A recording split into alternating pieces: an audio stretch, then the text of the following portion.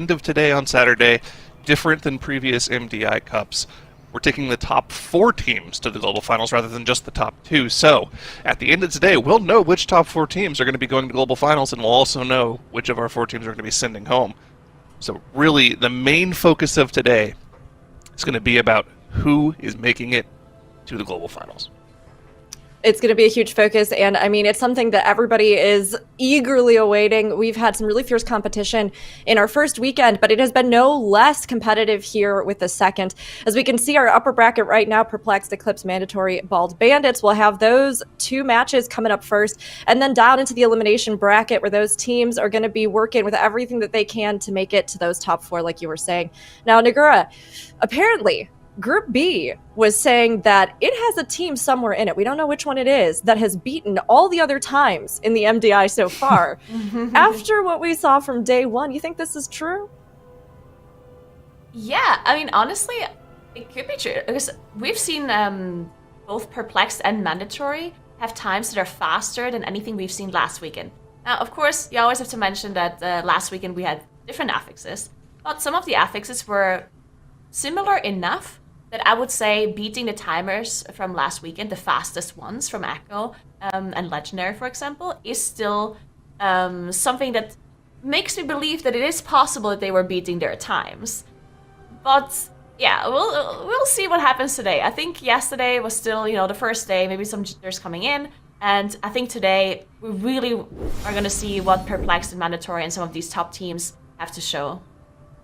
I mean, they have to show what they've got, especially if they're in that lower bracket, or this might be their last stop here over the course of these 3 weekends. Of course, next weekend we'll have our grand finals where we will determine the ultimate champion, but we have a lot of action still to go today. These matches that we have coming up will be taking place on the dungeons you can see here on the screen. And Tuttles, I'm curious, with elimination on the line today, you think we're going to see teams busting out big strats in these dungeons? Yeah, I do think we're going to see big strats being bust out. I think Match 5 and Match 6 are probably the most important matches that we're going to see almost immediately, too, because that is going to secure 2 teams being able to make it to Global Finals. The winner of Match 5 and Match 6, so Perplex versus Eclipse and then Mandatory versus Bald Bandits, that's really going to start off the day strong with already having those 2 teams qualifying. In Match 5... it's going to start off with a heater with that 23 Blackrock hold. So that's a map that both Eclipse and Perplexed played yesterday.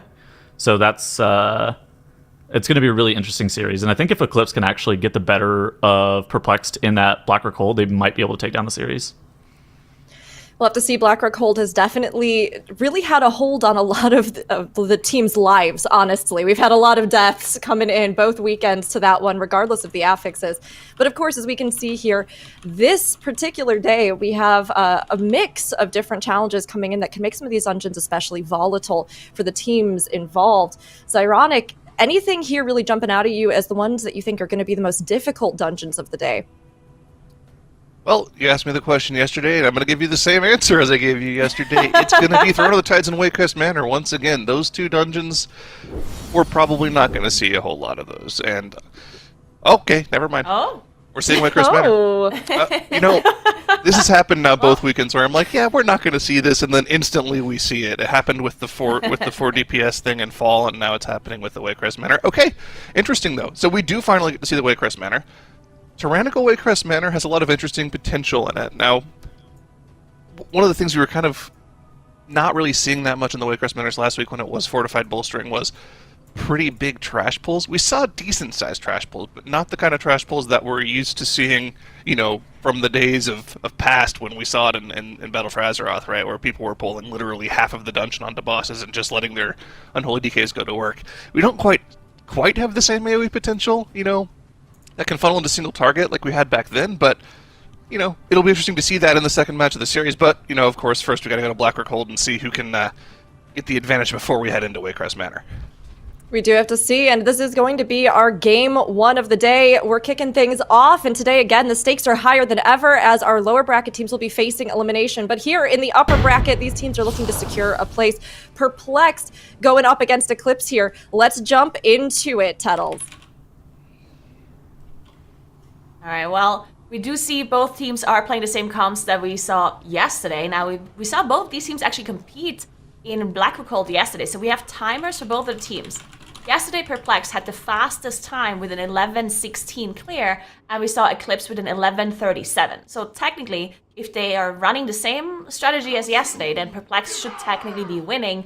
But of course, they did have time to refine their strats, to see what the other teams are doing. So Eclipse certainly did probably shave off some time here and there, and probably refined their strategy a little bit to be able to beat Perplexed time if they want to win against them. But both of the teams did gather up that first big pull onto the boss here. Looks like both of them are also immediately engaging the trash onto the boss and cleaving it down, not seeing it in the corner just yet, because the boss is going to die so quickly for both of the teams. Yep, just mainly focusing on bursting through the boss as much as possible, getting a little bit of cleave on some of these caster ads that have been known to... Oh. I was muted in Unity, but the cast could hear me, and that's important for them. But we're back. Yeah, the main thing that I wanted to focus on here is so many times throughout the past, few times we've seen Black Rock Hold, is that the one-shots have been coming out so often on the Soul Burst cast, plus extra damage from the trash, and I noticed that both of the teams did a really good job of focusing down most of those caster ads at the same time as they're focusing down the boss, so that they only have the mini-boss plus the protectors alive at the end. That's actually a really big fundamental change that we're seeing today compared to yesterday, when we saw so many glaive tosses plus Soul Burst casts go off, instantly one-shotting one of the Clothies.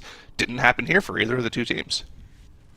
Yeah, looking very good for both teams. It looks like Eclipse gonna finish off that mini-boss a little bit quicker. It doesn't really matter though, because they still have to wait for that door to open. And look at that, both teams finishing off the mini-boss before the door opened. So very clean by both of them. Very nice. We do see a gateway coming out for Eclipse as well, speeding up their time to a Shine, doing the same thing on Perplexed side. Really min-maxing the movement here between the packs, which is something that we see the teams optimize a lot lately, especially those very veteran teams. Really making sure the travel time between packs is as short as possible, because that is something that really makes or breaks some of these runs as well. Because everyone can stand still and do damage to these packs, but some of the travel time, saving like a couple of seconds here and there, really matters, as both of the teams are now gathering up a huge pull in this hallway, pulling 3 packs together.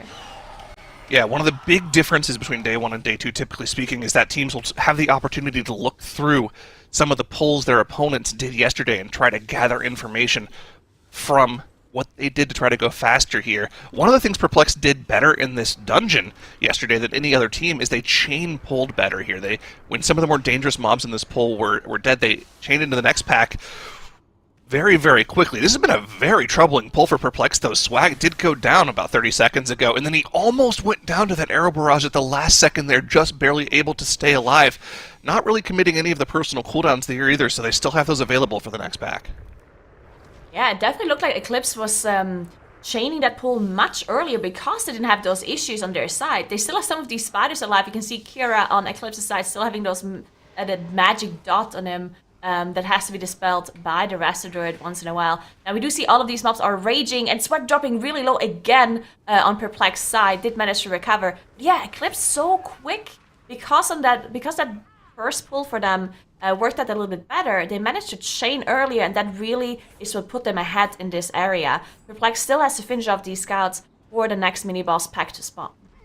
You can see just how dangerous this section of the dungeon is. We keep covering it because of the comp that the teams are running, right? That triple Clothy DPS comp with all of the physical damage that is happening in this section of the dungeon, and the Clothy's not having that much armor to mitigate it. Every single one of these abilities just hits them that much harder. If one person gets focus fired down by too many of the archers, if they take a little bit too much extra damage from the arrow barrages or the knife dances not getting stunned, like they let a tick go off there on the side of Perplexed, it could easily spell the death of a person, and that's what that one death difference is on the board for Perplexed. But Eclipse already done with the trash here, and you can see that death plus, letting the mobs live just a little longer really is costing Perplexed a ton of time here.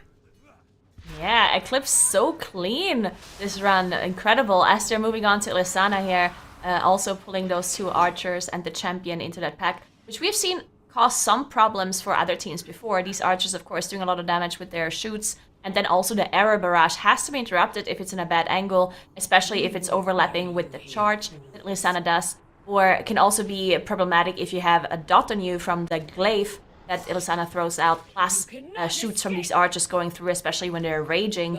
They do have to soothe, of course, from the Raster Druid, but it has a 10-second cooldown, so if both of the archers are enraging at the same time, one of them could just have that on for a little bit longer and you're not able to interrupt them, or disrupt them rather. So yeah, doing a good job, both of the teams, to deal with those archers. Yeah, and you would have thought that the gap would be a little bit bigger here based off of how much more quickly Eclipse got through with that trash, but there must have been some difference in cooldown usage. And yeah, you can see the Infernal for Ashine was used about a minute and a half ago, whereas Chrono's had his off cooldown for quite a while now. And based off strategies we saw yesterday, the Warlocks really weren't using that Infernal until they got to Smash Spite. So we'll see a little bit of a difference in damage for Perplexed catching up. Maybe on the next trash pack, if Chrono doesn't end up using the Infernal there. We'll have to see what the cooldown usage is going to be, but that gap is not as big as you would have assumed based off of the Trash Ball before. Only a 20% boss advantage for Eclipse, in addition to the 5 seconds they have from the Death Timer differential. Yeah, I agree. And now Eclipse is moving on. They're going to be gathering up all of this trash in this hallway till the end. They don't have the Rogue like we've seen from some other teams. I think it was Bald Bandits that was running the Rogue. So we'll see how they're gathering this up. Also, it looks like their Resto Druid here for Eclipse is not running ahead to stop the boulders from spawning. So they think that it's not worth it. They have the Resto Druid just stay here with the team, so Kira does not have to maybe use all of the defensives here to survive without the healer being present. And now we also see that Infernal being used by Krona on the Warlock. Yep, used on this trash pack to help burst through this trash. Of course, it's not the biggest damage increase when it's not combined with something like a power infusion, but it still definitely is pretty important for massive area. Now you can see topping the meters by a ton here, doing well over 2 million DPS to burn this down. And then, of course, once a couple of mobs are left alive, running ahead with Burning Rush to skip this boulder RP a little faster than the Druid would, I assume. I wonder if HA just forgot to for them, or if this is their normal strategy. Chrono just moving on ahead with the Invis Pot here. All right, getting to the boss room as quickly as possible. What is going on here? Is there something interesting he's doing? I was thinking about a gateway, but they all have gateway cooldown. Actually, it's going to come up in a second. Can he gateway? Yeah, can he gateway from here, actually? Yeah, he got it. Oh, he did pull. Pulled a Dominator. Oh, they got the gateway, though. So he's there, and they can battle res him here. So this is not that bad. This is not that bad.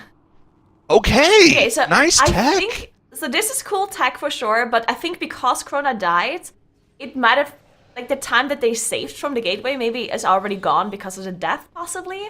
Because look at Perplex, they're also up to Smash Spite now, and considering that Perplex was behind this whole time, I don't think Eclipse really gained much more time. Also the fact that Krona had to leave the pack early, losing some damage on the pack. I like the idea though, and it's something that other teams maybe can iterate on as well. Really cool to see that we see some innovations by these teams. So here's the interesting thing about Destro Lock, right? It has this really weird niche in terms of damage where, okay, I guess it's not necessarily a niche. It's good at doing damage to essentially everything except for a window of like 3 to 5 targets. And when all of the scavengers are dead in that pack, the only thing you have left is a couple of Blade Lords. And if your Warlock already has their Havoc on cooldown, it makes sense for them to just leave. It's not like you're wasting that much time not having your Warlock there to finish off the trash. So I like this strategy. I think it would have been obviously a lot cooler if he didn't end up dying to the Dominators, but still really cool tech, and I think other teams are going to see that and instantly start thinking, okay, we need to do this, because that's actually really fast. That being said, Perplexed has closed the gap here because of maybe the slowness of the skip here, maybe the Warlock being there, slowed things down for them, but Perplexed have also been playing this dungeon extremely well outside of that one death, so they're keeping it very, very close, and look at the difference here on the boss here.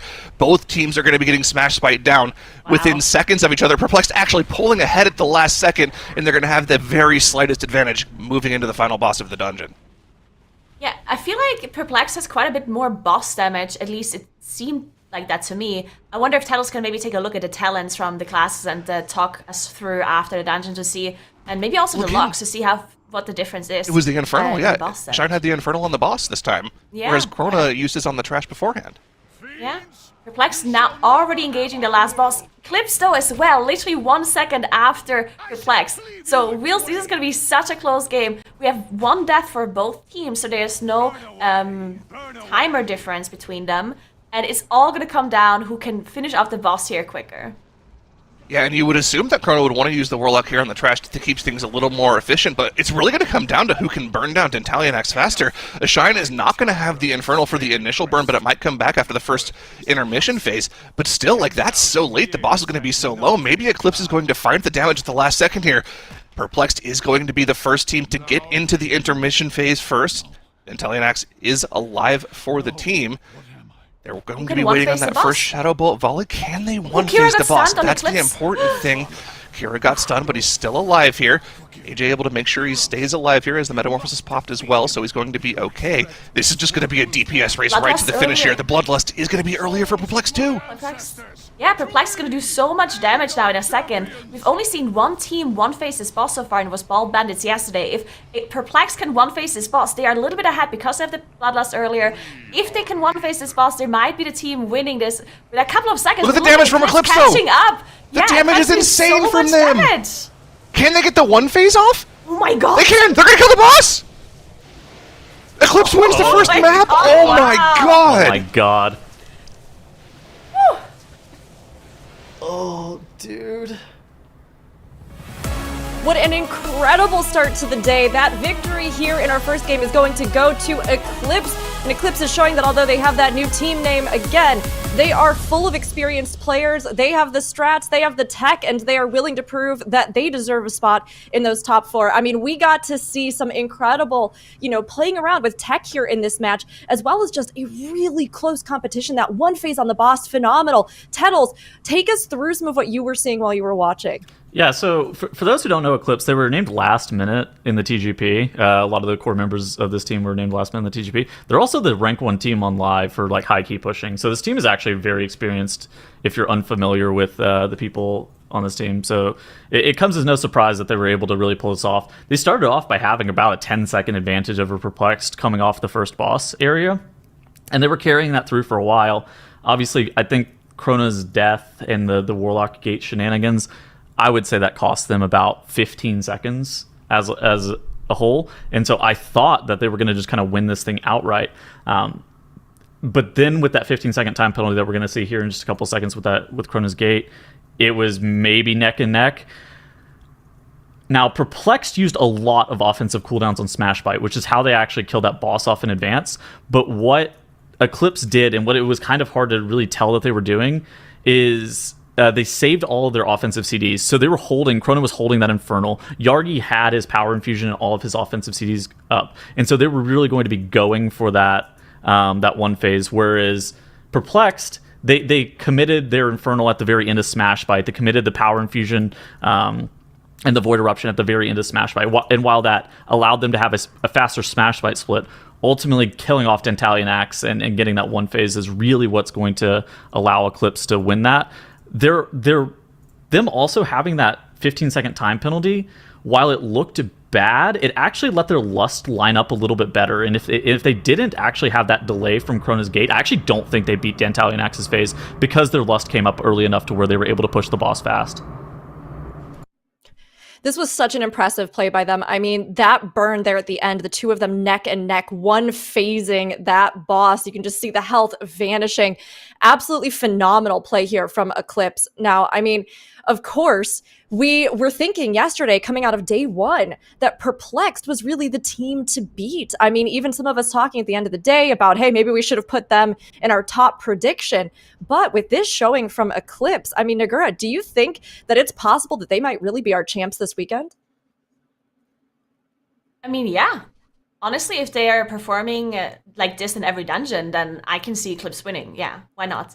Now, obviously, this is something some of the teams that aren't like as veteran teams as Perplexed sometimes show us dungeons like these, and then the next dungeon they have lots of mistakes and they just like fall apart because they're like lacking the consistency. But if Eclipse can keep this performance up, then yes, of course they can win. Yeah, that was a phenomenal showing from them. I mean, so impressive, especially here right off the bat, starting off the day. Didn't even need to warm up. They're just coming in. Although, of course, a lot of these teams have been going hard and practicing even all night to try and make sure that they can solidify this. But, I mean, Zeronic, that was phenomenal. Those last moments, I could feel your hype. It was so palpable. What are you thinking we're going to see here as we head into our next Wakecrest Manor, the dreaded dungeon that has been banned multiple times over both weekends? Well, I was obviously geeking out there. So one of the things I was kind of interested to talk about after that dungeon was the fact that neither of the teams opted to go for the rogue strategy that we saw at the end of yesterday to try to one-phase the boss.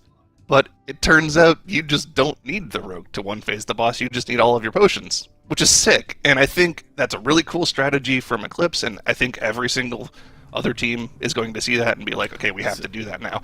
However, like you're talking about moving into the Waycrest Manor, we're going to have to see more strategies like that from the teams, because like I was talking about before we went into the Blackrock Hold, it's going to be a pretty volatile dungeon, I'd say, with these affixes, with the Raging, with the Tyrannical.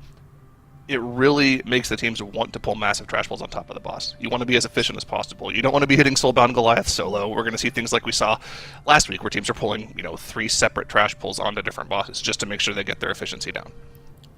And before the Blackrock started, I kind of talked about how Eclipse, I thought, needed to win the Blackrock Hold to be able to win the series. Now they have to win one of the 2 maps, being Waycrest Manor and Fall. It doesn't necessarily matter which one they win, but with Waycrest Manor being so volatile, like you were saying, that really could fall in Eclipse's favor, where if Perplex just makes one mistake, and Perplex is a higher seed coming into this tournament, and I think that's why we tend to give them the advantage. They also have like a storied MDI career, right? They were the 2nd seeded team coming into this MDI Cup weekend altogether.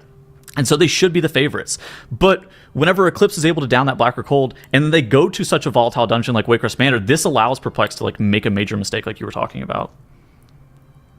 A major mistake. I mean, it happens, and it happens to all of the teams. Nobody plays perfectly, no matter how skilled they are, every single time, especially when you're in a high-pressure situation like this. But when you're seeing these 2 teams so skilled, so competitive, and so close, even the smallest mistake means you're missing out on those seconds that you need to just get ahead ever so slightly. And I mean, like we've been talking about, Eclipse, they're no strangers to this. They were even in last season's TGP. We had 3 of their players in last minute. There's even a little bit of discussion, I think, coming into it that, we anticipated maybe they would underplay some of their initial matches. And this might be some of that ramp up that we're seeing, where they're really starting to reveal their hand. I mean, Naguro, with plays like this coming out from either teams, we have Waycrest coming up. What do you think are going to be some of the major challenges that these teams are navigating as they go into this next dungeon? All right, so one thing that I also want to mention when it comes to like more veteran teams versus newer teams is that coming up with strategies for a dungeon that you maybe haven't seen from any other team is a lot more difficult for a newer team, right? So I think Perplex kind of has a little bit of an edge here, because they're obviously the veteran team coming in, and we haven't seen Waycrest yesterday at all. Blackrock Hold we saw yesterday, and Eclipse had the time to go over that dungeon again and really iterate it and refine it. But we didn't see Waycrest yesterday at all. We saw it last weekend, but only once as well. So we'll see what they have to show us. But we already from the get-go see that both of them are running that Mistweaver. Mistweaver, yep, this is something we've seen a lot in this dungeon. Very, very strong just for keeping the teams alive, great healing throughput, and in general just a good healer to have in your group whatsoever. Both teams going for massive trash pulls into the Heartsbane trio here, and we've seen this boss is a little bit of a pain to deal with for the teams. Lots of interrupts that have to be done to keep damage low on the teams. And of course a lot of target swapping, which is really, really annoying for casters. So there's a lot of start and stop damage. Of course there's not going to be any major differences between the 2 teams because they are running the same comp, so they just have to execute better. But you can see they're dealing with the trash very efficiently, and both making similar progress through the boss at the same time, with maybe just the slightest of advantage for Perplexed. Interesting. We also see some people play human racial here, so both Ashine, Swag, so basically the warlocks and the priests are running that human racial, presumably because you can get out of the thorns? Yeah. With the human racial? Okay. Soulbound Goliath. On Goliath? Alright, so very cool tech coming in for the racial choice here, as both the teams still fighting the Triad here. This is Selena already down with Perplex, while Eclipse is a little bit behind, it looks like, on damage. All the trash that they pulled on top obviously dealt with already. Perplex now done with Sister Melody as well. Last boss left before they can move on. But yeah, very clean run. Both of them, of course, committing that bloodlust as well, making sure they don't reset the boss here. It looks like Perplex is not moving. I'd be scared. I think they're okay, but like the difference in damage here is astounding. Yeah. Perplexed has pulled so far ahead here, and it's not like Eclipse has extra trash. Look at the trash count. I mean, it's only 1 extra trash mob that Eclipse has killed off. I guess they have 1 more guard, so 2 extra trash mobs. But are you really happy with that for this far of an advantage on the boss, it's going to come up to almost 25 seconds just on the first boss alone for Perplexed. And they are now setting up for a massive pull in the courtyard. Wow. Have they pulled everything into Matron Brindle? Yes. And they're going to be pulling all of that into the Goliath as well. Huge pull coming in from Perplexed here. And the thing to keep an eye on is some of these casters, they really need to make sure they are locked down. When they get into that raging scenario, you can see Divine Field holding on to that Silent Sigil until the last possible moment so that he can potentially chain it into another Silent Sigil when they get into that raging scenario, so they don't have to worry too much about those raging necrotic bolts going off. Similar pull coming out from Eclipse here, and both teams just making sure they get through this trash as quickly as possible so that raging affix doesn't take them out. This is insane. Sasevi's silence for Perplex. Unfortunately, one of those casts going through. Wolf Disco using Dwarf Rachel to get rid of that debuff that went through because Sasevi was not able to dispel it with that silence on them. But it looks like they managed to deal with the trash mostly on Perplex's side. So this is the biggest danger is already down for Perplex. Eclipse also done with most of the trash. Still have the mini boss alive, of course, with Soulback Goliath. And one of the most difficult parts is going to be here to drag the Goliath into the fire to get that reset in. As Swag having some issues with the Thorns, not being able to get rid of it anymore. Resident going down for Eclipse. They do have a Battle Rest available. Krona has to use it, but he has Thorns on him. Using the Racial to get out of it, and then using that Soulstone to get the Resident back up. Wow. But lots of trouble for both teams here. Both teams are just on a knife's edge right now. Divine Field getting down to low HP. Wolf Disco also going down to low HP as well. This trash is brutal here. Too many infected Thorn casts go off when somebody's maybe in Soul Thorns, and it's over here. Perplexed already has used both of their human racials nearly on the pull, so has Eclipse. So if any of these Soul Thorns go on somebody that isn't the mage, they are in for a world of hurt if they get targeted by literally anything else. Let's see where the next Soul Thorn goes. It goes on the Warlock for Perplexed. They'll need to focus that down as quickly as possible, and they do a good job of getting a shine out. Looks like everything is kind of slowing down for the teams here as they get through the next set of trash. But man, this was close for both teams, and just the execution is insane. They reset the boss HP on the side of Eclipse here to reset that debuff so Kira can stay alive, but it ends up taking out their mage. Not only is this really important because they lose single target damage, but they now lose the only member of their team that can freely get out of the Soul Thorns every single time it's cast, and now they only have one DPS to take out the Soul Thorns. Krona has to kill this all on his own, while Yarg is in there just begging his team to break him out. Yeah, and look at the mana bar as well for the Mistweaver on Eclipse side. When their mage went down, the mana was completely gone for the Mistweaver. That's maybe partially why he died through that Codras, through the burning brush from Goliath once the reset went through. And look at Perplex, they're already done with Soulbound Goliath, and they're already fighting Ral. They were so quick going from one boss to the next. This is just insane pull after insane pull. This is such a high intensity run from both of these teams. Notably trying to skip as many of the maggots as possible, right? Those are the things that can really take you out of the dungeon like this. One person can get stacked up with too many of the debuffs, and it can just instantly kill them if they don't have a dwarf or some form of dispel available there. Look at this. Shine and Zebi don't care about the frontals, but they do if you take two of them. That's a shine going down, and that's no battle res for them, so Perplex. Okay, never mind, they had a battle res. I lied. They had one. It looked like they didn't have it on the meter. Eclipse, though, are having issues on their Soulbound Goliath, though. 5% on the boss. They need to kill this boss off before the next Soul Thrones, but it's not meant to be there. Oh no, Krona is just going to die with the boss at 3% here. Eclipse needs to finish the boss off because the next Soul Thorns is either going to kill AJ or Kira, and it's going to be difficult. It's a 50-50 on this next Soul Thorns. If it takes Kira, it could be all she wrote for them. I think they're going to be able to finish it off. It goes on AJ as well, so Kira is going to be able to finish off the boss, but this is costing them so much time, and Perplexed with that battle res saved up in the bank, they're going to be able to continue to push the envelope. More trash pulled into Raw the Gluttonous here. They're feeling comfortable, they're feeling confident, they're feeling strong. Yeah, this is such an incredible run by Perplex. I mean, we've only seen trash be pulled with bosses here. We haven't seen a single trash pull without boss on top, and we are already on 65% enemy forces here for Perplex. Ral is already on 20% too. Look at all of these bleeds that are coming out onto the group from these Gorgers just jumping around, especially when they're enraging. It can do us so much damage and it can be so dangerous. That's why Ashan went down early as well. Of course, on top of taking the Tenderize, he also had like double bleeds on him, and that's slightly too much. You know, Warlocks are very tanky, but at some point it's a little bit much. But yeah, there we go. We do see one more Rotten Explosion coming out. that they're, of course, dodging. Actually, Wolf is going to go down to a leap here from a Gorger with that raging effect as well. But the boss is down, so they're going to be able to rest him up normally. They don't have a Battle Rust available. Arxis goes down for Eclipse. In their Ral fight, they do not have a Battle Rust available, so they have to finish off that boss with one of their damage dealers dead. This is just so many issues for Eclipse, unfortunately. Too many random spot deaths, really costing them a ton of time on the bosses here. Now, fortunately for them, there's no mechanic like Soul Thorns that will just take a DPS out of the fight while they're in that mechanic, but it's still going to make this boss fight take an exponentially longer amount of time for them, while Perplexed can just push the envelope, push the lead that they've developed for themselves in this dungeon. We're seeing something different this week as well compared to last week, where we saw teams double back over towards the Heartbane's trio section of the dungeon to go down into the basement that way. Perplexed is just going through the kitchen here. They don't care. They're going to go down on this side, which means there's more trash that they have to worry about over here as well. They might be potentially skipping Matron Alma down here, though. Or maybe they're saving it for later, like we saw from Echo. Oh, we're just going to face bullet. Never mind. There we go. And we're going to be pulling that down into Lord and Lady Waycrest as well. All of this trash with it, too? Okay. Yeah, of course. Why would you do a trash pull when you can pull the trash onto the boss, right? As Perplexed is moving down.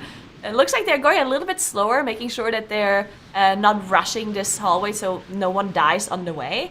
That is like very nicely done. You can see Divine waiting for some cast to go through. This is such a dangerous pull here if they pull it on top of the boss, because there's so many interrupts that are important to this. There we go. Lady Waycrest is engaged for Perplexed, as Eclipse having more issues. Unfortunately, Arxis and Yargi are now dead. They have to finish the boss with only one damage dealer left alive. Yeah, looking at Perplexed, look at all of this trash they're pulling on top. They have so many. There's Soul Charmers in there. There's Alma in there. There's so many interrupts that they need with a full range comp. This is very difficult to manage. Man, Perplexed is crushing this dungeon so much, we've graced them with a full screen just to see how they deal. Never mind, we have the picture-in-picture. They got 10 seconds of the full screen, though. That's a win in their book, and they're going to need that to move on to Game 3 of the series. But we got to clutch out the last couple of bosses here, because Eclipse is still managing to finish off all the gluttonous, and a massive wipe here from Perplexed could still cause some issues for them. Matron Alma's still alive, just whacking on Divine Field, and also giving them an extra interrupt that they really need to take care of. One of those Ruinous Volleys going off could be an issue for them. Already through 2 phases of Lord Waycrest at the same time as they dealt with all of this massive trash, and they're not through yet. We've got a Soul Charmer we need to pull in still. We've got an imprisoned mob in the back that we need to deal with. That Thorn Shaper is going to be coming in eventually too, but they're just taking it easy. This is just extra funnel for single target DPS for them. Yeah, they are looking so strong. Now, I do have a timer for this dungeon from last weekend. It's hard to compare because last weekend we actually had a Fortified rather than Tyrannical. But I would argue that Fortified can be a little bit quicker, technically, depending on the affixes. And the key level was the same. So last week we had Fortified, 24, and Tangling Bolstering. Now, Bolstering, of course, being difficult. The best run we had was from Last Hope, and it was 11 minutes and 56 seconds. So I think Perplexed actually going to be very close to that timer. Now, it is Tyrannical, so they're going to be a little bit slower than this. But still, very good run by Perplexed here. Yeah, of course. This is about as good as it can get in the highest key level of a dungeon that is incredibly dangerous, right? So many trash mechanics can just take out a player, especially when you are exclusively pulling trash on top of bosses. Actually, has there been a single trash pull that they've done without a boss? No. I don't think there has been. Every single trash mob has been killed while they're in combat with the boss, and it's going to remain that way for the entire dungeon, because we know the next pull coming after this is going to be every single one of these mobs in this tunnel here hold on to the final boss. So just essentially, as far as the MDI goes, a perfect execution of the dungeon and a route from Perplexed that other teams are going to see and be like, okay, we need to somehow find a way to do exactly that, but do it faster than them. Here we go, though, on to Gorak. Tool, the Bloodlust is ready. It's primed. Are they saving it for the Infernal cooldown? They have to be at this point, right? Yeah, I think so. It makes sense. They're holding Combust, PI as well. Perfect. Lust is now running. All of the cooldowns are going to be deployed in just a moment, as Ashine does have that Infernal come up. There it is. PI being used as well, and they're just going to be melting this boss and all of this trash that is on top here. That Thorn Shaper now enraging has to be interrupted, but no problem for Perplexed, as they are just melting Gorak too. Look at the amount of damage they're doing to this boss. They're up to 100% enemy forces out as well. Perfect count, of course, with that last Thorn Shaper going down.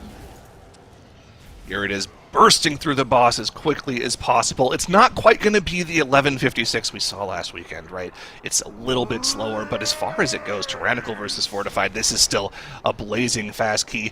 Little burst of damage coming out from Gorak Tool there as a final death note, but now that he's down below 20%, Perplexed has the win in their sights. Just needing to make sure these slavers don't get out of hand, and they should be okay. Interrupts in the Dark and Lightning going out to make sure one of their players doesn't take a little bit of extra single target damage. And they are going to be good to go. These ads are being dealt with perfectly from them, and that is going to be Perplexed, tying up the series with Eclipse 1-1. We're going to a decider, Nagura.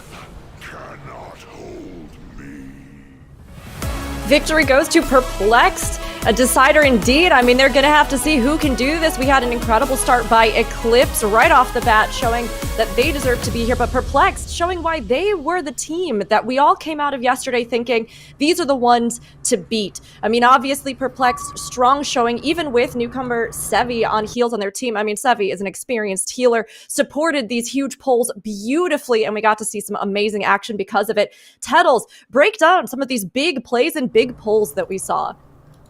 I mean, overall, I don't think you can really harp on Perplexed play too much. From what we saw from Eclipse, I mean, they just had a couple of mistakes. Like Zyronic was talking about before, the dungeon is very volatile, and Soulbound Goliath has a 4.0 KDA versus Eclipse, so it's they're going to need to get those numbers up, I think, next time. Surely Soulbound Goliath won't farm them. It was just like, once you have one person go down, you really starts to cascade out of control. You pull any maggots and gorgers into the boss, and it just becomes incredibly dangerous. And so that's just how it is. Overall, though, we're gonna have a 4 DPS off in that fall, and I think that's going to be like the big determining factor is like how are both of these teams going to be able to perform in Galakrond's fall. Galakrond's fall, I mean, the 4 DPS, right? We haven't seen it played as heavily yet today, although, of course, our day is just getting started, but it has been a big topic here over the course of both weekends for Group A and Group B. Are we anticipating, Zyronic, that we think both teams are going to go for that 4 DPS with it, or do you think that seeing what they're doing here, pulling off with the healers, are they going to go that route as they come in? Oh, man. I mean, I would expect that both of these teams would have the 4 DPS prepared, but I've been surprised in the past. And remember, the one time that we saw 4 DPS taken out all of last weekend was in this dungeon. So I don't know. I'm on the fence. Yeah. I just want to say that I think Perplex has a little bit of an advantage here in that last dungeon. Just because we've seen Eclipse play it yesterday, and they have the fastest run. So Eclipse has an 11:28 clear, we saw yesterday, and they don't have any other time to go off. They don't know, do they have the fastest run? Can Perplex beat that time, or can they not? While Perplex, they know their time, and they know Eclipse's time. So they know, okay, we have to beat that time, or we already are faster, we don't have to do anything, right? So I think Perplex is a little bit of an advantage, because they have the knowledge of what Eclipse is doing. I will say as a counterpoint to that, though, Eclipse had Fall as their first map in their series yesterday, which you tend to practice like the first map of a series a lot more, right? So I would like to hope that Eclipse has a ton of practice in Fall, but it's not like Perplex is not going to have any practice in the dungeon. Basically, these high caliber MDI teams practice pretty much every single key. I would like to hope that Eclipse has put an extra practice time into Fall, though. Yeah, hopefully so. I mean, as it kind of goes in these, we know that if you're able to see what other teams are bringing to the table earlier on, right, you have a chance to study it, to figure it out, and then to streamline it yourself or adjust or anticipate based off of what you were already strategizing. That's why we oftentimes see over the course of the 3 days for either group or any of the groups involved, a sort of slow rolling out of, we'll save our banger tech for later, or, we'll really surprise them with something that we cooked up. It's part of the fun of it, but I mean, it does give you an advantage when one team has already seen what the other might be bringing to the table, even if they have other strats. I mean, incredible games from both of them, Perplex and Eclipse. Even with whoever's going to be sent down to the lower bracket, we still have a huge contender that any teams down there are going to have to just brace themselves to face here, right? But of course, whichever one takes this next game is going to be taking the match and proceeding on to secure their spot. I have a question. So Eclipse yesterday, whenever they ran 4 DPS, they ran it with a Ret Paladin. How do you guys feel about Ret versus Aug versus Balanced Druid and Fall? I honestly like the healer in Fall. You like the healer in Fall. Okay, it's bursting. Yeah, it's bursting, and like the trash in that dungeon, even though it is tyrannical on 22, I feel like the teams that played the healer gained so much time in the areas where the trash was really dangerous because the other teams had to focus so much on surviving. Okay. And we have bursting on top of that. So I'm with the healer in this dungeon. Oh, actually. interesting. Standing with the healers. I think if I were putting together a strategy for a team that I was playing, I would probably also want to play with a healer. It's just too consistent, right? There are too many things in this dungeon that can go wrong if you don't have a healer available.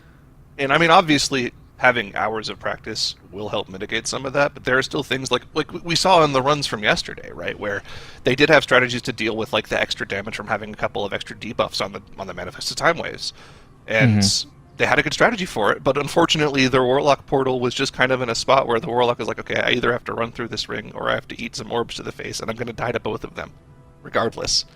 And it's like, okay, that's just an extra 5 seconds you've lost, which in an 11-minute dungeon is pretty massive. I don't know. It's a tough call to make. I will say, if you play with a healer, I think you have to do the Manifest Time Waste trash area. All those portals, I think you have to do it in one pull in Tyran. Like, I don't really think you have much of a choice, right? Whereas I think if you're playing 4 DPS, you can 2-pull that area and probably be a bit safer. We'll have to see how they decide to split it up, but this will be Game 3, Galakron's Fall, Perplexed versus Eclipse. This is the deciding game for these two as they look to secure a place in the top 4 or to be sent down to the lower brackets. Zyronic, take us through the action in this one.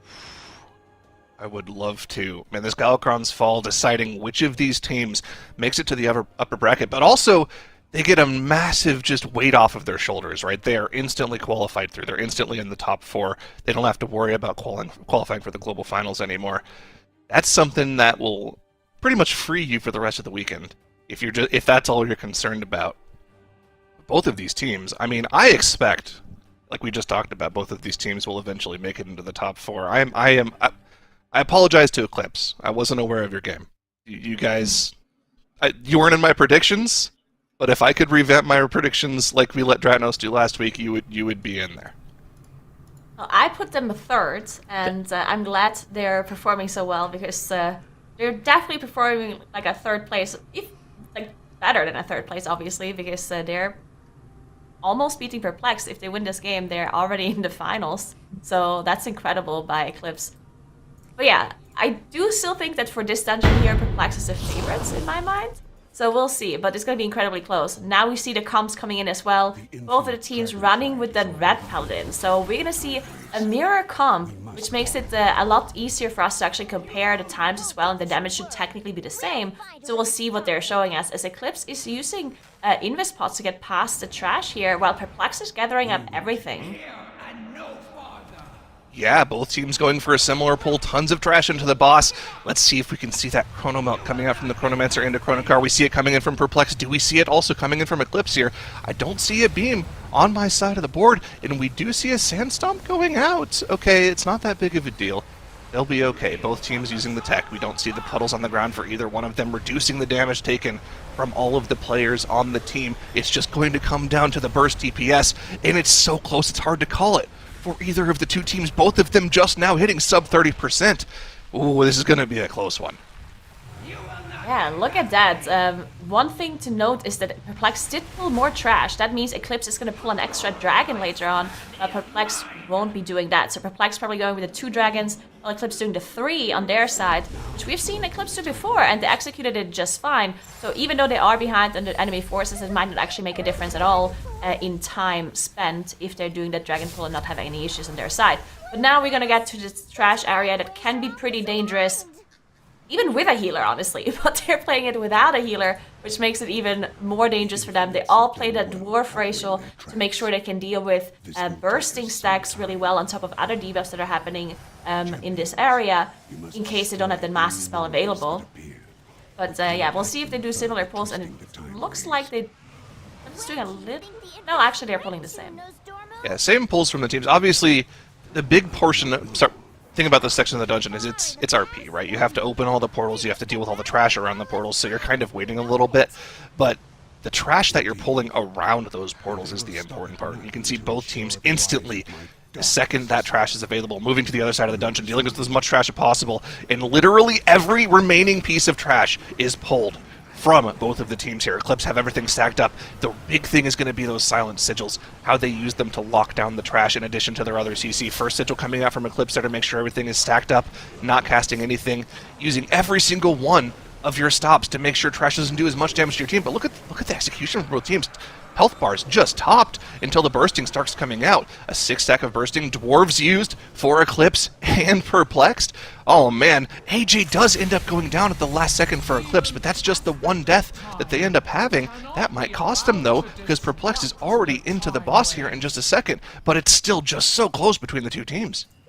Yeah, let's see who spawns the boss first. It's gonna be Perplexed, I believe. There we go. They are engaging the boss, but Eclipse shouldn't be too far behind. There it is for Eclipse as well. Literally this is seconds. incredibly close between those two teams. Now, of course, that 5 seconds penalty for Eclipse gonna be a little bit of an issue maybe later on, but we'll see. There's still lots of dungeon left to go, as first they have to deal with manifested time waste. Again, keep in mind, they don't have a healer. They need to make sure that they use either the imp from the warlocks to dispel the magic debuffs, or the mass spell, or the dwarf racials. They do have multiple tools to deal with that one.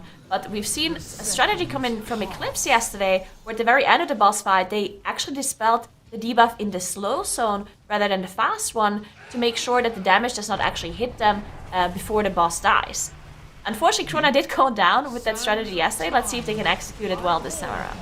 Mass Dispel being used for Perplex to dispel the first 2 sets of debuffs, in addition to a lot of potions just to keep everyone topped off. You can see the health bars are going to start to dwindle as the fight goes on here, and the Rep Paladins are going to try to top people just a little bit to make sure they can stay alive through the next set of debuffs. But like you mentioned, this second set of debuffs is where we saw the strategy coming from Eclipse to dispel late. Let's see what they plan on doing. It should be coming out any second now. Perplexed instantly double dispelling to get rid of those first 2 debuffs, healing through them no problem whatsoever. Eclipse also double dispelling, so not using that slow strategy. They had the health bars, they had the healing for it, which is, you know, good execution from both teams. No deaths on the boss here, just the 1 death on trash coming in from AJ. Yeah, I mean, incredible execution by both of the teams as we're now moving forward to the next trash area. This is going to be another important moment coming up in just a second, but first, we're going to have to do the travel time, and whoever can move faster to the next trash is also, like, even if you save just 1 second, that is very valuable. You can see both of them moving pretty similarly, of course, skipping that dragon, which both teams executed really nicely. And yeah, we'll see how to deal with the dragons. We know that Eclipse has to pull 1 extra one. And now the only difference is going to be, is it actually going to take them longer to finish off the 3 dragons versus the 2? Or do they do it at the same time? Do you think we see gateway tech here? Just get past both of the first 2 for Perplex? I think so, yeah. We'll see if it's coming in. And you know, while they're traveling here, we haven't really talked too much about the difference in the players here. I know AJ is a very well-known high-key pusher, but I don't really know what his prowess is for playing DPS classes. There's the gateway skip for Perplexed. And the reason I bring this up is because Sevi is like a known multiplacer, right? He is a healer for Liquid, but he also has played Boomkit in the races, so he might have a little bit more, you know, aptitude for playing a DPS spec. Obviously, playing DPS is, you know, theoretically easy, right? Anybody can do it. But staying alive and doing max DPS, pretty important to do. I'm actually really curious to see what the damage difference is between the 2 Rep Paladins at the end of this dungeon, but we still have plenty of dungeon left. The trash already dead for Perplexed, only having to deal with 2 of them. Divine Field pulling some extra plight chunks in the back here. We're not going to be pulling a 3rd dragon. Eclipse has killed off the 2 dragons that they need to start the boss RP, but they still have that 3rd dragon alive and ticking on the team here. Perplexed already onto Blight of Galakron, but still mere seconds between the 2 teams here. Perplexed does have probably about a 10-second advantage when you count the death timer, but man, they're going to have to stay perfect to fend off Eclipse in the last moments of the dungeon here. Yeah, that was very cool. The fact that Eclipse pulled the 3rd dragon in, but made sure that they're focusing down the 2 dragons to spawn the boss first makes a lot of sense, of course. So, not too far behind Perplexed at all, even though they had that extra dragon coming in. And of course, with the Warlock as well, with Havoc, it does make sense that they can still finish off those 2 dragons a little bit quicker. And also, the health bars looked super good for Eclipse. That's just so much damage coming in with the dragon AoE, with the bursting, with the boss spawning while the dragon is still alive, the corrosion coming out onto Yargi there.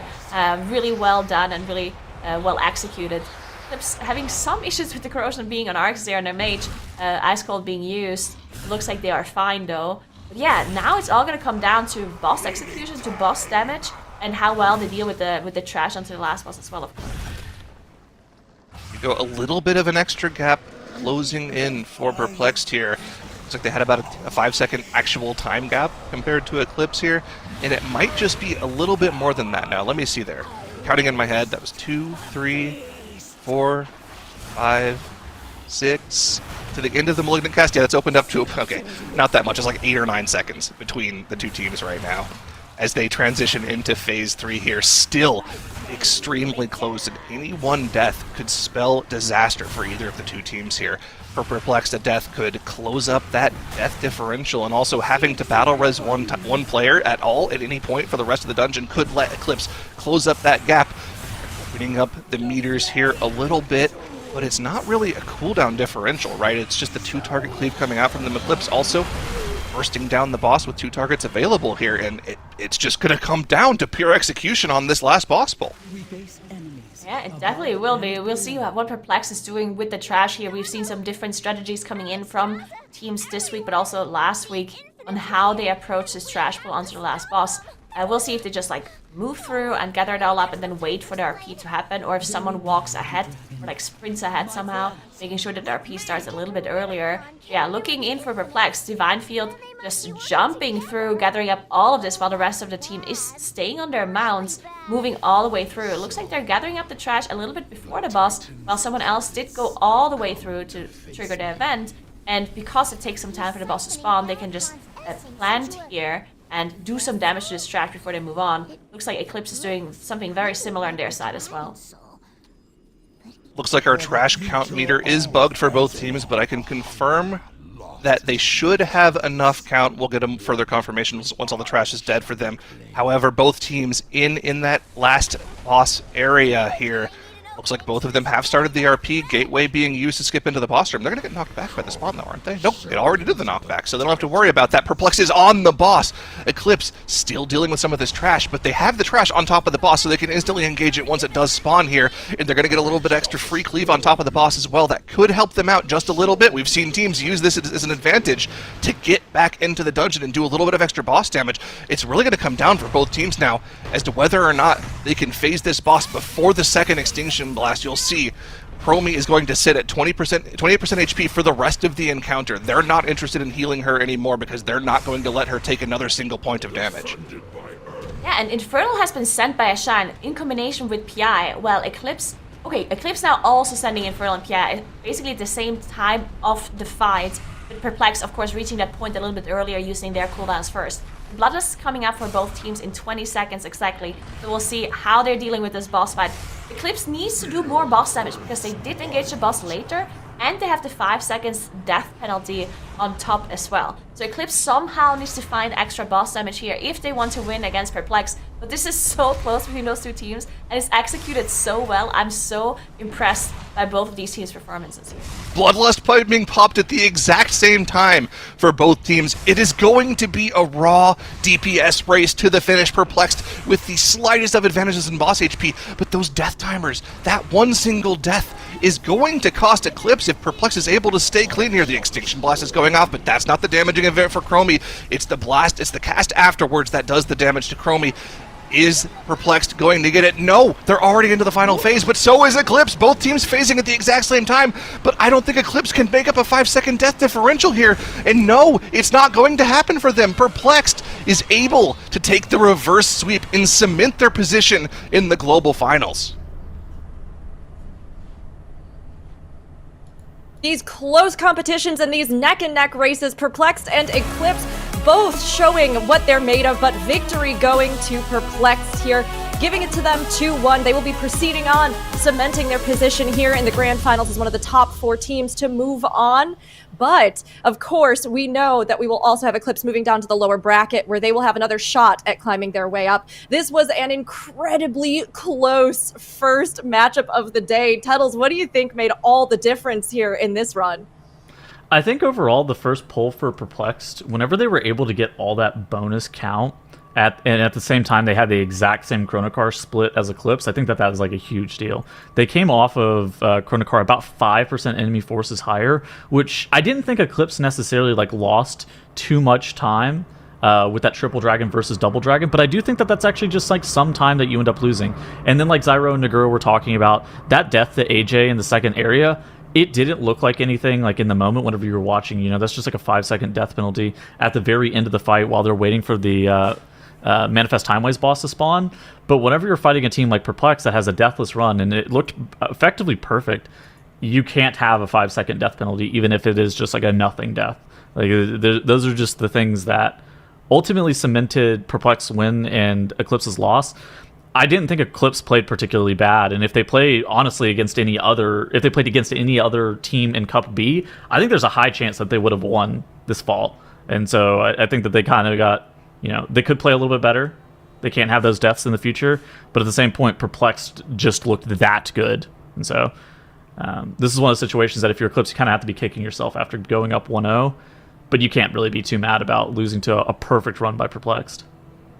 Yeah, when the other team is bringing so much and they are absolutely running these clean and just going hard on them, I mean, you can't beat yourself up going, hey, you know, sure, maybe there's things we could have done better, when honestly, you're still performing at such a high level. And like we said, whichever team of these two is going to be moving down to the lower brackets, it was going to be a considerable challenge for anyone that's going to be coming up to face them. And Eclipse, they really are going to be one to beat here, even down in the lower bracket. They aren't out of the running yet, and they still have a lot to show. I mean, absolutely impressive here, having our, you know, best of 3 go into 3 right off the bat. Nagura, what were some of the things that jumped out, you know, to you from our initial matchup of the day?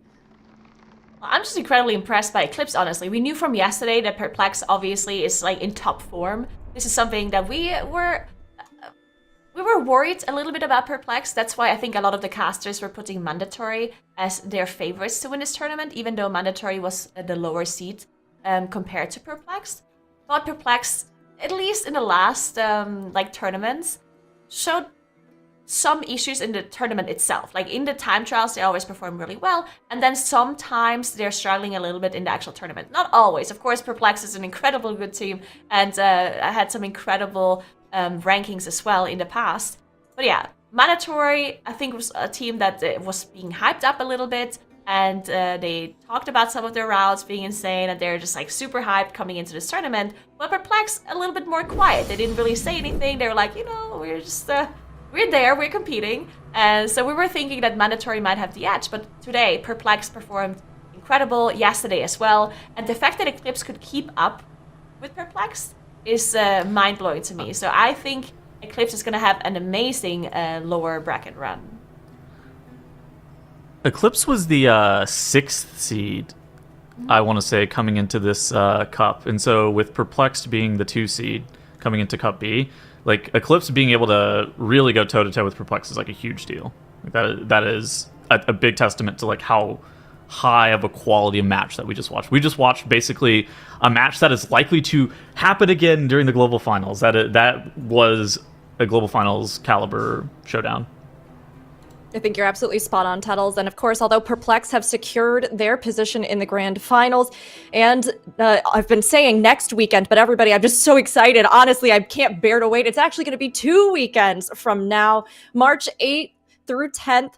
They are going to be there. They will be on that stage. But of course, just like Tuttles was saying, Eclipse as well, really showing that they are contenders and that it seems extremely unlikely that they won't be in those top 4 positions. But of course, we'll have to see how the day continues to shake out.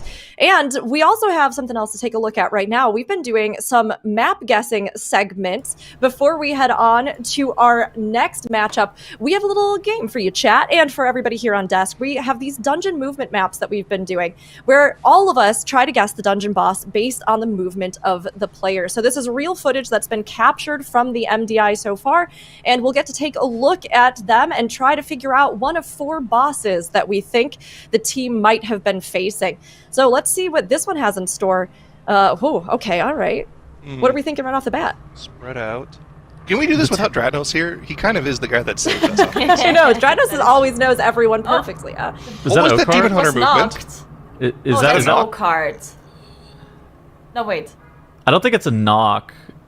I think was he. throw. I thought he leapt away from Oakheart for the throw. breath, but Makes that doesn't look right because nobody's getting knocked back. Wait, so that which doesn't boss make is any Oakheart sense. again? The Which one? He's a tree? The Darkheart thicket guy. Yeah, it's Oakheart Like for one of sure, the 'cause the boss, like he was thrown onto the player, no? But we're not getting knocked back, right? There wasn't The anyone tank there. is There's no thrown. knockbacks. Oh, there was no one there. Yeah, it's true. Okay. It has Chronocart? to be thrown onto a player. Yeah, I was gonna say I would like maybe. to use my lifeline, my extension. Sure, Time yeah. extension. Yeah. Call in the chat. Call in the chat. Chat, you Restart- know what it is? restart. the Warlock GIF? was thrown as well. Oh god. I'm going Chronocar. I'm going Chronocar. That's my guess. I don't know. I Oh, think they actually did it Chronocar. for us. Okay, we got our extension. Woo! Saved us time. Using All right, a let's time see. bank. I'm using a time bank here. I gotta see this movement here. Okay, is so it this is just a leap out and movement? it's a leap out and a leap in. Yeah, but then the Warlock did the same thing. Or I guess the Warlock just used circle. Oh, you know, There you Dratnos has messaged here to help save us. Time ways, he says, or I eat my shoe. So I think it could be maybe time ways. Oh, they are moving in a circle. Oh my god, I'm an idiot. Yeah, okay, yeah, it's time. Look at the Warlock though. Look at the Warlock movement. Ah, Dratnos once again proving he's that porting. he is never wrong. He's porting. Warlock movement's so weird. Time ways porting. where I eat Dratnos' shoe. Okay, I'm gonna say He's time right. ways as well. He's right, it's time ways. Sure. Time ways, time ways. Yeah, yeah. But they're not moving in perfect circles. It's actually an oval. So Chatting, absolute chatting. Oh my gosh, no! Alright, it's fine. It's time ways. No shoes are being wait. eaten today. did we also use our phone a friend time thing there as well? I think Dratnos- Dratnos was our I friend have that a we suggestion found. actually. Can we change the boss names to second boss DHT, third boss Fall? I love that Nagura goes, which one is Oakheart? Man, Like Nagura, boss names you are compete- difficult. Nagura, I you call them competed third in that boss, expansion. second boss, fourth boss. You know? he's the one with the tree puns. Why is I mean, his he's name called the kind of tree gives boss, it away a little. Not but- Oakheart. Right. The tree boss, the tree boss. Next time, if we could get the names right, that'd be really appreciated. Production. He's got a crush on you. All right, let's get out of here. Oh my gosh. But a huge thank you as well. These dungeon movement map segments have been a lot of fun, and we wouldn't be able to do them without Warcraft logs. Level up your gameplay by visiting archon.gg/wow. Find the most popular builds, optimize your gear, learn the meta. You know, there's a bunch of stuff you can do over there, so get over there and check it out. And if you're curious for more movement maps, check out at Warcraft Yaks, who inspired the segment. Now, we will be coming back in just a few minutes here with our next matchup. Of course, mandatory versus the Bald Bandits. We're going to see even more competition here in the upper bracket, as one of those two teams will be securing their spot for the grand finals in 2 weeks. But again, they're not out for the count. Whoever gets knocked down to the lower bracket is still going to have a shot at this. So we'll see what happens as that all unfolds. Until then, sit tight and we'll be back in just a few.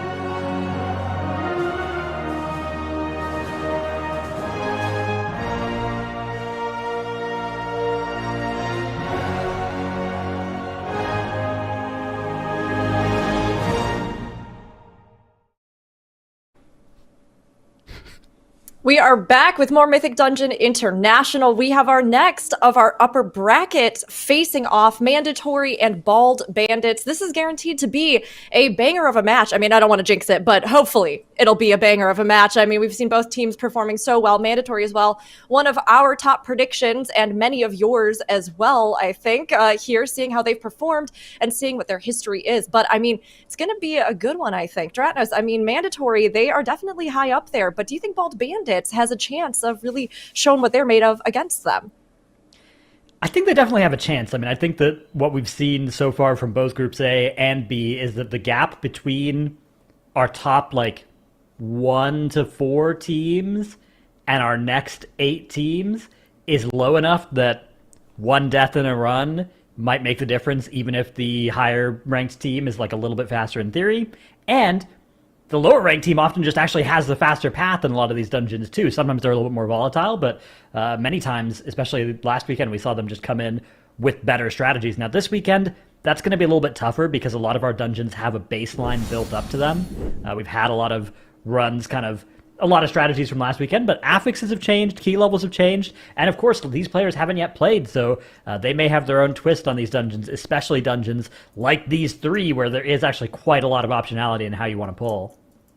There is, absolutely. I mean, we've seen a lot of wiggle room, even, in Everwood, when we were talking about that one being a little bit more of a straightforward dungeon, minus one major area. But there's a lot of flexibility here for these teams in all 3 of these, assuming they take it to 3, to really pull off some interesting tech. This will be our Game 1 Dark Heart Thicket Mandatory versus Bald Bandits. Nagura, how are you thinking this is going to shake out?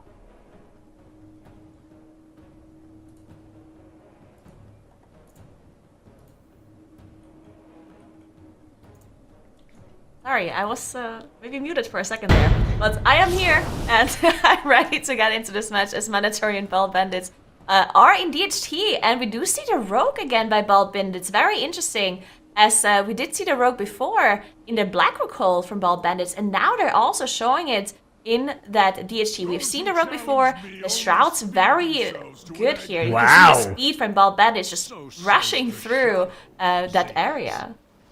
Yeah, chaining that Shroud into the Stampeding Roar at the end. Meanwhile, Yips is going to grab as much as he can here from this area. And there's the Bloodlust as well. Looks like they're just going to get this fight started now. Not all the way in the boss area, and actually Kush is running back, having tricked even more to the pack here. That's going to be an immediate cheat death for him. Does manage to get healed off of that cat debuff, but look at these health frames here. Bald Bandits are just fighting so much at once here. Mandatory, on the other hand, I think have a little bit less trash, although we'll have to check when it actually all gets killed. But they are taking it into the boss instead, and actually this might all be the same amount of trash, actually. That's a lot of enemies, hang on. That is so much trash onto the boss. You can see Mandatory struggling a little bit with their health bars, dropping low from the roars coming through from these Grizzlies, and that is something they have to finish off first. They have to make sure these Grizzlies die before another maddening roar is coming out. Actually, just a third one coming through. You can see a third stack on some of these members here. One more by Grizzly as it's healing up a little bit from that Sanguine. They need to make sure the Sanguine is managed nicely enough, as Bald Bandit. Mason does go down to a Grievous Leap from the boss here with you some can see that one coming, damage. Yeah. That was an unfortunate situation there, and he's gonna have to re-summon his pet as well. Does eventually get that done, and we are back in business here. And yeah, usually you want your Warlock out tanking those leaps. The leap, of course, always goes on the farthest player.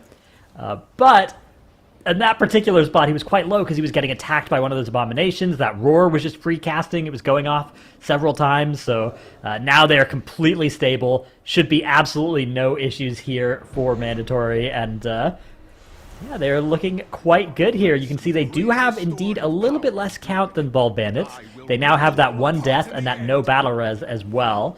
But they are a little bit ahead on the boss because, of course, they just got the boss in combat right at the start.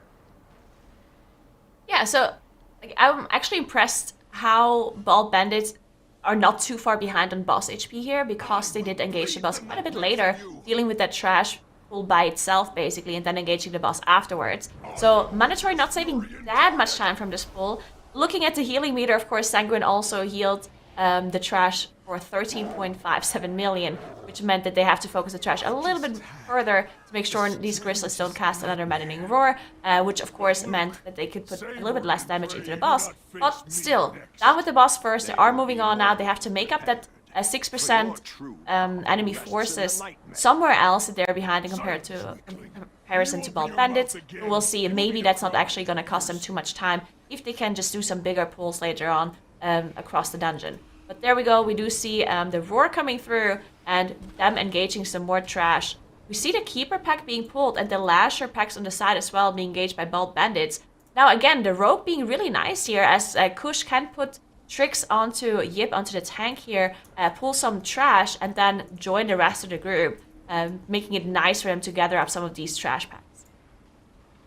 Yeah, this is another advantage of that comp. We're going to have to see what the damage is like at the end of this dungeon, though, because I think the thing you're giving up with Rogue is largely, I mean, it's largely just that you don't have a Shadow Priest. So not only are you missing out on the Shadow Priest's damage, you're missing out on that Vampiric Embrace, which you can see rolling right now, which is adding quite a bit of safety. You know, the HPS from it is, of course, a lot less than the actual healer, but it'll, like, instantly, smartly tick on anybody who's low, which can be really nice for just keeping whoever's being targeted by these abominations alive. And you're missing out on a Power Infusion as well. And Power Infusion in the MDI in particular is at its best, right? Because you have this so choreographed that it's just always going to go on somebody who is doing so much damage at any given time, right? Somebody with all their cooldowns in a big important pull. So that is the drawback of playing the Rogue. The question is, are you going to get value out of the rest of the kit, including that Speed Shroud, something that is new, which is the, you know, increasing the movement speed of the whole group inside that shroud is really quite powerful. And both teams are fighting the tree boss, which falsely is called Oakheart here, but it is in fact a tree boss. One of several tree bosses this season. We got Witherbark as well. We got Gnarlroot in the raid, and so Gnarlroot in Everbloom, which same name, but completely different enemies. Yeah, weird how that works. As Mandatory is already down to 60%. Looking at the enemy forces, Bald Bandits really catching or moving even further ahead with the enemy forces as they pulled some extra trash into this boss as well, or into the previous pull with those extra lashes that they had. We'll see Mandatory maybe get some extra trash at the end of this boss fight too. That is something we've seen the teams do as well. As they were fighting Oakheart, there was some more trash basically trickling in. Some keepers that they skipped earlier as well, if they did not de-aggro them with Shadow Melts or other CC. So we'll see if they get some extra trash. If not, they're gonna have to make it up somewhere else, possibly at the very last corridor, maybe just doing some bigger pulls there, while Bald Bandits can skip some trash there with that Shroud, right? So Bald Bandits having some more options to skip some trash later on. But Bald Bandits definitely catching up on boss damage a little. Yeah! And you gotta remember as well, they do have that little bit more count as well, although you can see Mandatory actually have mobs coming into the boss here, which looks like they've grabbed some of those Deadeyes from just down towards the log. And that's gonna be a nice little way to actually get them a tiny bit of extra count. And you can see now they're gonna be setting up the Dresseron pull. This is almost always a really, really big pull, and we can actually see some of the groups split off and head down towards the log to grab some more trash, presumably, before getting either lock-gated in or potentially just rejoining the group. There's Crims. You can see doing exactly that. He invised, got past these bats, and then he's going to tag him and make his way over towards Dresseron's area, where a gateway will soon be joining him from the group. And there it is. And he'll be able to get back up there. And now these 4 extra bats are coming in, which even more count is available here. And this is huge for both teams, obviously, operating on pretty similar strategies, just grabbing as much trash here as humanly possible. One thing I do want to note here with Volcanic, like Volcanic is usually an affix that is not really relevant. And I mean, it's still not relevant on this pull, but if you pull so many slimes, and also something we see what teams do is they will purposefully walk through the axe to get more Whelplings in. But if you run a full range comp and you have all of these extra mobs there, you get more Volcanics to spawn on the ground, which it's not necessarily difficult, but it's a damage loss, right? Because these range players have to dodge the volcanoes, they cannot finish their casts, while also being pushed back at the same time from the boss, also reducing your damage. So I do think that sometimes not pulling these Whelplings, even if you get a little bit of extra funnel, is probably beneficial if you have something like Volcanic as an affix. Well, Bandits, so having the Rogue, not a problem for the Rogue, right? Volcanic is not really an affix for melee players because they can dodge around and still do damage. So maybe a little bit of an advantage here for both Bandits having the Rogue. Yeah, there are some ways that you can also play against the Sanguine Affix too. Like, it's worth noting that, or sorry, not the Sanguine Affix, the Volcanic Affix rather. Mobs will only spawn Volcanic under enemies that are at range from them, right? So you can play in melee as well, and if you're in melee with every single mob, you won't get any volcanoes spawning under you. If your whole group is in melee with every single enemy mob, Volcanic just won't spawn. Now, that's obviously a little bit tricky on Dresseron because you're getting knocked around. When those Furies are still alive, they're doing frontals. Dresseron is doing a frontal, so it's a little bit sketchy to actually try and make that happen, but that can be a little bit of counterplay, and you can see as soon as that breath is done, much of the group actually for Bald Bandits running into melee there, presumably to, well, also, I guess, to play around the downdraft, but it helps with Volcanic as well. You can see no volcanoes spawning while they're doing this. And good tag. Mandatory did finish off the boss first, but they still had the bats alive, so even though they gained some time with the boss damage, they had to finish off the trash. So that means Bald Bandit's not too far behind at all. And now okay, they here's the have Shroud. the Shroud with the movement speed on Bald Bandit's side. That means they're going to be engaging this pool quite a bit quicker with an extra speed. So very nicely done for Bald Bandits. It's going to be such a close dungeon at the very end here, because we also have that 5 seconds death penalty on the mandatory side. So even though it looked like Bald Bandits was a little bit behind throughout the dungeon, this is where they're catching up, and this is where they actually might be winning this still if they do this last boss quick. Yeah, Bald Bandits are wasting no time. They're just getting into boss combat. They used Ring of Frost, Sigil Chain, Sigil of Misery to help just control that pack up at the top of the stairs as everything is now slowly funneling in.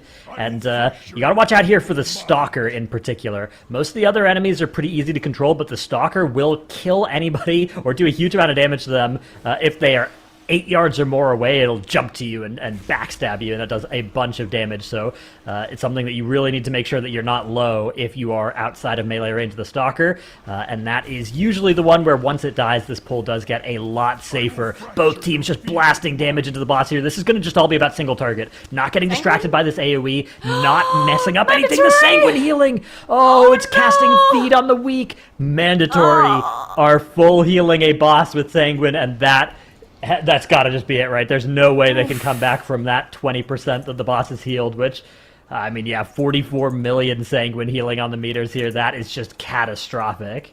Sanguine is such a difficult affix for this pool in particular, because this trash, as Dreadnought explained, you have to be in melee range to these stalkers so they don't jump out, but you also have to kite the trash away from the boss when it's about to die, so you don't spawn the Sanguine underneath the boss, because Shade of Xavius is channeling a lot of spells, and it's just standing still with the Feet of the Weak that we just saw for Mandatory. So lots of issues there at the very end of the trash pool, having to kite while also being in melee, having to make sure you go out with the Fear debuff to make sure with the Paranoia so that doesn't go through.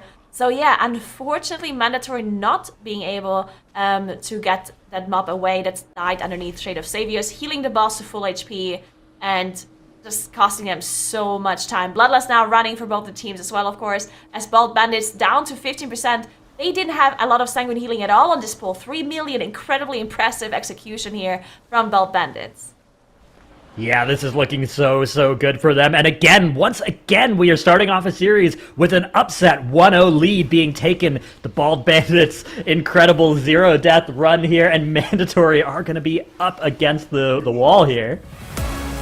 And victory will go to Bald Bandits, up against the wall for sure. Mandatory, they need to pull out this next win if they want to try and even the score. Otherwise, they'll be facing off in the lower brackets. But, even though Bald Bandits is a newer name here in the MDI, they are led by multi-MDI winner Fragnance and have a lot of veterans. And that experience really started to show through in this run. Zyronic, we saw them kind of build up speed, make good use of that Rogue Shroud. What do you think was sort of the big advantage for them coming into this? Well, so that's the interesting thing I wanted to talk about. It seems like even though the strategies were quite different, and of course the comps also differed in terms of the Rogue versus the Shadow Priest, the differences really weren't that huge, right? We were neck and neck until the final pull, and it almost looked like it was going to come down to that one single death timer, which happened on this pull here. Macian actually got hit by like 3 melees from his ad into a charge from the boss, all stacking up into what looks like essentially a one-shot. just kind of things that you can have happen to you if you're playing a Warlock when you're not used to playing a Warlock. The class is so naturally tanky that sometimes you get away with things that you can't get away with on other classes. And of course, the nice little difference of having the Rogue in the group is that the Rogue can be the one that deals with the bats here as well. They can just tricks them up. You don't have to worry about accidentally dying to them, which is pretty nice, and then you can just shadow step up after the fact. It's a lot safer than the typical skip where we see most teams using their mage to target those and pull them down. But it really came to a head, of course, like we all saw at the Shade of Xavius, just a tiny little lapse in concentration in an unfortunate cast sequence from the boss. Nightmare bolting inside of the Sanguine, and then instantly transitioning into a Feed on the Weak is just a full heal on the boss. And this is what I was talking about yesterday when I was talking about affixes changing the way you play the dungeon, right? Sanguine makes you play the entire dungeon in a completely different way. You are literally always on edge, always looking at mob HP, trying to figure out, okay, as a tank, when do I need to move? When do I need to change what I'm doing here to make sure that we don't get Sanguine healing? And just one little lapse in judgment can cost the entire dungeon. But I don't want to take anything away from Bald Bandit's run. Still, an incredibly impressive run. The Sanguine difference up until that final boss pull was very tiny. It was like 20 million versus 28 million or something like that. It was very, very close. And honestly, the Rogue versus the Priest difference didn't really seem to make that much of a difference. The Rogue was very, very good in this dungeon. Great lockdown. The movement through the dungeon from the Shroud was really useful as well. And just honestly impressive. And I think the thing that really sticks out to me as well is their run was 15 seconds faster than the run that we saw from Mandatory yesterday, which was essentially a perfect run from Mandatory as well. So I feel like even if Mandatory was able to put together a good run, they probably wouldn't have even won this DHT. It was really close. And I mean, Bald Bandits, like we were saying, Mandatory, really one of the teams that everyone had their eye on, considering how well they performed in the time trials leading up to this. I mean, they were very close with Echo, but Bald Bandits has been playing the longer game on this, and they really are starting to show what they are made of. I mean, we got to see them yesterday as well in an Everbloom, which we know is going to be our next dungeon for these two. And while Everbloom is a little bit more straightforward, the Witherbark or the like the Tree Guy area, Nagura, in case that sort of area where the tree guy is definitely, you're welcome. Yeah, that's one where there is a bit more room for these teams to kind of come up with some different strategies. And I'm curious, Dratnos, what do you think we might see from them as they go into this? Is it going to be pretty straightforward? Any surprises you think on the horizon? I think the Everbloom strat that we're expecting to see from kind of the default fastest route, as far as we know, is heading right real quick, doing a big pull, doing that boss over on the right, the trio, heading up to Soul, doing a big pull and then doing the boss, and then heading down to the tree boss thing and doing the tree boss and coming back and doing the end of the dungeon, right? A little 4-pull adventure, really fast run. I don't know if there is a faster way to do the place. I guess it is a bit more than 4 pulls as well, because you do have to get a couple of trash pulls to spawn some of those bosses, but that is where a lot of the interest is how you want to do that, right? Are you fighting Gnarl how are you fighting Gnarl and are you going to be able to be quicker than the other team? Yeah, I mean, it all comes down to the time, how fast they can get through this, and even in one that's a little more straightforward, like the Everbloom, there's still a lot of opportunities for either team to kind of put their mark on it and just have a clean run even. We'll be coming in here now for Game 2, the Everbloom. Now, I think really quick, Zyronic, was there something you wanted to add before we jump in? Yeah, really important analysis. I noticed that Genji was talking about one of the advantages that Bald Bandits has over Mandatory is that because they're bald, they have lower wind resistance, so they actually can move through the dungeon faster than Mandatory. So that's something Mandatory has to deal with. No, I mean, that's a great consideration. I'm really glad you added it in. I mean, yes, they are more aerodynamic, and if they've really just shined those domes up, this is going to be a challenge. Game 2, the Everbloom, Mandatory versus Bald Bandit. Nagura, take it away. All right, so I'm going to be interested to see if Mandatory is also going to be pulling out the Red Paladin here. This is what we've seen from Bald Bandits yesterday, and we've also seen it from Come On Now too. So some people disagree with the 4th DPS being an Aug Evoker or being a Red Paladin. We've even we've even seen a Moonkin in one dungeon last weekend. So we'll see what Mandatory is going to be pulling out here, or if they play the healer. And no, they actually are sticking to the Aug Evoker here. So Mode playing the Aug Evoker instead of the Red Paladin. Yeah, we've seen Mode on Evoker before. We've seen him play Prez, I believe. Wait, I don't think we've seen him play Aug before, although maybe we have. But either way, it should be pretty exciting. This is a fun augmentation dungeon as well. There's quite a bit that you can do, and yeah, I mean, like for instance here, I guess the paladin would bring this as well, but you've got extra poison dispels for these green circles that are being put out by the stingers, so a little bit of nice value there. And just in general, like, so augmentation, we saw a lot of it in Great Push last season. It's been nerfed quite a bit since then, but it still adds just a lot of safety to your group, right? Like, you are adding just passive health to the entire group. You have a bunch of group cooldowns that will make everybody more survivable. You have a little bit of off healing as well available, which can mean that you can just pull a little bit bigger, and during those brief moments where you're in the most danger, your 4th DPS is actually really turning into sort of a half DPS, half healer hybrid, and that can be a really, really clever way to kind of get the best of both worlds.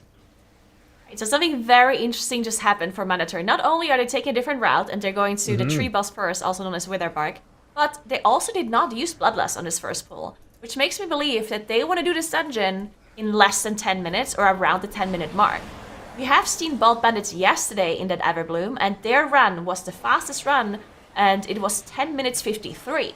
So Bald Bandits using that Bloodlust on the first pull makes me believe that they still are going to be clearing this dungeon around this time, but Mandatory only going to have one Bloodlust very likely, so we'll see how fast they can actually go. But yeah, interesting to see that they're going to Witherbark first. We now see some Dread Petals and some more trash being added onto Witherbark, while Bald Bandits, of course, doing this route where they go to the Council boss first. This is something we've seen a lot of teams do. We have the, look at this, look what Mandatory are doing here. They have the 3 mobs that spawn Archmage Soul. Yeah. They went and grabbed those, and then are bringing them into Witherbark here. So once they kill those off, yeah, I mean, they're going to be able to fight Soul. This is removing a pull from the dungeon effectively, right? Because normally you have to do that pull and then fight Soul, right? But here they're going to just be able to do it while fighting Witherbark, so it's -1 total pull on the entire dungeon, because then they'll just be able to go straight into Soul and fight a bunch of trash nearby there. So, I mean, when you think about what's left in this dungeon for Mandatory, they have a Soul pull, a Protector's pull, and a last boss pull, and if they can get 40% count split among those 3 pulls, they only have 3 pulls left in the dungeon for them. Meanwhile, Bald Bandits have to do a pull to spawn Soul, and then the tree boss area, and then the last boss, right? So Bald Bandits actually have 4 pulls ahead of them, so this could be pretty big for Mandatory if they're able to make those pulls efficient, especially because Bald Bandits actually have another pull, which is the pull to spawn the tree boss. So that being said, Mandatory still have half a boss to do, so we'll see which ends up being faster. This is going to be really, really close. Yeah, we're going to see... We're not going to see which team is ahead, at least not clearly, until they're actually on the last boss, because they're taking such a different route here. Bald Bandits did deal with that first trash pull very nicely with the lust, and then of course also dealt with the trash plus, with the boss plus trash very nicely too. Super, super clean run by Bald Bandit so far, as they're now doing this one mage pull that Dreadnoughts talked about to spawn Archmage here. We'll see how they deal with that one, looking pretty nice. Archmage Soul now being engaged as well by Bald Bandits as they finish off some of the rest of the trash. Now these pulls can be very difficult as the Cinder Storm does come through, dealing so much damage to your group on a Tyrannical without a healer, keep in mind. Not having that healer to save you there definitely makes these pulls incredibly spicy. Mandatory not being able to pull through the boss while keeping it in that extra damage phase the whole time, but only managed to get out of the phase at the very end, so still very clean or very fast boss by Mandatory. Alright, let's see where they decide to go now. It looks like it's going to be a Warlock Gateway up. Oh, wait, maybe it's a Rescue up, actually. Oh, yeah. Mode is going to hop... They're hopping on multi-seater mounts. What is the objective here? Looks like... Okay, it looks like this, they're just going to run up the side. It's, okay, yep. And then they've got their gateway here. Seems to be taking some time. Yeah, okay. Then they're running through... I wonder what they were doing. Maybe they were grabbing some more trash from the start area of the dungeon while they were setting this up. But either way, they're going to be getting underway here with the boss. Skylark dropping extremely low, does manage to press meta before proccing the cheat death trinket there. Really nicely done. And they're going to be getting all their damage going here. And one of the nice other benefits of Augmentation Evoker, you have that Breath of Eons cooldown that's used at the start of the pull here. When that pops, it's going to give everybody in the group a nice shield that will help them survive the damage of this pull and of this boss. Whereas on the side of Bald Bandits, you can see they're getting through Soul, but a lot of that is based on people having a personal defensive up for every Cinder Storm so that they don't die. Yeah, for sure. Now, of course, Press Evoker having a lot of mitigation they provide to the group, while Red Paladin has a lot more off healing in comparison. But I think for this boss or for some of these pulls, I'd rather have the mitigation to survive some of these like bigger incoming hits from this Cinderstorm. So I do prefer the Aug Evoker when it comes to the safety here. But Bald Bandit's now done with the boss. They're moving down to Witherbark, and they are gathering up all of this trash again. Having to do this pull to spawn the boss. Looking really good though. They gathered up the trash pool so quickly. That is another thing that really saves you a couple of seconds here and there, which really counts at the end. The faster you can gather up the pool, the faster you can get all of these trash mobs together so you can start DPSing. That matters so much. And some of these teams are so good at that. You can actually see Kush positioning himself to the side here. Looks like they're going to be resetting the boss. Interesting. Okay. So maybe they accidentally pulled the boss while Yip was still outside, not being able to get back in. So that's actually a big problem for Bald Bandits, I think. I don't think this was intended. Yeah, they're going to have to wait a little while for that boss to respawn. Yeah. It should be okay, but that probably is a time loss. However long it takes to respawn from now, I think they're ready to be fighting the boss, but maybe they just want to kill off Gnarl Root by itself. Yeah, I'm not sure. Maybe they wanted to be able to fight near the middle of the room, so they reset. Okay, here we go. We're into the boss. Yeah, so it was just probably a mistake. Meanwhile, Mandatory are on their third boss, which was, of course, Bald Bandits' first boss. They're doing a really good job of just baiting all of these swirlies together and moving as a group, saving themselves space so that they can then have more room when they actually want to pull even more trash into here. And look at their count. I mean, they are almost done, but so are Bald Bandits. Bald Bandits at 95%. Just need to finish off this boss and the last boss. But this boss does take a little bit longer, I think, the Witherbark, that is, compared to the last two of this trio here. But Mandatory need to grab some trash with the end of this trio, so... yeah, I actually have no idea who's in the lead here. Whoa, Mode is on an adventure. I like this. All right, Mode's grabbing some trash here, using the Wurnstone to get back. And love it. Gateway plus Wurnstone combination here to make sure to get some extra trash here. Really nicely done by Mandatory. Cool tech to see as we now engage another trash back here by Skylark, just adding up some more of these Berserkers. This can be a little bit dangerous, but because the casters... one of the casters are already dead, and the other one is about to fall as well. Lulu, the last was not too dangerous for them, so they should be okay to finish the last couple of percentage that they need off before they move into the last boss. Yeah, as you said, Witherbark taking quite a bit longer for Bald Bandits than Mandatory does. Even though Bald Bandits is doing an amazing job at having any of these globules reach the boss, so they are in the extra damage phase this whole time, possibly even until the very end of the boss. Yeah, Mandatory looking very strong right now. Whoa. Maybe that issue with Bald Bandits engaging the boss on accident, having to reset it, cost them quite a bit of time. Yeah, that is going to be one of the things that when we look back at this game might be the deciding factor. It's kind of crazy because the last few games seem to have all been determined by one small mistake, which is so rare in MDI. Usually it's like, oh, a team made a small mistake. Is that going to matter? Oh, somebody wiped, right? Or like, oh, somebody lost 3 team members. But this, today so far, it's only been like one death that has separated teams from between winning and losing. Yeah, this is actually incredible. The competition is so fierce, this Group B and here. Both going to be getting the last boss pulled basically at the same time here. It is Mandatory with maybe 15 seconds of advantage right now, which is going to be pretty decisive here. They are also going to have Bloodlust on pull because they saved that lust. Like you said, they think that this dungeon is going to take maybe less than 10 minutes, or they just really want it on pull for this boss, and they think one good lust is better than a medium one and a pretty bad one, which is the other options that you'd get. But Bald Bandits are also engaging the boss here. They will have Lust coming off cooldown in 35 seconds, but is that going to be enough? Mandatory already almost have their boss at half health here. I think they're only hoping to kill one tree. You do have to kill this tree. You can't ever, unless the boss is like sub 5%, you can't really not kill the tree. But once they kill this tree, I think they're going to be in good shape. Yeah, honestly, I think I like this strategy of Mandatory. So even though they might not quite be below 10 minutes, even though, I mean, might be close, but having one less tree spawn here actually saves you so much time because you don't have to get through all of this health. So having the last here on pull is actually so good for Mandatory. Being able to do that first trash pull without the bloodlust, saving it all the way to the last boss here. Now we are past the 10-minute marker, but if they manage to skip the second tree, this is going to be such a blazing fast Everbloom run here by Mandatory, and the boss is going down. It looks like they still have to finish off some trash, actually, as these assistants are not dead yet, but they skipped the second tree. There we There go, it is. 10 minutes, 17 seconds clear by Mandatory. What an incredibly fast run.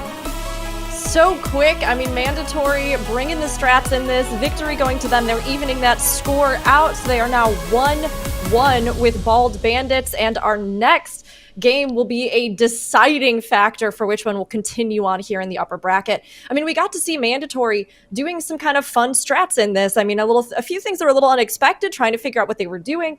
But, you know, Zeronic, what were you kind of seeing as we watched this unfold? Well, there were a couple things in particular that I was focusing on. Number one, the way that people pull trash around Witherbark is definitely something that stands out. Of course, last week we saw the massive trash pulls into the water because of Sanguine, but without Sanguine this week, you're kind of free to do whatever you want in this area. Mandatory didn't have that much trash pulled into Witherbark, but it still seemed like it worked out pretty well for them, whereas on the other hand, Bald Bandits went for a bit of a bigger pull, but, I mean, the cool thing about this Everbloom dungeon is I think the opportunity for interesting skips everywhere is interesting. This is the first time we've seen a gateway like this, right? We've seen gateways pretty much everywhere else in the dungeon. I didn't know you could gateway through the Roots by Archmage Soul, though.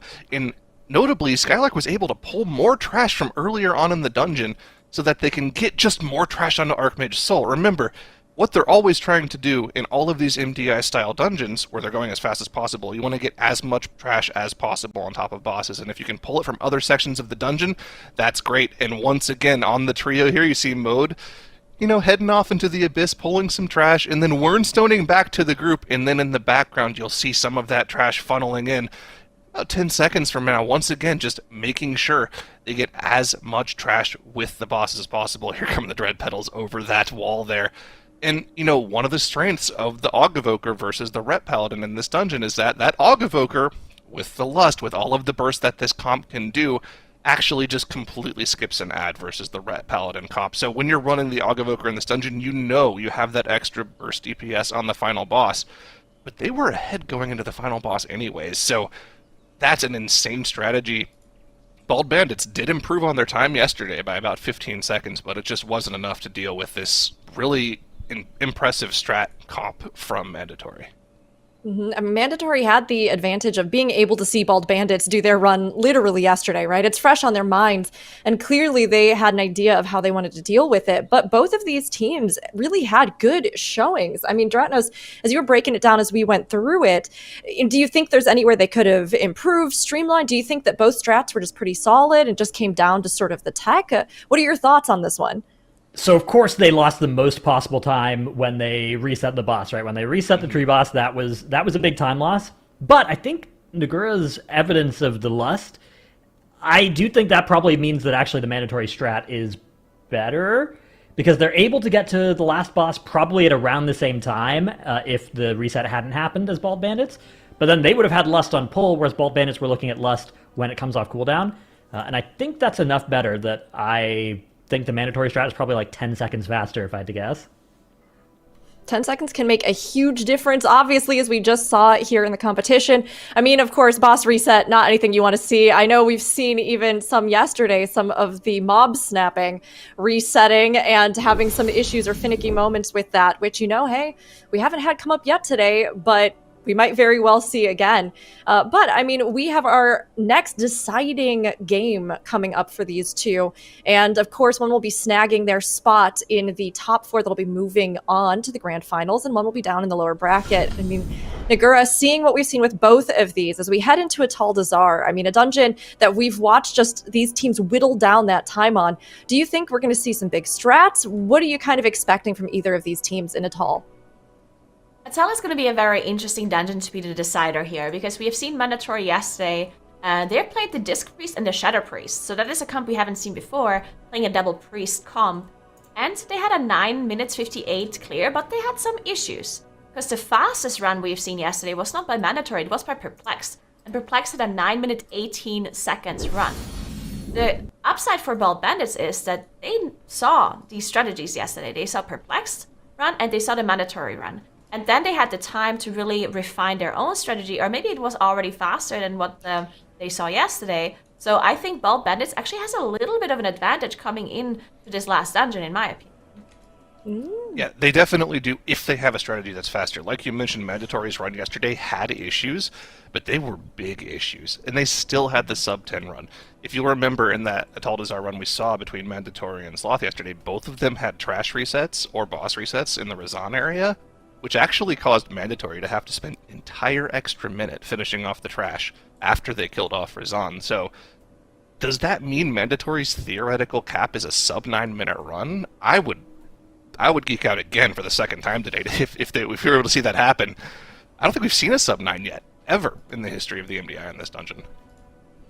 Not as far as it's possible. I mean, yeah, absolutely. I totally agree. I mean, we haven't seen it yet, and we definitely haven't seen it in the competition, but we, celebrated sub 10 last weekend, and we'll theoretically, maybe, hopefully be celebrating that sub 9 now. This is going to be game 3, Ataldazar, Mandatory versus Bald Bandits. This is the deciding game for these two. Who's going to move on and who's going to get knocked down to the lower bracket? Nagura, let's hope for that sub 9, huh? Yeah, let's hope for it. And also, I'm interested to see the comp from Bald Bandits as well. And we'll see if Mandatory sticks to that Disc Priest and Shadow Priest comp, or if they decided, you know what, this is not the comp, we should play something different. One thing to mention about Moat is that Moat really is a healer main, right? Moat can play lots of different healers, but we haven't necessarily seen Moat maybe go to this like damage dealer role, but we just saw Moat on the Arc Evoker as well, so they technically have the potential to bring out the Arc Evoker if they choose to play a 4 DPS comp, or if they want to stick to their double priest comp, or maybe even go to the Rest Druid again. That is something that is always a possibility too. And Bald Bandits, we'll see what they do. Now, they have shown some different comps as well on their side. They've shown the Red Paladin, they've shown the Rogue. Oh, very interesting. Wow. All right. So we see the double priest come from Bald Bandits, but I Mandatory would have never switched it guessed. up. Yeah, I would Mandatory have went back never to guessed. the Rest Druid. This is so interesting.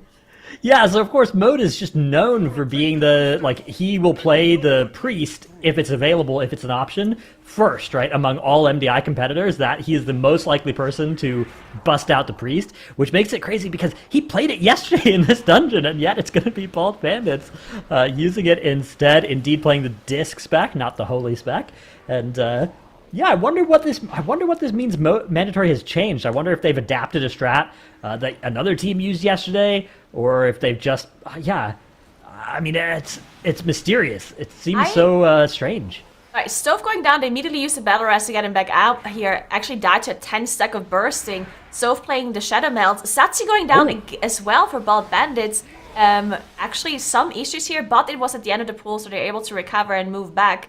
But one thing that I want to mention about the priest is I actually think the Raster Druid might be like the riskier pull, but the higher damage pull, higher damage comp, because you're missing out on the extra master spell with the bursting affix, and the second PI not as valuable as the first PI, and you're gaining Mark of the Wild, which is actually a big damage boost buff to the whole group. So I actually think the Raster Druid might be the higher damage option here, but a little bit riskier, and that's why Mandatory is bringing it out here. Yeah, that could be the explanation. Indeed, maybe they think that, oh, this is the series where we really need the damage over the safety, but, it's rare to see teams prepare multiple different comps and strats for a dungeon with the idea being like, here's our low-risk one and here's our high-risk one. It's not unheard of, but usually due to the way that practice works, you just want to be able to spend, as much time as possible on 8 different strategies for 8 different dungeons, rather than more than 8 strategies, because then you get less time per strategy in practice. But maybe Mandatory decided that was worth it so that they could maximize their chances of getting through the upper bracket as cleanly as possible. That is, of course, their goal here. This is a very important game in this series because, of course, it is 1-1, only a best of 3, so only one team will be able to make it through straight to Sunday here. The other team is going to be put in potential danger of elimination, just like Satsi was eliminated there by the last tick of a tainted blood. That is going to be another 5-second loss for Bald Bandits, and this time it's going to just be their res as well, their B-res used. Oh, no, it's not. Okay, at least we didn't use B-res, so that's good at least. Yeah, so Bald Bandits having Satsi die twice, but both times Satsi releasing, saving that battle rest on their side, which cost them some time though, because Satsi now has to go down to Rasan somehow without pulling any extra trash. You can see Satsi actually struggling a little bit, jumping down here, pulling the extra Sky Screamers that they wanted to pull anyway though, so maybe not too bad. It does have to go back to use that double fear to make sure the fear is getting interrupted, but Maestine does go down to a Wildfire cast on Mandatory's side as they pull a bunch of Augurs onto Rasan here. They don't have the Battle Rest because they actually rest a Stove earlier on that pull, and Dreniko goes down as well for Bold Bandits. They have the Battle Rest though, because they did actually save it earlier, but Mandatory, because they reset Rasan, they managed to have the person that died released. But yeah, that cost them a lot of time not having the boss here anymore and having to wait for the respawn. That is brutal for Mandatory, and this is just a huge opportunity for the Bald Bandits. Even though they have one more death, they are getting to do half of Razan's health before Mandatory are going to re-pull it. You can see a ping there. That's a good ping. That ping means somebody knows where Razan respawns. Razan always respawns over at the back of the room, and they managed to do it, grab the boss, and indeed get it re-taunted here. Skylark is in some danger as well for the rest of this dungeon, because he doesn't have his cheat death trinket available any longer. You're in some...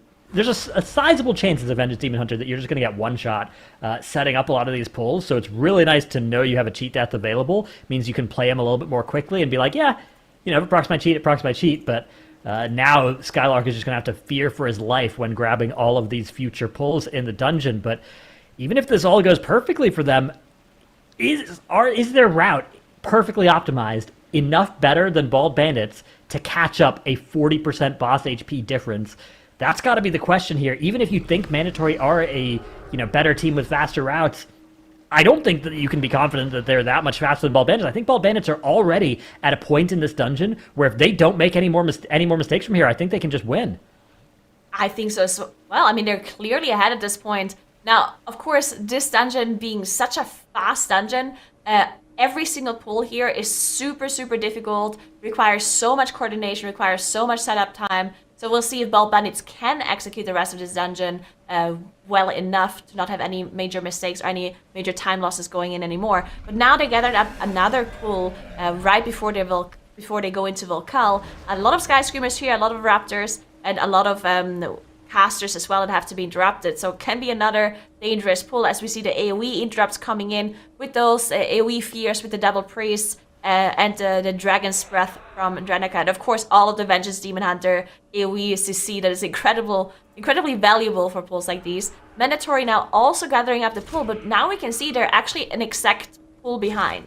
Right? The time that Bald Bandits needed to finish off this pull, that's what they are ahead on their side. And now we see Bald Bandits moving into Volcal. They actually are playing the Shadow Meld composition where everyone that cannot drop combat with their class's abilities have Shadow Meld. That means that they're going to be pulling this trash pack into the boss onto Volcal. Oh, Skylark! Actually already in phase 1.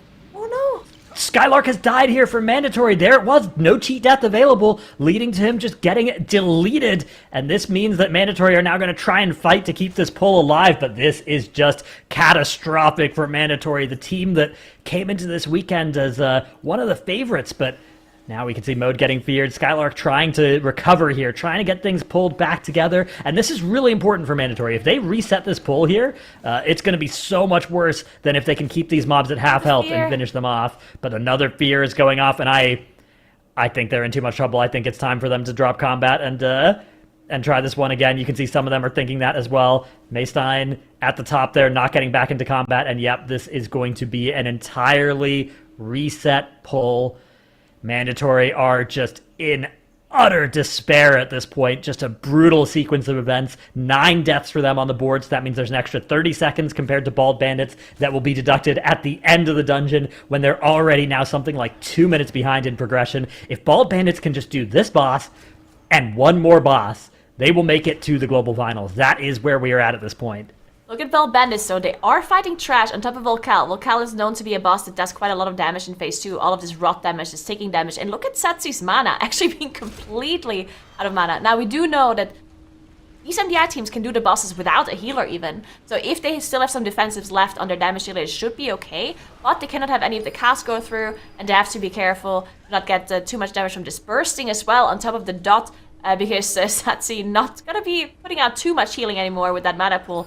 There we go, they did manage to finish it off, and this Honor Guard, they're going to be ignoring it. We are going to see a mass Shadow Melt come in here with a greater invisibility by Dranico, making sure they're dropping the aggro on this Honor Guard. Yip, the last one, to use the Shadow Melt. There we go, all of them being out of combat, mounting up, going to the last boss. And the last percentage that they need is going to be some Sky Screamers that they're going to be gathering up in just a second. Maybe one more Raptor pack, as you can see, Yip gather that one up. The gateway already being put down by Kush to make sure that Yip can join the rest of the group. And this is it, Bald Bandits. Last boss with some trash, and then they're actually going to be the ones that make it to the global final and moving on in the upper bracket here. What an incredible performance by Bald Bandits so far. Mandatory wiping once again here on Volcall. Now 14 deaths for them. It is basically over for them at this point, unless there is just a collapse like the likes of which we've never seen before out of Bald Bandits here. They are working on Yasma, but here comes that trash. They need to pick up 6% count, which is one Sword Pull and one Sky Screamer. It's all they need, at least all they have up on the platform with them right now.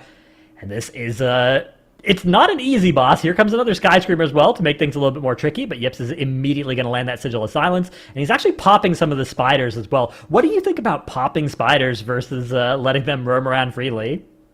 I like the popping spiders for an MDI pool if the boss dies fast enough, because that means that the players can literally just stand still and don't have to move. They don't lose any damage because there are a lot of casters and they don't want to like move at all. They just want to plant and DPS. And I think if the boss dies fast enough, that strategy works out. If the boss lasts longer, then all of a sudden you have pools everywhere, and it's actually not going to save you that much time. In fact, it might actually kill you if you're running out of space with all of these pools everywhere. But yeah, for MDI, I actually like this strategy. Yeah, I think it's good as well. You can see Yips is he's kind of playing goalkeeper, right? Preventing those spiders from getting close to the range there. We'll see how far he goes out of his way, because you don't necessarily want to move the boss too much to go and grab those spiders, but he is able to grab a couple of them, and yeah, he's actually preventing the group from having to move much at all here. Bald Bandits, underdogs in this series, but they were not bothered by it at all. Even though this run went a little bit badly for them at the start, they were able to recover. They were able to prevent one mistake from spiraling into more. Mandatory, unfortunately, were not, and so Bald Bandits are going to make it through to Sunday. Wow, what a series.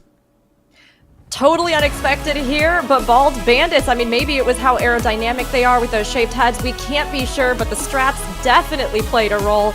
Bald Bandits taking this and making the series 2-1 in their favor. They're going to go ahead and move on, securing their spot in the upper brackets. And we will have Mandatory going down to the lower, so they're not out of it yet, but they will have to fight their way back up. Now, of course, week 1, we also saw Echo go down to the lower brackets. So again, it's anybody's game who can climb through and make it and maybe even be crowned champions of this weekend. But a lot of things went very wrong in this Atal run, and I'm curious, Zeronic, what happened here? A lot of things happened, and part of that has to do with how snapping works, but I'm not trying to get too specific into what the issues with what Mandatory had. Obviously, the run went south for them pretty quick, and then once it went south, I imagine there was some level of tilt that, you know, went into the next mistakes. Because once you know you're about a minute behind in this Atal Desire, you know it's likely not coming back. The pulls at the end of this dungeon aren't really things that are that the good teams are going to wipe to, and once you're past this particular pull, you're not going to wipe to anything. It's really unfortunate to see them go down to the lower bracket, but I feel like they're a team that's going to be able to walk out of it. But one of the things I do want to talk about is the differing types of differences that we see in the MDI between two teams, and why I think the MDI is so interesting as someone who's been spectating it for so long. Things like this Ataldazar, on a relatively low-key level, the difficulty is derived from how big you end up having to make your pulls go and how interesting you have to make your strategies, where we've had MDIs in the past where the difficulty was just in your execution. Everyone could do the pulls, but some people could do those pulls just a little bit more efficiently, a little bit more quickly. Their damage allocation was better, their CC was better, their efficiency was better. That's not the case in this Ataldazar. This Ataldazar, like, you're holding on for dear life the entire time. Every single one of those 4 pulls that you do in this dungeon over the course of 9 minutes is incredibly dangerous, and even the best teams will have issues with it, and that's what we saw happen to Mandatory here. You know, we got to see the chat. Everybody had their sort of guesses put in here. 76% in favor of mandatory, 24% to bald bandits. Congrats to those 24%. You nailed it. You got it. You were as correct as Dratnos is in everything. So well done, everybody.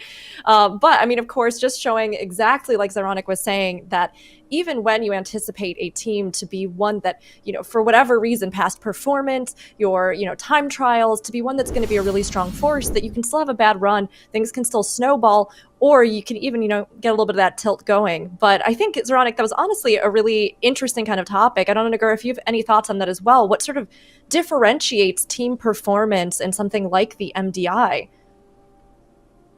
I don't know. I mean, it's hard to tell. I think because what Zeronic mentioned is that they're, no matter the key level, even if some people are saying, oh, these key levels are too low, but on a low key level, they're just going to add difficulty by doing bigger pulls, right? And that means they always play at the maximum difficulty, no matter the key level. And on such a high risk run like Taldasar, where you can increase the pulls and make them so insane that every single pull, like back to back, is like max focus and max intensity, it can fall apart so quickly, right? Like anyone makes a small mistake, some RNG happens here and there, sometimes the snapping doesn't work out the way you thought it would, and things just fall apart so fast, and then all of a sudden the rest of the run does not line up anymore in how you have planned it. And that is something that can throw out like best teams in the world, even if your cooldowns are not lining up exactly at that time anymore as on a perfect run, then things can fall apart super, super quickly. Yeah, I mean, it goes quick, and when it does, you know, it's hard to keep going when you know you're so far behind. But hey, props to the team still for getting in there and racing. Of course, this does mean that we will see Perplexed and Bald Bandits facing off. But before that, we are going to be heading down to our lower bracket. So we're finally going to start getting the eliminations of the day. The stakes will be higher than ever, as these teams will not have another shot.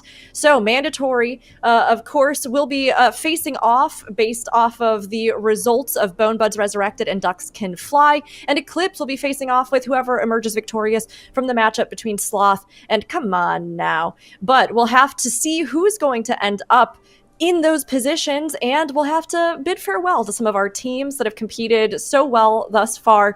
Of course, looking forward to our top four here before we crown our champion tomorrow.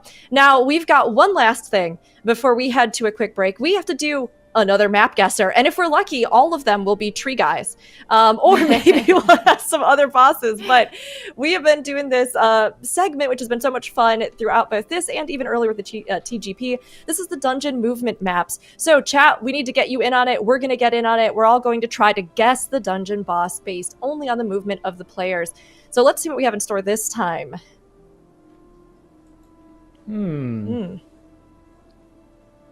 Okay, not a lot happening just yet. A hemomensa. Our tank has ran up. Now our tank is moving. The entire team is moving. Everyone's Yeah, a little moving. bit. A little bit of movement happening. Interesting. Sorceress. Okay, ooh, a So much medium-large movement. move there. I'm a Blight of Galakron. Could be Blight of Galakron, could be the one spawning over there. If that's the case, then we would expect the Demon Hunter soon to leap back towards kind of the first area.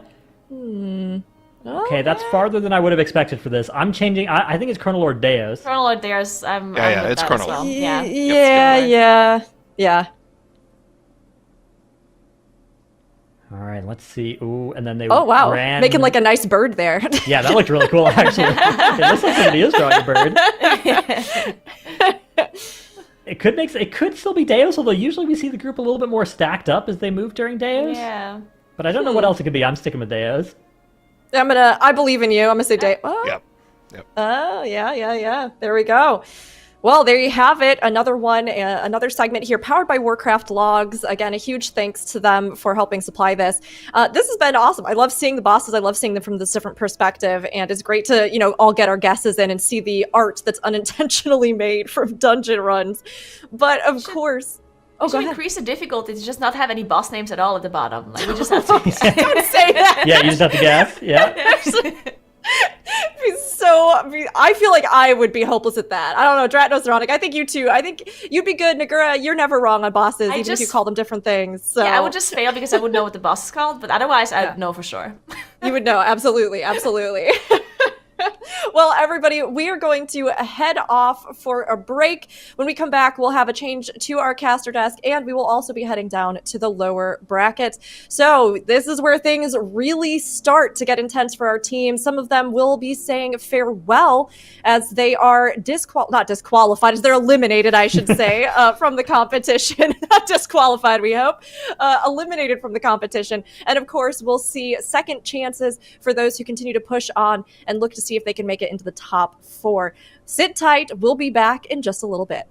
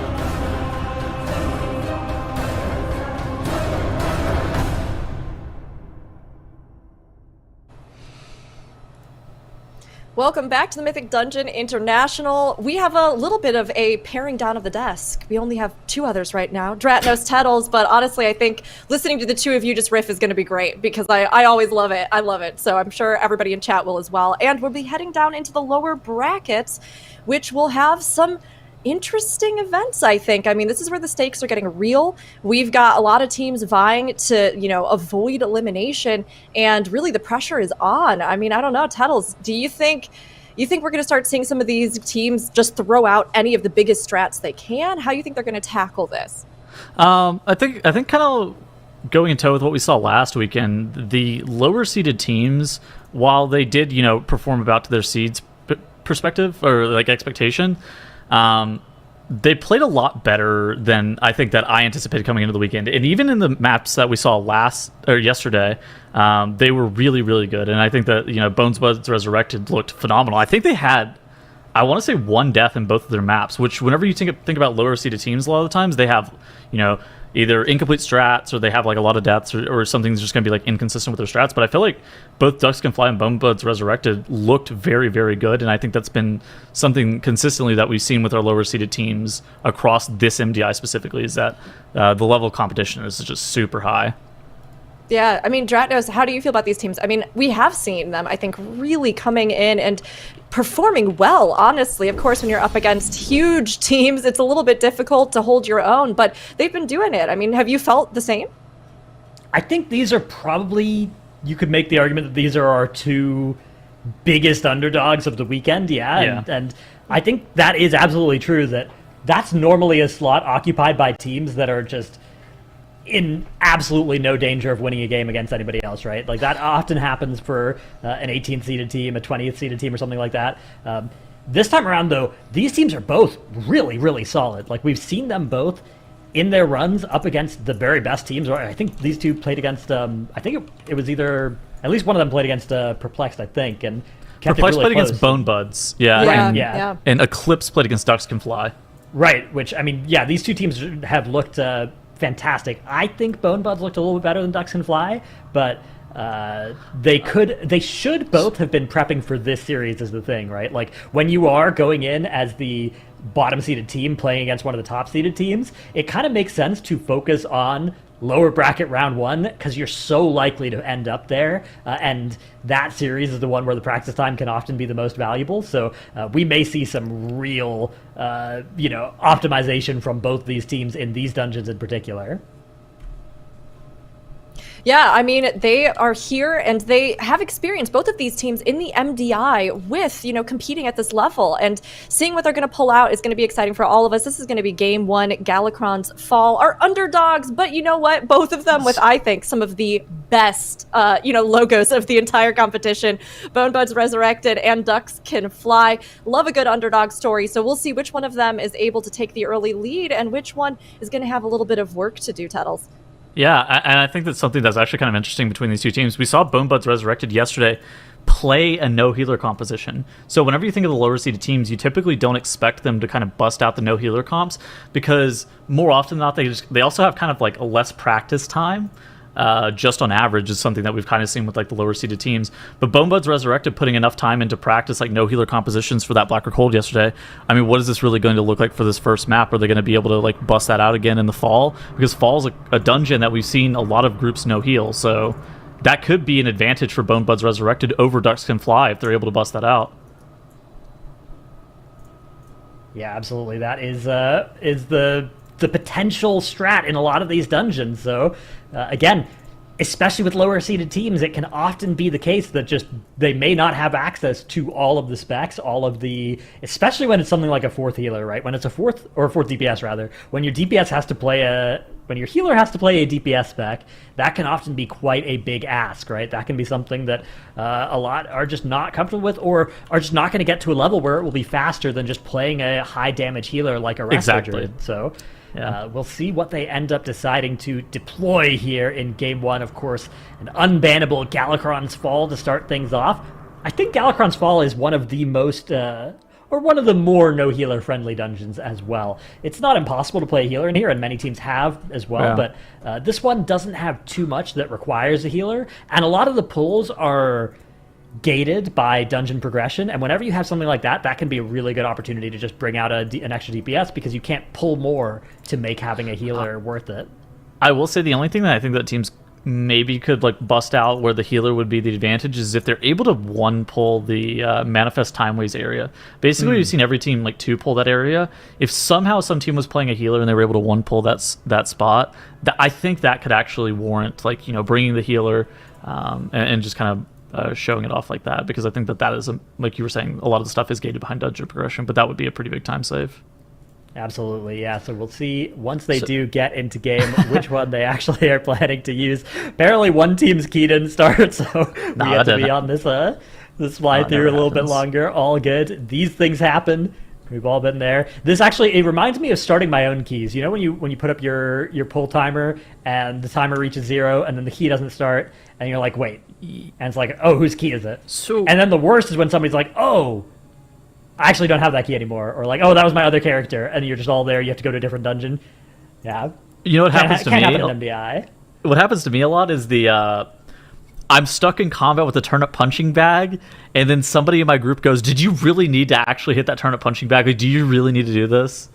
Oh yeah, I remember. Especially, it was the start of BFA, right? When you would at the start of Battle for Azeroth, there was an Azerite trait that called Archive of the Titans that would just stack up as you stayed in combat. I forgot about that. Yeah, you wanted to be in combat for like 3 minutes to get full value, so you'd have people just put down a punching bag or whatever, or find like go pull the first enemy in the M0 dungeon and then just stay in combat for 3 minutes before you started the key. What I do remember from that is the Outlaw Rogue pre-rolls, and they would roll until they get a 5 buff, and then they go, "Oh my god, you have to start right now, otherwise I am leaving the key. You must put the key in." Yeah, especially if you hit a 5 buff and then your tank was AFK or whatever, so you couldn't actually start the key. That was not a good feeling. They changed how Roll the Bones has worked quite a bit since then, so you can't do that anymore. It's sad. Are you familiar with the coffin dance gif? Yes, is that Dude, every single time we see Bone Buds resurrected, or here I see the name Bone Buds, I always just think of the coffin dance meme. Okay, yeah, I mean, there aren't really any skeletons in that, right? But I guess it's well, there is a skeleton in that. There's a skeleton inside the coffin. Yeah, all right. I guess I can see how there's a link. Yeah, fair enough. I like the little blue like wave behind their logo. I think that's actually, I guess both teams have a blue wave behind their logo. If you think about it, that's kind of crazy. Yeah, that's insane. That's good comms on the MDI broadcast. Okay, wait. Hear me out. Is the blue in the Ducks Can Fly logo, is that like a scarf, or is that the water? I thought it was the water. Yeah, I think it's the water. No, I thought it was the water as well. Our producer said it's actually a scarf, so... because if you think about it, right, like it's like an aviator duck, right? It's got those aviator goggles on, right? So, and they would wear those scarves as well, right? So... Well, I was thinking like, ducks are in the water, right? I'm not familiar with aviation goggles or scarves, so I don't think this is like a great area of expertise of mine. Wow. Nor ducks, actually. Now that I really think about it, I don't really know much about ducks either. Yeah, I mean, me neither, but I knew enough to know that usually it's not just the top of the duck that's out of the water, right? It's like the whole duck that sits on the water, so that was what piqued my curiosity and made me reinvestigate my assumptions there. But we are getting into the map here. Neither team is playing a 4th DPS. They are both on the healer composition here with that Restoration Druid filling out the group here. So we'll see which one is able to be a little bit faster here. Right off the gate, I like Bone Buds Resurrected quite a bit more here, as they are just getting straight into the boss, wasting no time getting this all set up, getting it all grouped up. They're just pulling here. I think Ducks Can Fly like missed a pack, and then their tank had to run back and sigil flame it to get it pulled. It looked like they accidentally didn't grab a pull that they were otherwise trying to get. They may have a bit more trash here as well. They may get a little bit more count here and have to do one less dragon later. That's something we do see from time to time. I thought they had the same count, but like I thought they had the same trash pulls, which. So basically what some of the MDI teams have been doing is if they grab that front left trash pack into this boss as well, they're also able to then skip one of those 2 dragons. Or they're actually able to only play 2 dragons, rather. And so that's like a pretty big deal. How have you been feeling about the Priest Mind Control tech on this boss, where you lower the amount of group damage by only having 1 Sand Stomp? Yeah, I think that makes a lot of sense. I think that I love anytime you can manipulate bosses... like cast sequence with messing with them like that. It's actually so funny as well, because this is the 2nd season in a row. We had that last season with the Braconite Hollow last boss. And that was by speeding up its haste, right? You gave it cooldown reduction, and then you could trick it into casting the wrong stuff in the wrong order, and that was good. Yeah. This time around, you decrease the mob's haste the boss's haste by emceeing a mob that reduces haste on the target. Really cool little piece of tech. I think it's really good. Okay, so Bonebuds Resurrected on the left-hand side, getting a little bit of an advantage in both the count department and the time department on killing Chronocar, and now they're taking the anomaly and the coalesce time into this front right portal area, and I have a suspicion that they're going to then triple pull the portals. That's kind of been standard with what we've been seeing out of MDI teams. Is they do the coalesce time and the time stream anomaly that's patrolling around, and then they triple pull the other remaining portals.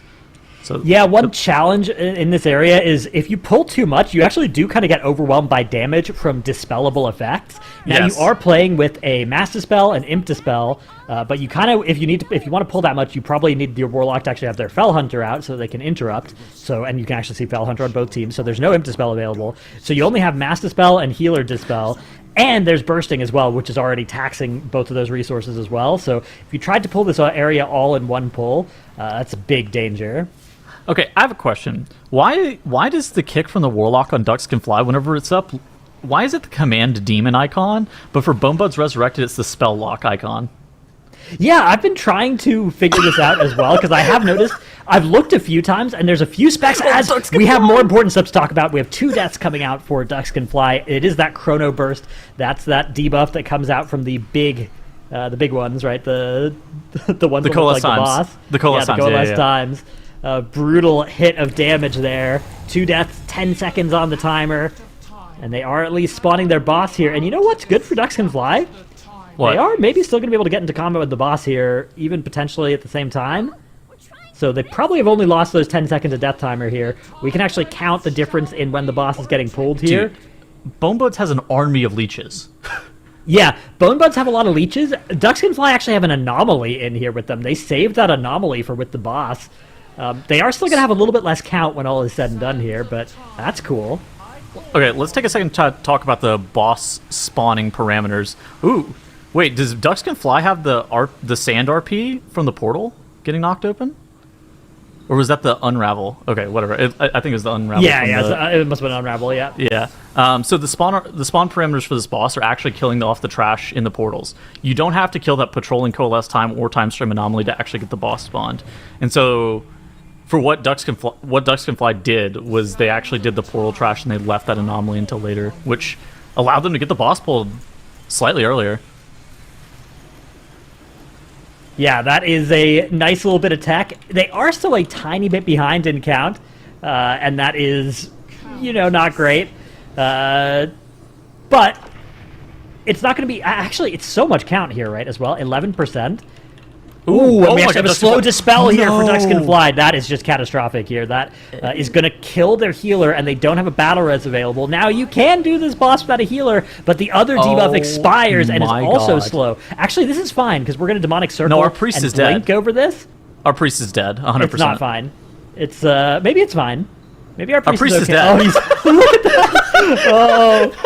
Wow, It's what like- a game. We're trying to survive, but it's not going to work. It's like watching a train crash in slow motion, where you're just like, oh, this is definitely happening. Oh Another no, and now slow it's happening zone. again. A slow zone is going to be spawned in. Ducks Can Fly are down to actually just a mage who can blink the slow zone, so from now on they should just make the zone slow. And of course their tank. They are going to be able to get this killed, but I mean, this is a lot of time lost, in addition to all those death penalties on the timer here. This is just, it's brutal. Meanwhile, Bonebuds Resurrected are skipping past the dragon. What is this? What is this? Was that the rocket board? Oh god, what is that thing called? No, man, I know what it is. It's the thing that Karasis used in Halls of Infusion. What is it? I don't know. Oh you know, god, I don't know. What's it called? It's what something. is it? Oh gosh, Like, is it a profession item? Is it a what is it? it uses. I think it's an engineering profession item that consumes your potion. Okay. So some kind of like rocket boots type thing. Ish. I didn't know yeah, we had one of those. Something Yeah. similar to that. Yeah. Dude, I Is haven't it thought maybe about a that in a tinker while. that you can put on? Okay. Oh man, that is good. So, somebody in chat will probably tell us in a minute and a half whenever the delay catches up. Oh man, that's sick though for Bonebuds Resurrected. Yeah. That is really, really cool, actually. It's probably a big time. It's probably more the value than a potion as well, if the trade-off there is the potion. Yeah, you lose the potion. The downside is that if you get hit by any damage from any mob, you like lose the effect immediately. Oh, okay. Yeah, I guess that... But, I mean, that's not going to matter there, because there's just no mobs that you're in combat with in that area. Correct. I mean, you're not pulling the dragon that way either, and stuff like that, right? So it's fine. Nifty, and you can see they've already got the dragon pull taken care of, so we can get a bit of an idea of just how far ahead they are from Ducks Can Fly. In addition to those 30 seconds of death timer, they are a full pull ahead. Really good spot here for the Bone Buds. They are looking great as they continue their damage on the Blighted Galakron. Okay, chat's telling us it's a tinker. Okay, it is an engineering tinker. That is really cool. Yeah. Cool. Neato. I mean... I feel like that's just good. I feel like everybody should be doing that. I guess the problem is that you're having to use your potion at around the 6-minute mark to do that, which maybe means you're only getting maybe it means it's going to cost you effectively 2 potions. Okay, let's workshop a name. Whenever all MDI teams adopt this strat to use the tinker there, what are we calling it? Bone budding? I think that sounds like that. Yeah. That sucks. I don't like that one. I'm not sure about that. Yeah. Coffin dancing. I don't know. Go up with something later. Yeah. All right, looks like we were checking to figure out exactly how that was done as well, what the item is, all that stuff. So I'm sure we've got a bunch of geniuses in chat that do already know it as well. But yeah, just absolutely neat. Very, very cool. All right, so we have the boss HP now 50% for Bone Buds, 75 for Ducks Can Fly. So actually, Ducks Can Fly not too far behind here. You got to remember it is tyrannical, though, so the boss HP is quite a lot, even though it's only a 22, the lowest level key that we have this weekend. All right. And now the boss is split for Bone Buds Resurrected. I think that this...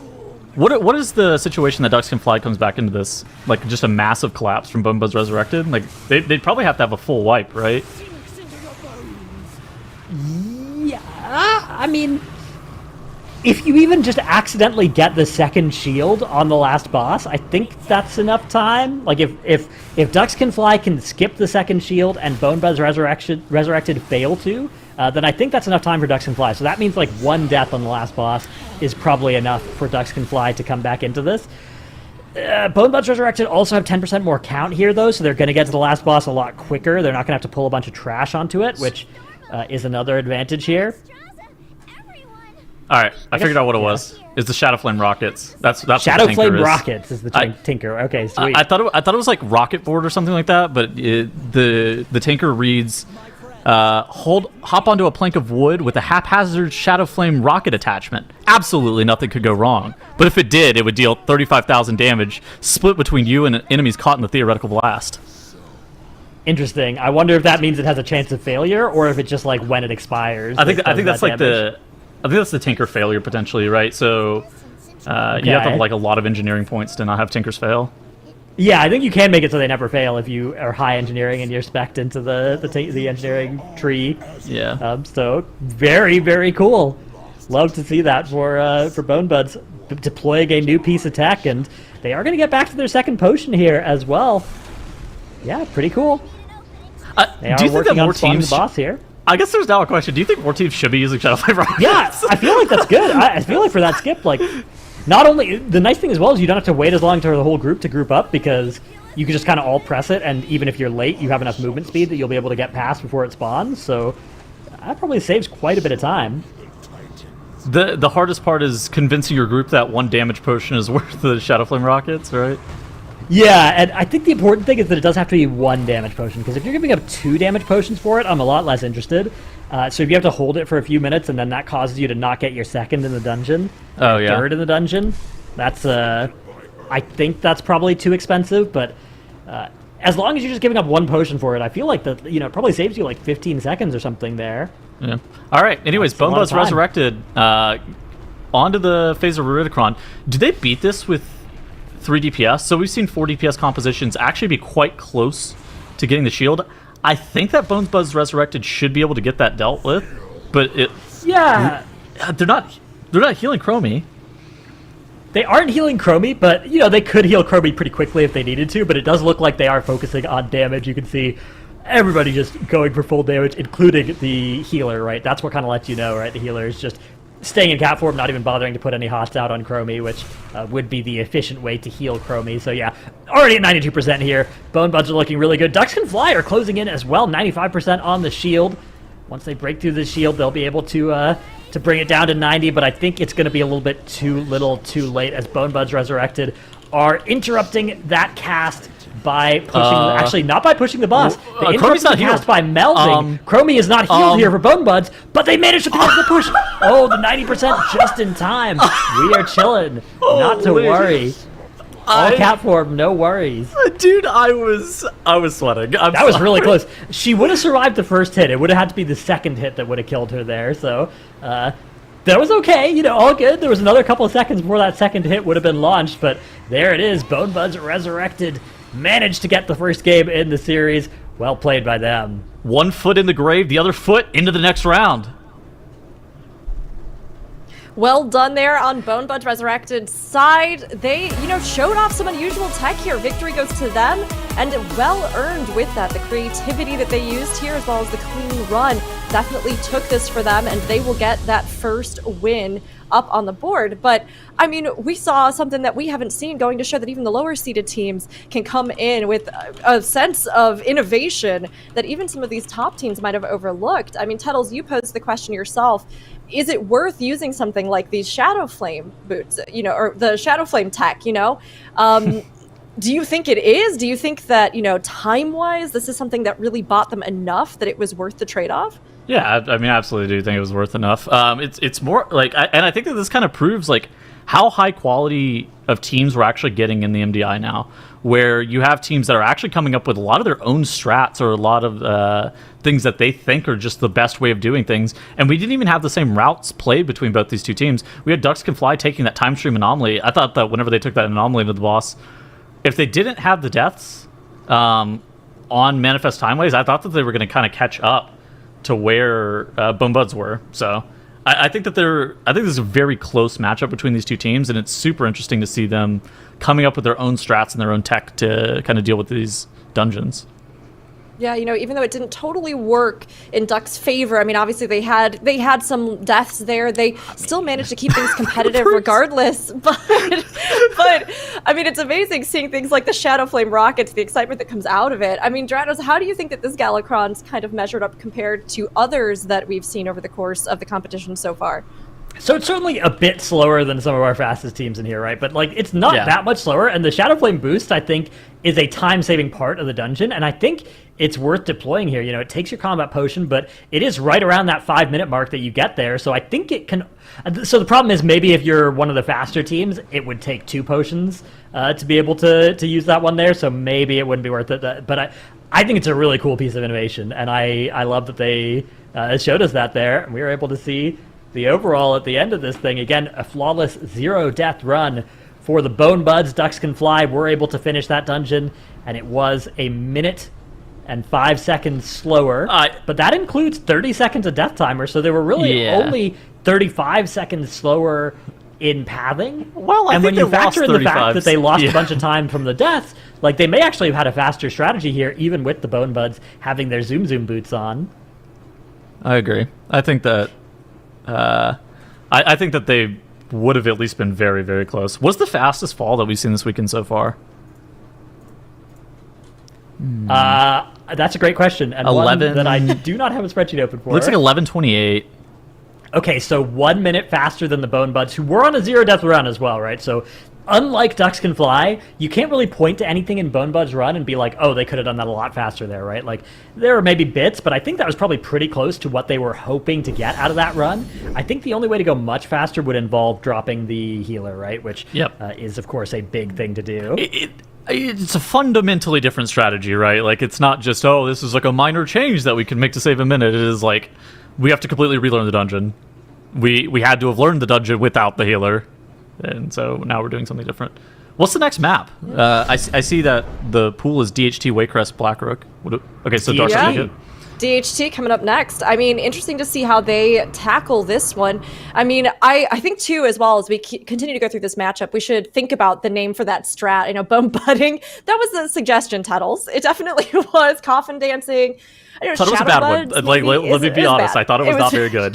No, it's true. It's true. No, it's a good like this is a good like team building thing to do. Is if you really want to make sure that people don't feel self-conscious about throwing out bad ideas, you just throw out a really bad idea at the start of a brainstorm, and then everybody's like, "Oh, see, you know, this is a safe place for me to just give out like absolute just awful ideas, and I'm not going to get flamed for it." Dratos, that's such a good point. No, I can totally see that. Tuttles, you're so selfless, honestly. Yeah, no, I think that was great. Now we can all feel comfortable. Shut up, both of you. Stop talking immediately. All right, into the Dark Heart Thicket, we have Bonebutts Resurrected and Ducks Can Fly. Segment is probably the most difficult part of this entire key. They need to make sure that they don't segment heal any of the bosses. We saw Mandatory accidentally heal a boss and lose a series because of it earlier. Yeah, that's one of the main things you want to avoid with Sanguine. It's okay if you heal up some of the mobs, although if you heal up a bear and then it gets to full health and it casts another roar that you weren't expecting, that's going to be catastrophic. But aside from that, you're primarily looking to fight trash either in a big group where it's usually easier, like without a boss, and those can be important to not Sanguine heal the big mobs in those pulls. But then when you're fighting with bosses, it's actually not important to avoid Sanguine healing the trash, right? You only have to worry about the boss. As long as you don't Sanguine heal the boss, it usually doesn't cost you any extra time. It usually doesn't, but we'll have to see. I mean, it's going to be a spicy one between these two. We've already seen that they can lay it out. They can put some innovative strats, but we'll see what they are going to bring to the table for Dark Heart Thicket. This is going to be game 2, Bonebutts Resurrected versus Ducks Can Fly. You know, Tuttles, if you feel like, you know, you've got it under control again, the laughs are kind of out of the system, you think you can lead us into the game here? Yeah, I'm interested in seeing if we're going to see the bone boost again. The bone boost, that's a good one. Good. I like that. I cooked that one up. Okay. That's good work. You redeemed yourself entirely there. No more flame will be coming from me. I feel like it's hard to use the Shadow Flame rockets in this dungeon though, completely. Yeah, honestly, where because you lose a potion. Yeah, I don't think, can you shroud with it? Probably not, right? Because you can mount use in this it for dungeon. The log at the end. Yeah, I'm thinking about the log at the end as being a potential place for it, but if you get meleeed, you lose it though, so it's, you know. Yeah, so you'd have to do it in like a shroud as well. Which, could be. I don't know if that. I first of all don't even know if that works. I don't know if you can be in a shroud while in those. It's a great question that I don't know the answer to. I also don't know if Bonebutts Resurrected are going to play a rogue. That's been a point of divergence that we've had for a lot of teams in Dark Heart Thicket. Is would you like to play the rogue? Would you like to play the Shadow Priest? Which one is more valuable? Are those speed shrouds? Is the speed shroud at the end the extra prior damage, the ability largely to run forward with tricks and then pull some trash back onto whatever you're fighting can be a really nice thing for the rogue as well. I generically really like rogue in this dungeon. I think that the value that Shroud brings into this key allows you a lot of pathing diversity that other teams kind of struggle with sometimes. We saw some of the teams last weekend. We did see a lot of different pathing diversity, but whenever you add that rogue into the fray, it really adds a lot of value. And Ducks Can Fly or play in the dark blue class. What? Wow. I believe we've seen... The name Luca Dwarf here is triggering a recollection for me. I think we may have played this in the last MDI that Ducks Can Fly played as well. That was when you would play Shaman in Temple of Jade Serpent. So this time it is definitely a little bit more out of left field. The Resto Shaman is really cool though. There's a lot of nice stuff that it can bring in this dungeon. One of the I actually don't know if it works against the fears in the later part of the dungeon as well from those mobs. Obviously, you don't want any of those casts to go through, but I think it might be a Terrify as well, so I'm not sure it even works. Tremor Totem would work on that. Also, people don't really talent that. But you've got Spirit Link Totem, which is actually really big for a lot of the causes of death that we've seen here. If you know you're in one of these volatile pulls with bears, you can link, and then whoever gets leapt on by a cat at the same time as a bear roar goes out, or any of that kind of stuff, is just not going to die. Poison Cleansing Totem is also incredibly strong in this key. Yeah. And look at this, dude. Ducks Can Fly on the right side of our screen here. Because they're able to play with that rogue, it's kind of that pathing that we were talking about. They're already on to Archdruid Gladius. Now, Bonebutts Resurrected, while we were kind of talking about the advantages of the Resto Shaman, they got their first trash pack dealt with. But Ducks Can Fly got similar, if not even a slightly more count, while getting the boss pulled significantly earlier. And this is a huge advantage for Ducks Can Fly, Dratnos. Yeah, this is big. I mean, they are on basically the fastest possible, one of the fastest possible ways you can do this first area, whereas the Bone Buds are playing it a little bit more slowly here. We do have a Dryad pulled in here for them as well, which is a little bit of extra count that they'll be able to grab. They grabbed that from up ahead, pulled it back, and then got the boss pulled here underway. So they do have to be a little bit careful, though, because now they have those flowers in here as well, which are going to add some extra danger, because you, of course, have to dodge those ground effects, particularly actually with Volcanic. That can be dangerous. So the Dryad is normally the most dangerous mob. It's not necessarily the Blossom. And the reason that the teams don't do this on live is because that Dryad with that spear that she throws occasionally, if that ever hits somebody who also gets targeted with the leap, they just get erased from the game. However, on a 23 Tyrannical, that's a little bit of a less of a problem. So wow, and Bone Buds here, they've actually just kind of overtaken in boss damage, or they're catching up on boss damage. They're catching up, yes. Here. Yeah, but look at there's count difference, like a pretty big count difference, right? It's going to be 4%. Well, they are going to kill off one more Blossom here, so yeah, it's not going to be huge, right? I mean, there's going to be a slight count advantage here for Ducks Can Fly. 3% count, 3%. But Bone Buds Resurrected are catching up on the boss here. Are they going to be able to get the kill first is the question.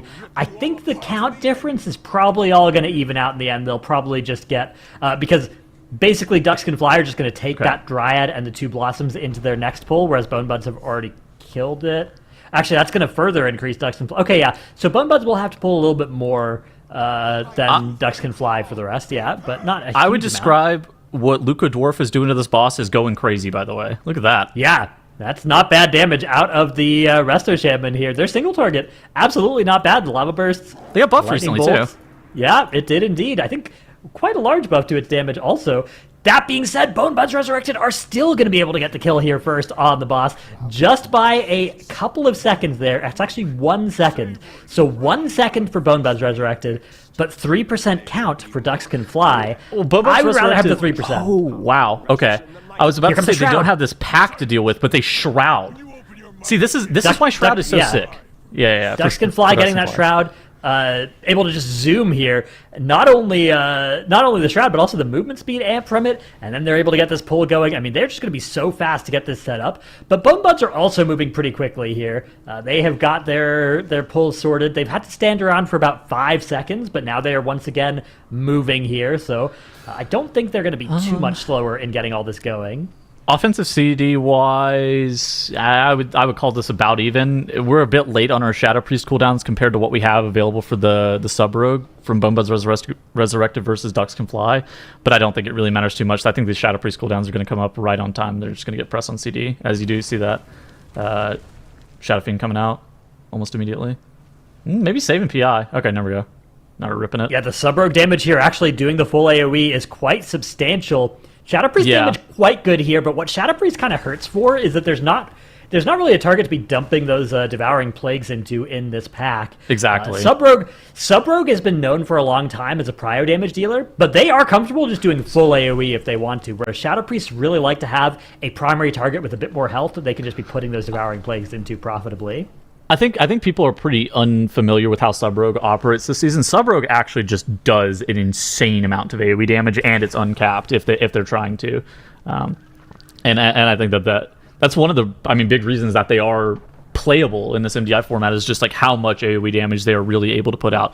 And on top of that, obviously we see the Speed Shroud is pretty solid added value. Obviously Rogue things historically. And look at this dude, Ducks Can Fly on the right side of our screen. Have something in the order of a 25% health lead on getting Oakheart pulled, and even more as Bone Buds Resurrected slow pulling these Blossoms.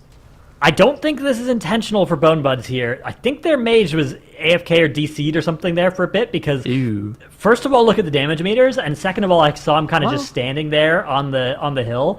It looks like maybe he's back now, though, so hopefully they'll be able to continue this run.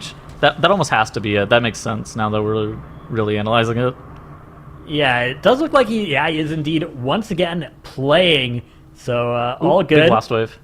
Big Blast Wave, yeah. Actually talented into the bigger Blast Wave as well with the more knockback, which is a good piece of tech for Sanguine. If you're a mage out there, you can amp up your Blast Wave. Looks like Bone Buds are still waiting to get this boss pulled. They're just killing off the last bit of this Blossom here. I don't love this for them. Maybe they're looking to set up trash into boss here. Yeah, okay, it does look like they're looking to do that. We see... Is that actually invis? No, okay, no, they were just waiting to get the pull started. All right, I mean, this is a lot slower than what Ducks Can Fly are up to right now. Ducks Can Fly already nearly killing the boss at this point. There's now almost a full boss separating these two teams. That is a lot of time. I think that, I mean, there was a question as to whether, like, what was the count advantage versus the slight time differential, like how much was that really going to factor in? But I think that the mage disconnecting or having to AFK to get the door or cat aggro or whatever caused him to pause for a second. I think that that's like a huge time loss. And you see Oakheart's going to be going down for Ducks Can Fly on the right side of your screen, where it has 52% HP on the side of Bonebud's Resurrected. That's, I think if you're a Bone Butter, I don't like that name either. I'll look up something else later. If you're a fan of the Bonebud's Resurrected, you're doing so well. You're gonna need to. Why try? Why try and coin a new term? You're flying too close to the sun here. Nah, I'm just gonna keep going. Yeah. You're hoping that Ducks Can Fly is going to have like a major catastrophe, and it would probably happen right here. This is a part of the dungeon where we've actually seen a lot of teams lose a decent amount of time. Yeah, absolutely. This is an incredibly sketchy pull that we are about to see on the right here for the Bone Buds, especially with that volcanic affix. They have to be super duper careful. You can see once again all those volcanoes spawning. That's going to be something that their ranged will have to deal with. They are going to get Dresseron pulled though, so they are wasting no time getting underway. And this is it. If they can get this pull handled successfully, and the next pull handled successfully, we then got they're APT. going to win. Dude, Oh, wow, I love it. Luca not trusting his team versus these Blood Tainted Furies, dropping that Ancestral Protection Totem. Basically what it does is it gives Onk to somebody if you die inside of it. Alternatively, it just gives 10% passive HP whenever the APT is down. I think it's on a choice node with Earthen Wall Totem? I think it might be Ancestral Vigor, but yeah, I'm not 100% sure. Oh, on Vigor? Oh my god, is it on a choice node with Vigor? I'm not sure. I could be misremembering my shaman. Let me check it out. It's been a hot minute. So talents. Yep. Yeah. These are the things that we look up in the middle of the run. It is okay. It's on Earthen Wall Totem. It is Earthen on Wall a Totem. choice. All right, yeah, you're a genius. Oh my gosh, I'm messing up. we're so back. That's why we cast the MDI. There we go. Yeah. So you don't see it super often. Like if you ever play with like a Resto Shaman, it's not popular, but it is very, very good, and it's like super useful if you have a hard pull like Ducks Can Fly has right there, where you just drop the APT, you get 10% passive HP if you stand in it, and if somebody dies, you get a free Onk. Yeah, really powerful effect. You do still lose the 5 seconds from them dying, because they do actually die and then click Onk. And depending on what they die to, like if you die inside one of these ground effects, you're going to res inside it as well, which is going to be very bad. But if you just die to damage, yeah, it's really powerful to not have to expend that battle res. And of course, the extra health just means you're less likely to die while it's down. But it doesn't provide huge HPS numbers, which Earthen Wall often can. So especially Earthen Wall would be really good on that pull as well, right? Because there's so many small instances of damage, which Earthen Wall is particularly good against. So that would be really good if you're trying to pad HPS. Earthen Wall is just generically very strong. And Resto Shaman as well this season, it gets overshadowed a lot by other healers, but it actually does do a lot for live keys in particular. Like Ancestral, like Vigor, like you were talking about, 10% HP once the Shaman heals you is like huge for surviving keys. Now for MDI style keys, damage is king.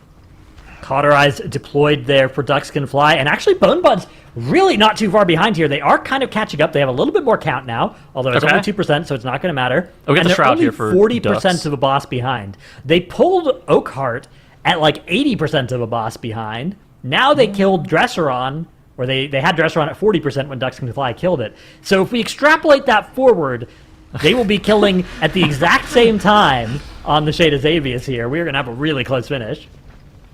I think right now it comes down to Sanguine Healing, right? Yeah, So- this is a huge Sanguine management moment here. We've seen it destroy Mandatory earlier today. That's why Mandatory are in the lower bracket, is because of Sanguine on this pull.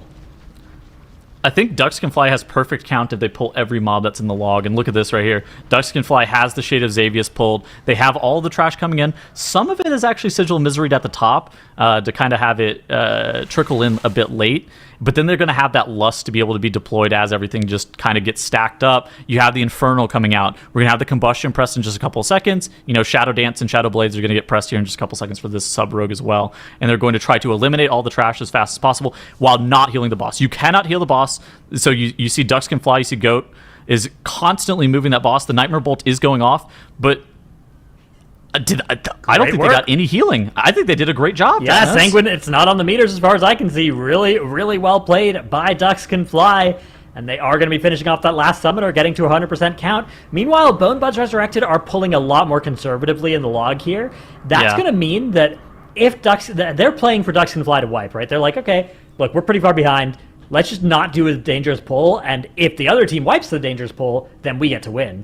But unfortunately for the Bonebuds, if you're a Bone Buddy, enjoyer, I think Bone Buddy is the name that we're going with. then you're going to be sad to see how well Ducks Can Fly have managed this pull. But the good news is, Bonebuds won game 1, so there will, of course, be a game 3 if Ducks Can Fly can hold on for just a little bit longer. We do have another piece of Sanguine dropping, but they've managed to avoid the boss getting Sanguine on that last one, and that is now 100% count, so they just have to deal with the end of this fight. Did you know that Luca raids with Nagura? That's some lore. I did know that, yeah. She said that yesterday, yeah. Yeah, she's also telling us in our talent chat that she's a big quacker, a big Ducks Can Fly fan.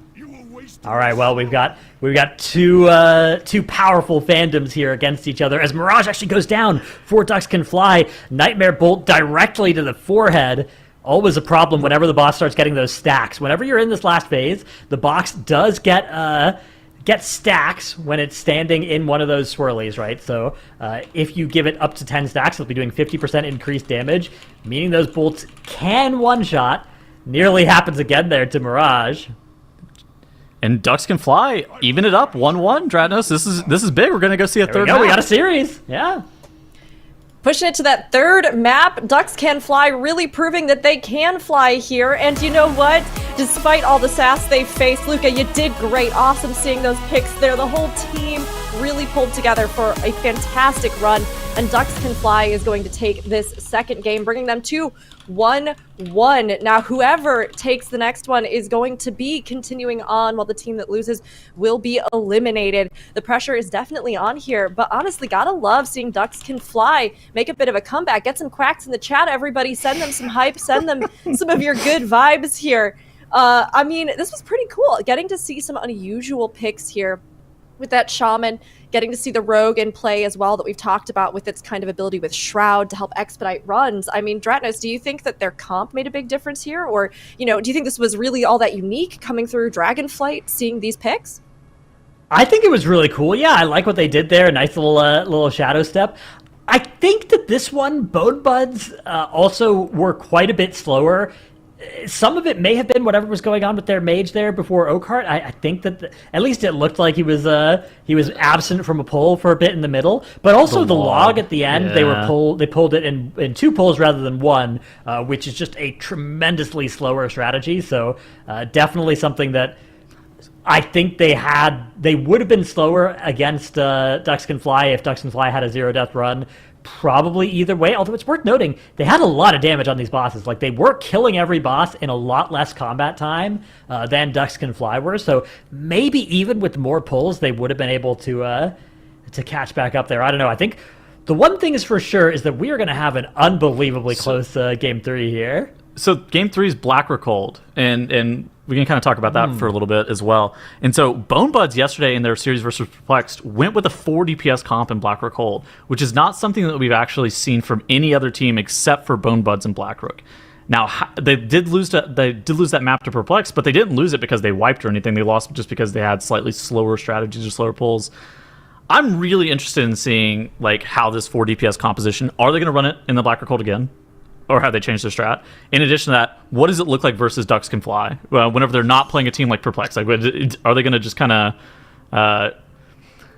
I'll say shoot the duck out of the sky, but that doesn't sound very right either. I don't know. I feel like are they going to be eliminate the ducks? You know, it's hard to say because, I mean, yesterday we did get to see Blackrook with Ducks Can Fly and Eclipse, right? And Ducks had a lot of deaths there, just kind of struggling through, but we don't really know when they're in this kind of situation with a Knight more, how they're going to perform coming into this. I don't know, Dratnos, do you have any thoughts on, you know, are they going to have polished things up, getting to see what they did yesterday? How do you think this Blackrook's going to shake out for them? Yeah, I think that with their strat as well, like, it lost yesterday. I think if they just do the same thing, I don't know. I feel like it could work here. I'm not sure you have to reinvent the wheel. Just go into the dungeon, try and keep it clean, and I think you've got a good chance of winning. I feel like Bonebuds yesterday, whenever I watched them in the Blackrock, I was like, wow, this is an incredibly fast run. And Yeah, if they're up against a team that's not Perplexed, they're probably winning this.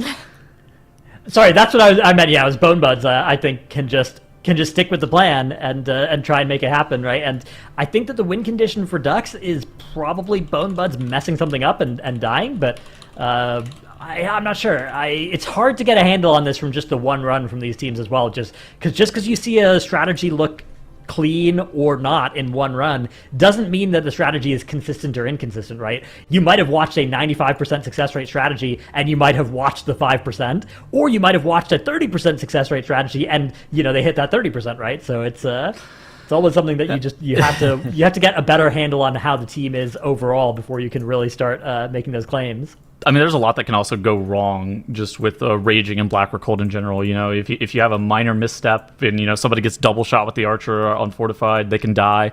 On top of that as well, the scavengers, those are probably the most annoying mobs to deal with. And if you don't get like a great soothe from like an evoker or something like that, or you don't have enough damage to kind of kill it before the Drink Ancient File cast goes off, you're in a lot of trouble.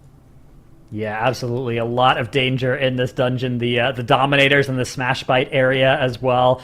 A historically high rate of wiping people in this MDI so far. Both weekends, we have seen teams go down to that. So that's going to be something that I'm sure they will be trying to avoid in this run, is any disasters in that area in particular. But of course, that is easier said than done as we are about to get underway here. I think we're overlooking the first poll. I think the first poll is consistently the hardest one and most likely to wipe you. No, that poll is beyond difficult. It is such a high intensity pull. The soul blasts and the soul blades that you have to look out for. You've got a mob that does like a big frontal. You've got a boss that's doing a big frontal. You've got a boss that's throwing out scythes as well, all at the same time. And you need to be focusing on doing efficient damage. And then you need to live the explosion when the boss, either you kill the last soul or it reaches 15% health is usually how people are triggering it, which does a lot of damage at this key level. We've seen that kill people as well. I don't know. You also get Lady, what's her name? Lady Ravencrest? Lady something Ravencrest. Strike down, lady. Exactly. Ilisana? I don't know. That doesn't sound right. Is it Ilisana? Ilisana is the... Ilisana's a boss, isn't she? Let's see. I think it's Verandris or something. It's something with a V is my guess. Let's see. Valandris. There it is. Yeah, we're Lady Ravencrest. Yeah. She has that glaive as well. Versus these Clothies, it's actually quite dangerous. And look at this left side of the screen. Bonebuds Resurrected run the exact same comp that we were talking about yesterday with that Aug Evoker instead of a healer. Yeah, very nifty composition out of the Buds. They are getting underway here with that Lust as well. And Ducks Can Fly also getting into combat here, hitting the Lust a tiny bit later. Shouldn't matter though. Either way, should be able to squeeze a second use out of this dungeon, kind of regardless. So, question is, okay, so yesterday we saw that you can actually do the last boss with Lust on pull and just kill it before it goes, or not Lust on pull, but Lust on activation. Yes. And you can kill it before it goes into the first, phase, right? The guile happens, yeah. Ridiculous, yeah. I wonder if either team has practiced that, because you'd think if anybody could do it, a 4 DPS comp would be the one that could just make that happen. I feel like it's really easy to adapt into their strategy as well. Like at 40. Oh, so adapt here. Oh my gosh, Mirage going down for Ducks Can Fly. Ooh, okay, so it looks like he died with a soul burst. Yeah, exactly. That was that 15% health burst, and now we've got another death here. 2 more deaths. Ducks Can Fly are down to just a tank and a healer. Kill the boss. Now they just have a tank. 4% health on the boss is a lot of health on the boss. They have to be really careful here, and he is going to have to make sure he dodges this frontal, keeps moving out of his soul. The Glade Toss shouldn't be too threatening to him. 2% now on the boss. But we have an Afflicted spawning, which he doesn't have an answer for. Oh, yes. Sacrifice Soul! Sacrifice Soul is now preventing how much damage the boss can take as well, right? They are going to be able to kill off that two afflicted, mob two afflicted, now, but two afflicted. So double Afflicted means that Goatface doesn't have meta here, and he is in the middle of Feldev channel. That was really smart. He hit Feldev right as that went through, so he basically didn't get the Afflicted debuff for a little while there. Now the boss is going to go down. Really nicely done by Goatface there for Ducks Can Fly, salvaging a almost huge disaster. On the left side of your screen, Bonebuds had a death as well. I think Hemo went down, but it was after the boss. had died. So you do access a checkpoint at that boss once it goes down. So it was basically just a 5-second time loss plus some soul shards. But for Ducks Can Fly, that is a massive time loss. Look at this on the right side of your screen. They are still dealing with the strike down as Bonebuds Resurrected are getting already into their second pull of this dungeon. Yeah, this is a huge time loss. No two ways about it. They are going to be in some trouble here for a little while, but certainly not over just yet. They will continue their run, and the Bone Buds are working their way towards the trash pull that spawns the mini boss in this area. Looks like they're kind of taking it slow right now. Okay, they're kind of setting up a nice slow chain pull here. So the archers are typically the limiting factor of this area. If you could somehow live 4 archers at once, you would probably just do all of this trash at one time because you have enough stops for the scouts and whatnot. With Bonebuds Resurrected's comp, they actually have an AoE soothe with that oppressing roar talented into overawe. But the archers' shots, even on like a 23 fortified, if you get like 3 of those synced up at once, you're just going to get erased from the game. Yeah, you got to be just so careful of those.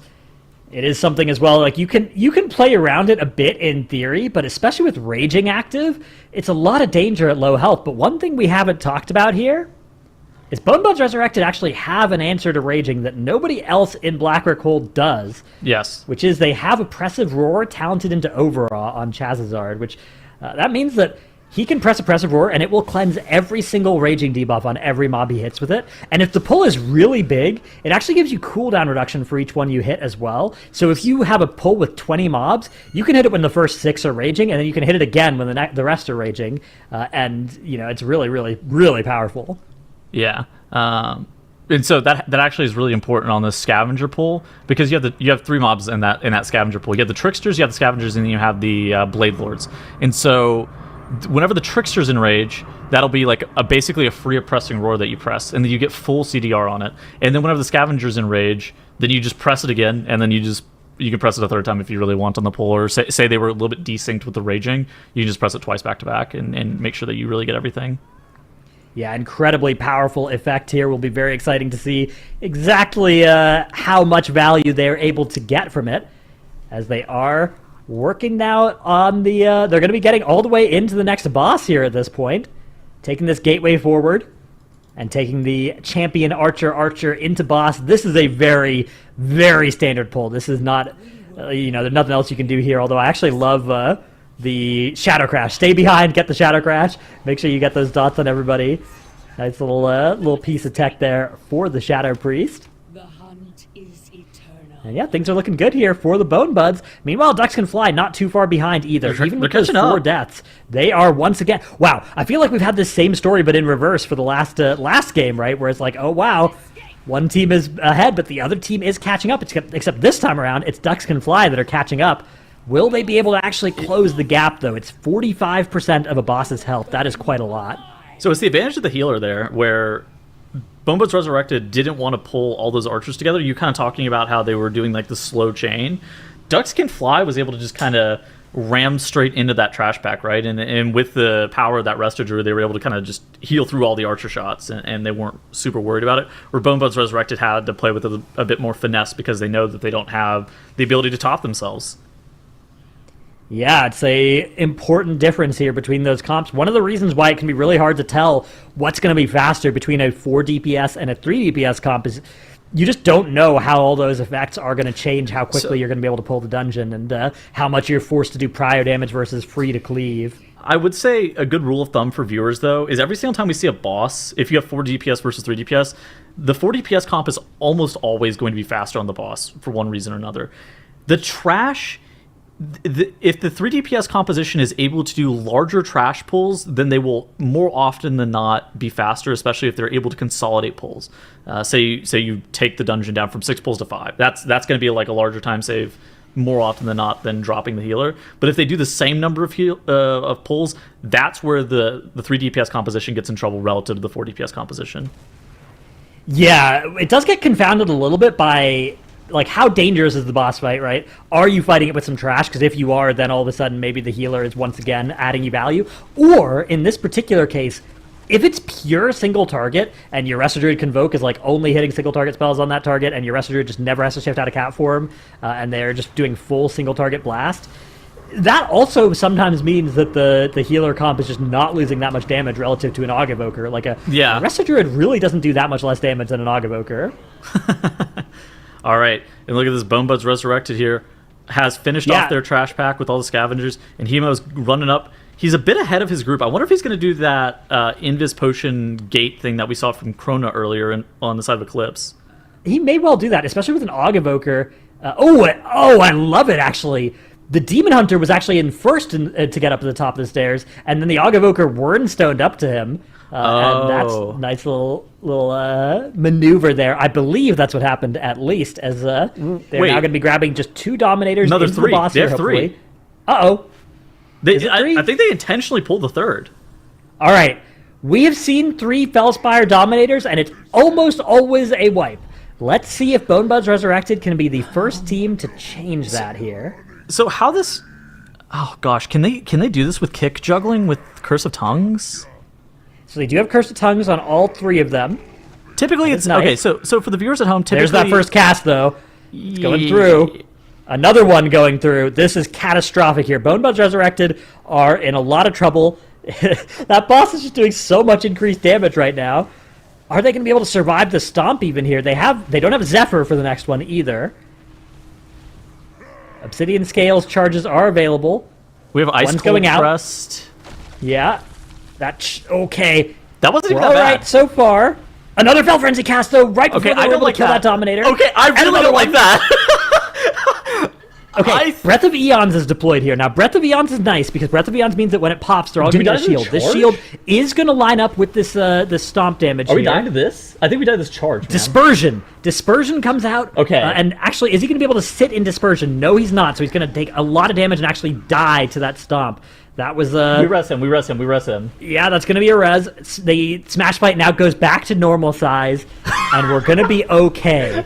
Bonebuds Resurrected are going to be the first team to actually kill this boss after having 3 Dominators in there, but wow, it did not look clean. It cost them a death, it cost them a battle res, which means they're now only 10 seconds ahead on Death Timer, and Ducks Can Fly have quietly been catching up as well. Ducks Can Fly are now just 20%, 25% behind, 30%, some who are good at math might say, on boss HP, but they are still in this thing, they're still trying to catch up, and maybe they can squeeze out a win at the end here if they're super duper quick. Okay. But Bonebuds are in position here to still win despite that death on Smash Bite. And you were talking about this earlier. Look at their Bloodlust. Their Bloodlust is coming up right now.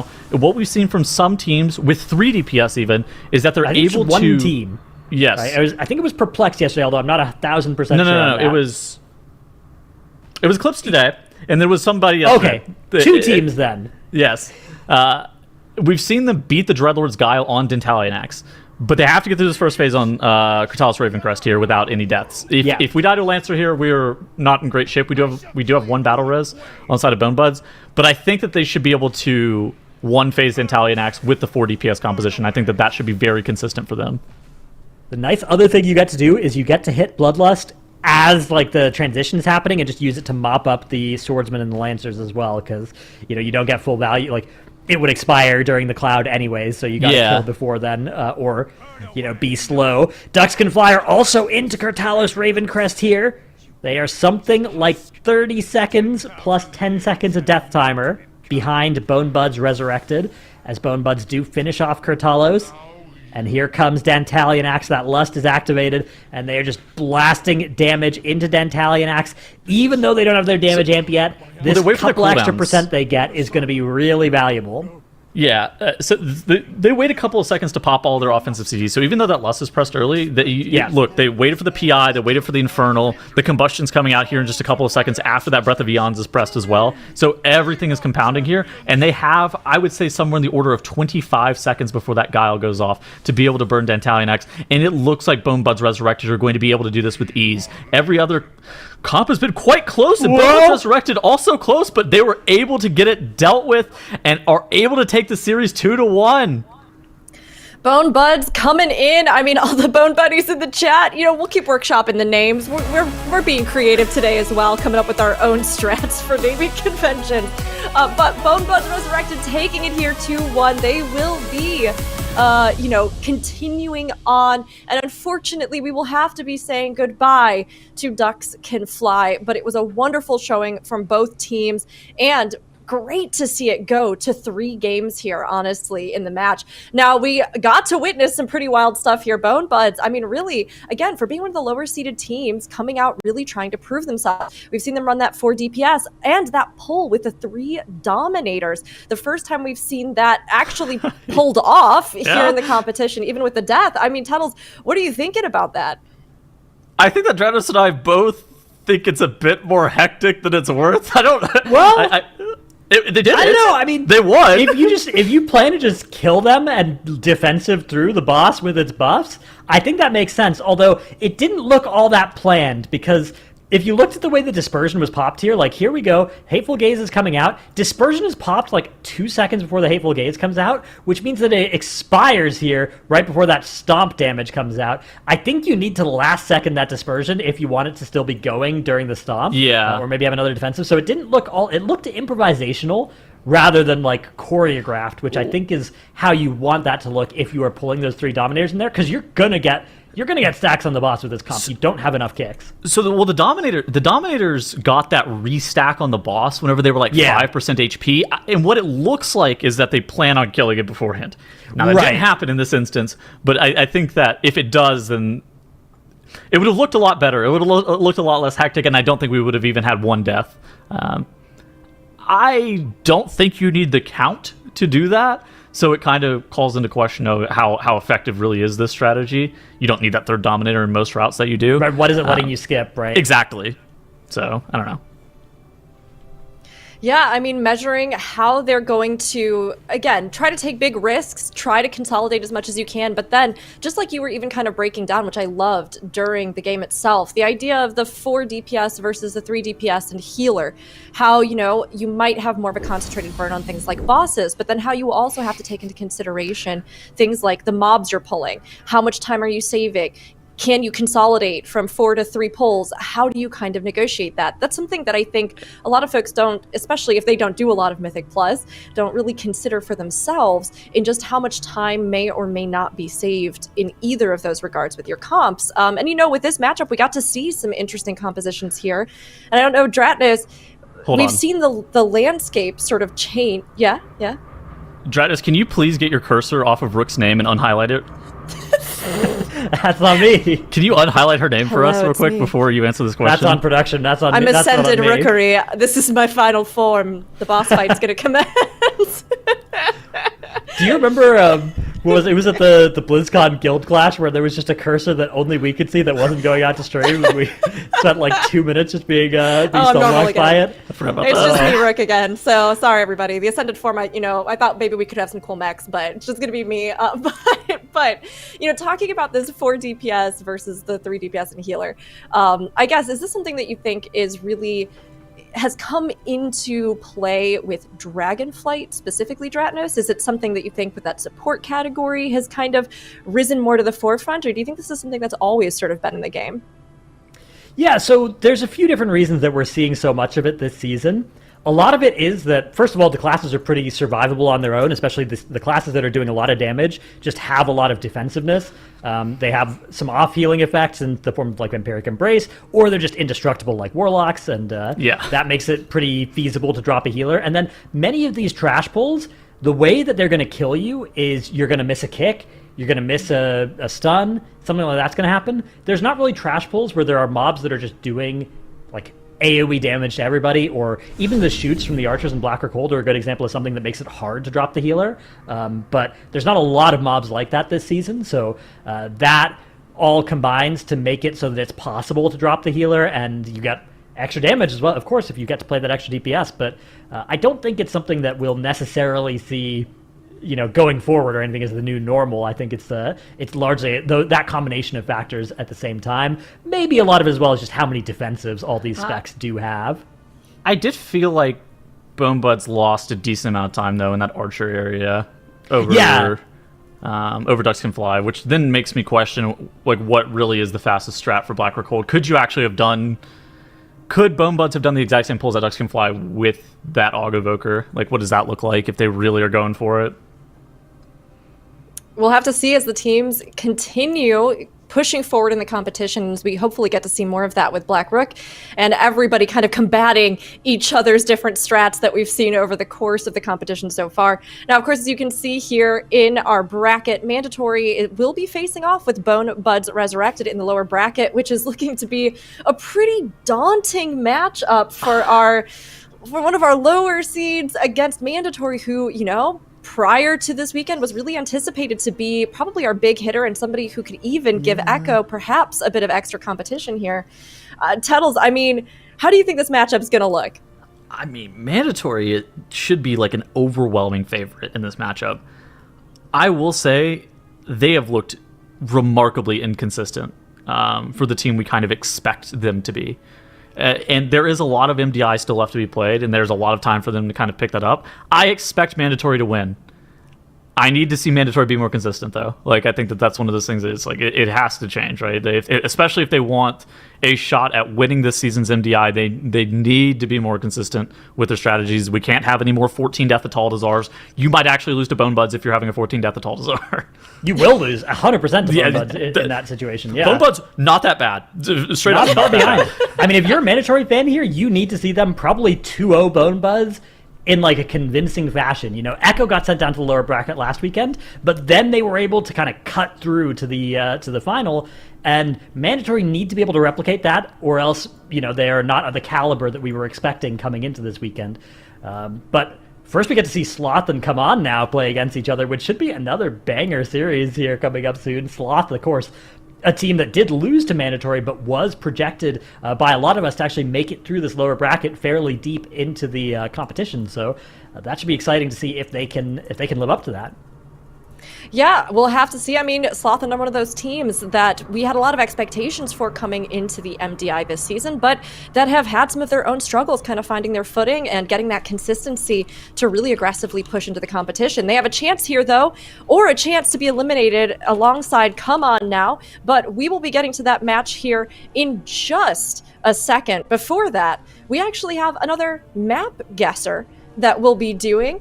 So we've been doing these throughout the competition thus far, and it's been a nice break as well as a different way to get a look at the MDI. So the dungeon movement maps, we ask everyone, us, all of you in chat, try to guess the dungeon boss based on the movement of the players. Let's see what this one is. I mean, we've had some that kind of stumped us today. That was a Mistweaver Monk. What are the most popular dungeons for Mistweaver Monk? Soulbound Goliath, maybe? No, you see it in Waycrest and in Throne of the Tides most frequently. So it could be Mindbender Gersha or it could be Soulbound Goliath. We haven't seen Throne of the Tides that often, though, is the thing. Yeah, we haven't. But, you know, the ranged DPS are all playing far away from the tank. On Soulbound Goliath, don't they usually play close to the boss so that you can cleave the thorns? Isn't that how you'd handle that? That's actually a really good point. I hadn't considered that. But Mindbender Gersha, you play far so you could line. Right? What is the healer doing running out at range? Going to kill a totem that spawned out there, maybe? Or I mean, they would move the boss, right, I think. Yeah. Is this never Razan, I don't think. I'm registering a Mindbender Gersha pick. That's my pick. I'm down for Mindbender Gersha. Yep. All right, just to Lock be in. contrarian, I'm going to go Goliath. Goliath. Yeah. Could have also been one of the times that we randomly saw a Mistweaver in an Atol Dazar. Yeah, maybe. Oh, there was a Mistweaver play last weekend in Everwood as well. But I'm sticking with Gersha. Oh, it's Razan. No! Oh, man. No. One that got eliminated early. Well, it's Razan. Oh, no. Oh, man. Well, you know, I guess, you know, Dratnos, we'll go ahead and sweep this one under the rug because you're always right. So something must have happened here. Something must have been wrong on this. Sorry, guys, I was lagging there for a bit. Oh, yeah. Makes sense. You guys hear me? Oh, we can hear you now. All right, good, yeah. But with that, we're going to go ahead and head to our break. Next up, we will be checking out more of our lower brackets as they face off. Sloth versus Come On Now. One will be eliminated, one will advance forward. So sit tight, hang in there. We've got a lot more action after the break.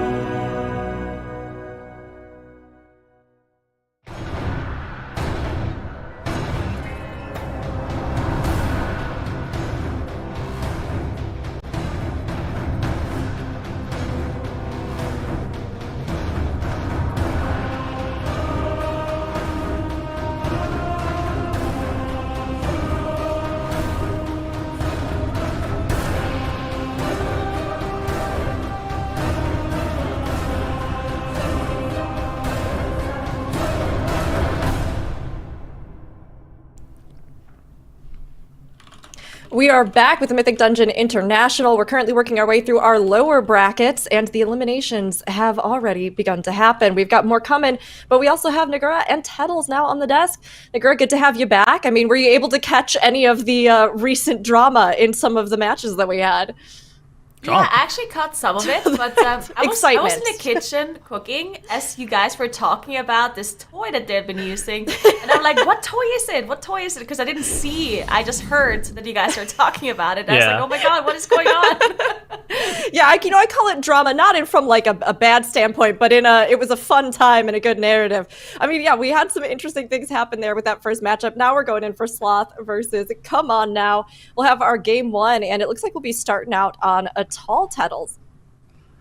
Atoll is a very volatile dungeon this week. And just generally speaking, a very volatile dungeon. I think that this one is really just going to come down to like what team is the most consistent.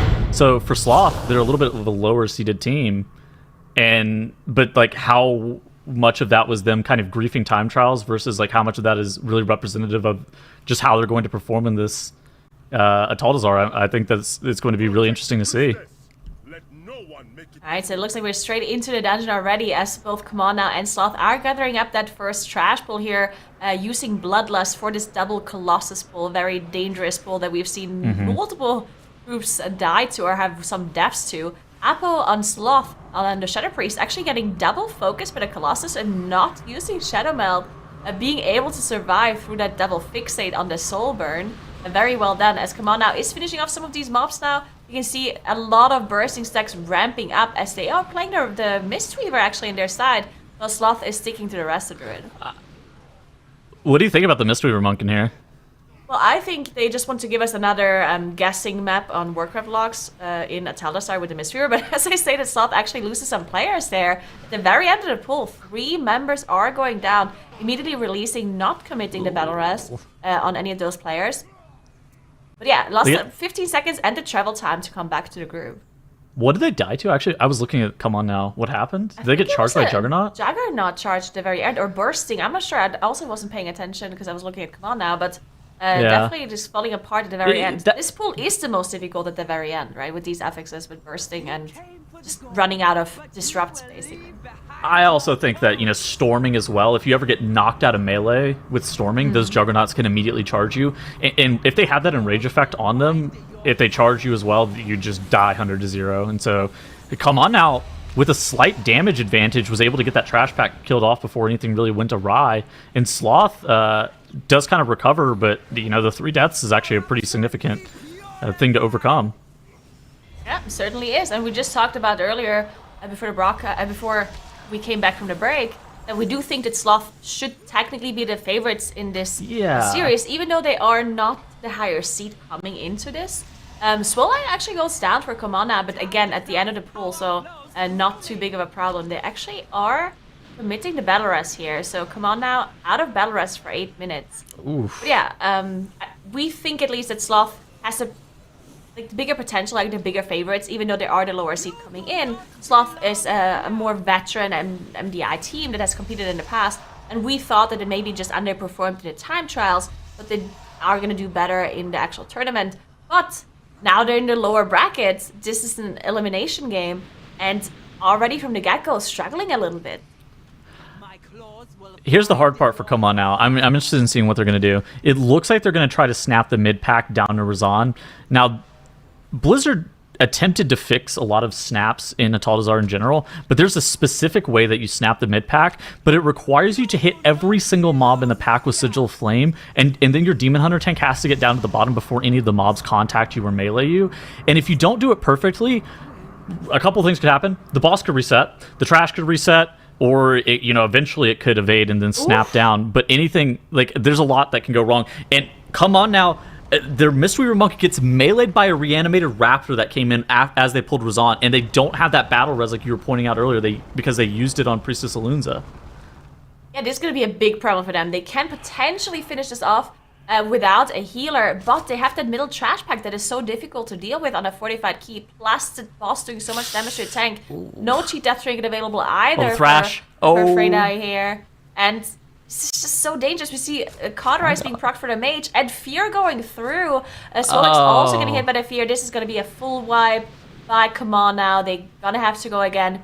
And this is the opportunity that Sloth needed to get back into this game after that the initial mistakes they had on that very first pull. Now they are the ones in the lead as they are pulling Rasan a lot of trash on top of Rasan as well. Let's hope they can execute it better than Mana does. As Simpkins does go down, they do have a Battle Res available. They have to commit it immediately to be able to recover this pull with all of this trash still being alive. They don't have a meld. Look at this. They're walking Razan too. Oh, true. What did they melt? They were encumbered with something that they had to melt off. You can see everyone melted at the same time, with Simpkins, of course, having greater invisibility. So either it was a melt that actually was planned, that they wanted to skip a certain part of a trash pack to not get everything onto Rasan, or they accidentally pulled something and had to melt to get off the aggro. As Melik does go down, this is also going to be a full wipe. For Sloth, they cannot finish this boss with a tank death and no res available. Way.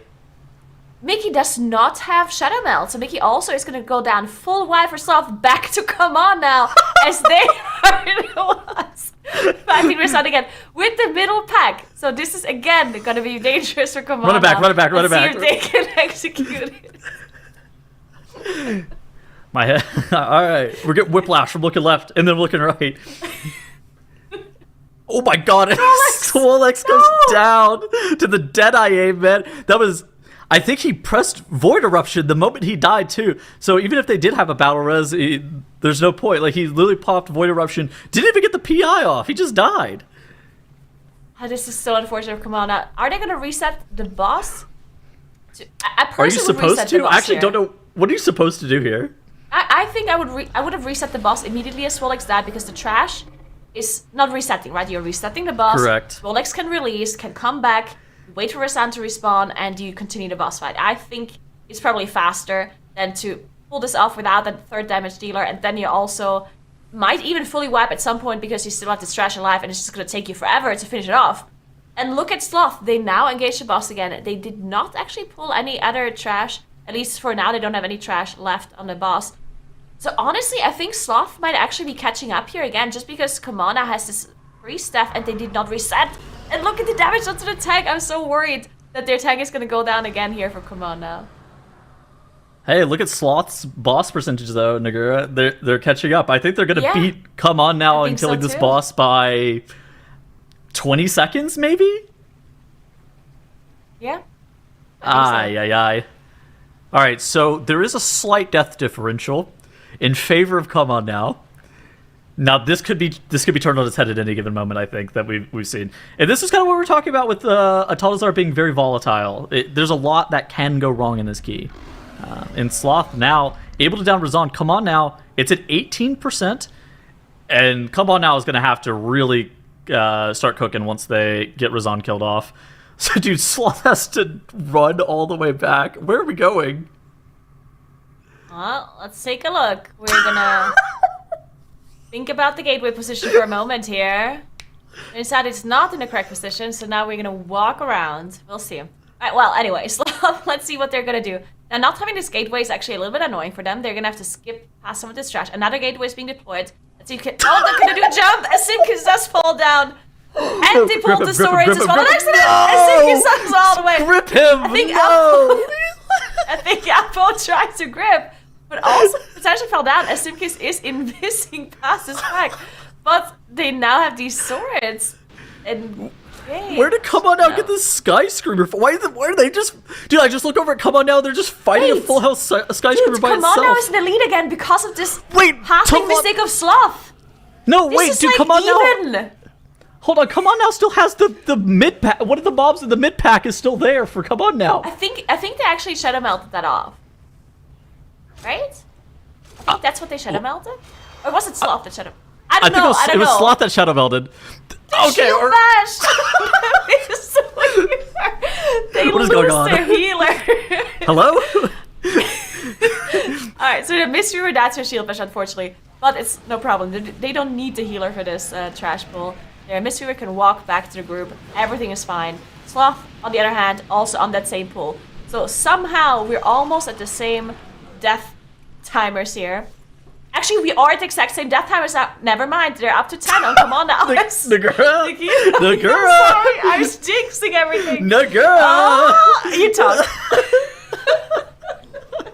All right, and now Sloth on the left-hand side of our screen, getting the best of this catastrophe here, as we basically.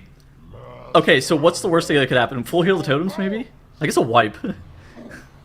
Yeah, just say the opposite, so it's not gonna happen, please. There's no way that Sloth could wipe from here. No, don't do it.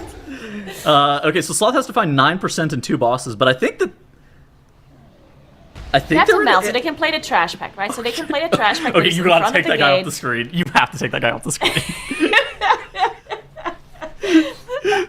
Alright, so Sloth has a full Shadow Melt comp with Invis. That means that Sloth can pull the trash pack in front of the gate of Volcal Yes. here. Yes. Into phase 2, which is probably what they're doing right now. And then they Shadow Melt off the Honor Guard, which means that they do have enough percentage. Come on now, on the other hand. Hold on, I Yep. can't see now. Come on now. It's up to 97%, which means they don't have to do that same thing. They're done with trash. But of course, Sloth being a little bit ahead again now. This was a back and forth, honestly. But Sloth is in the lead. They're in phase 2 of Volcal. All they have to do is finish off these casters here and the guards. And then the only thing they have to do is the Sky Screamers on top of Yasma. Which again, can cause some issues. We've seen teams wipe there. Both of them have Bloodlust available at this point. But yeah, we'll see if Kamana can execute that phase 2 of Volcal as well. They don't have any extra trash, so they should totally be fine. Sloth's area in this room doesn't look great. Are we does gonna have to not. move the boss? What is going on? That's a lot of puddles. Okay, Malik is We're actually moving. just taking a trek through the slime here. Marky here on this warlock also just kind of bathing in the slime.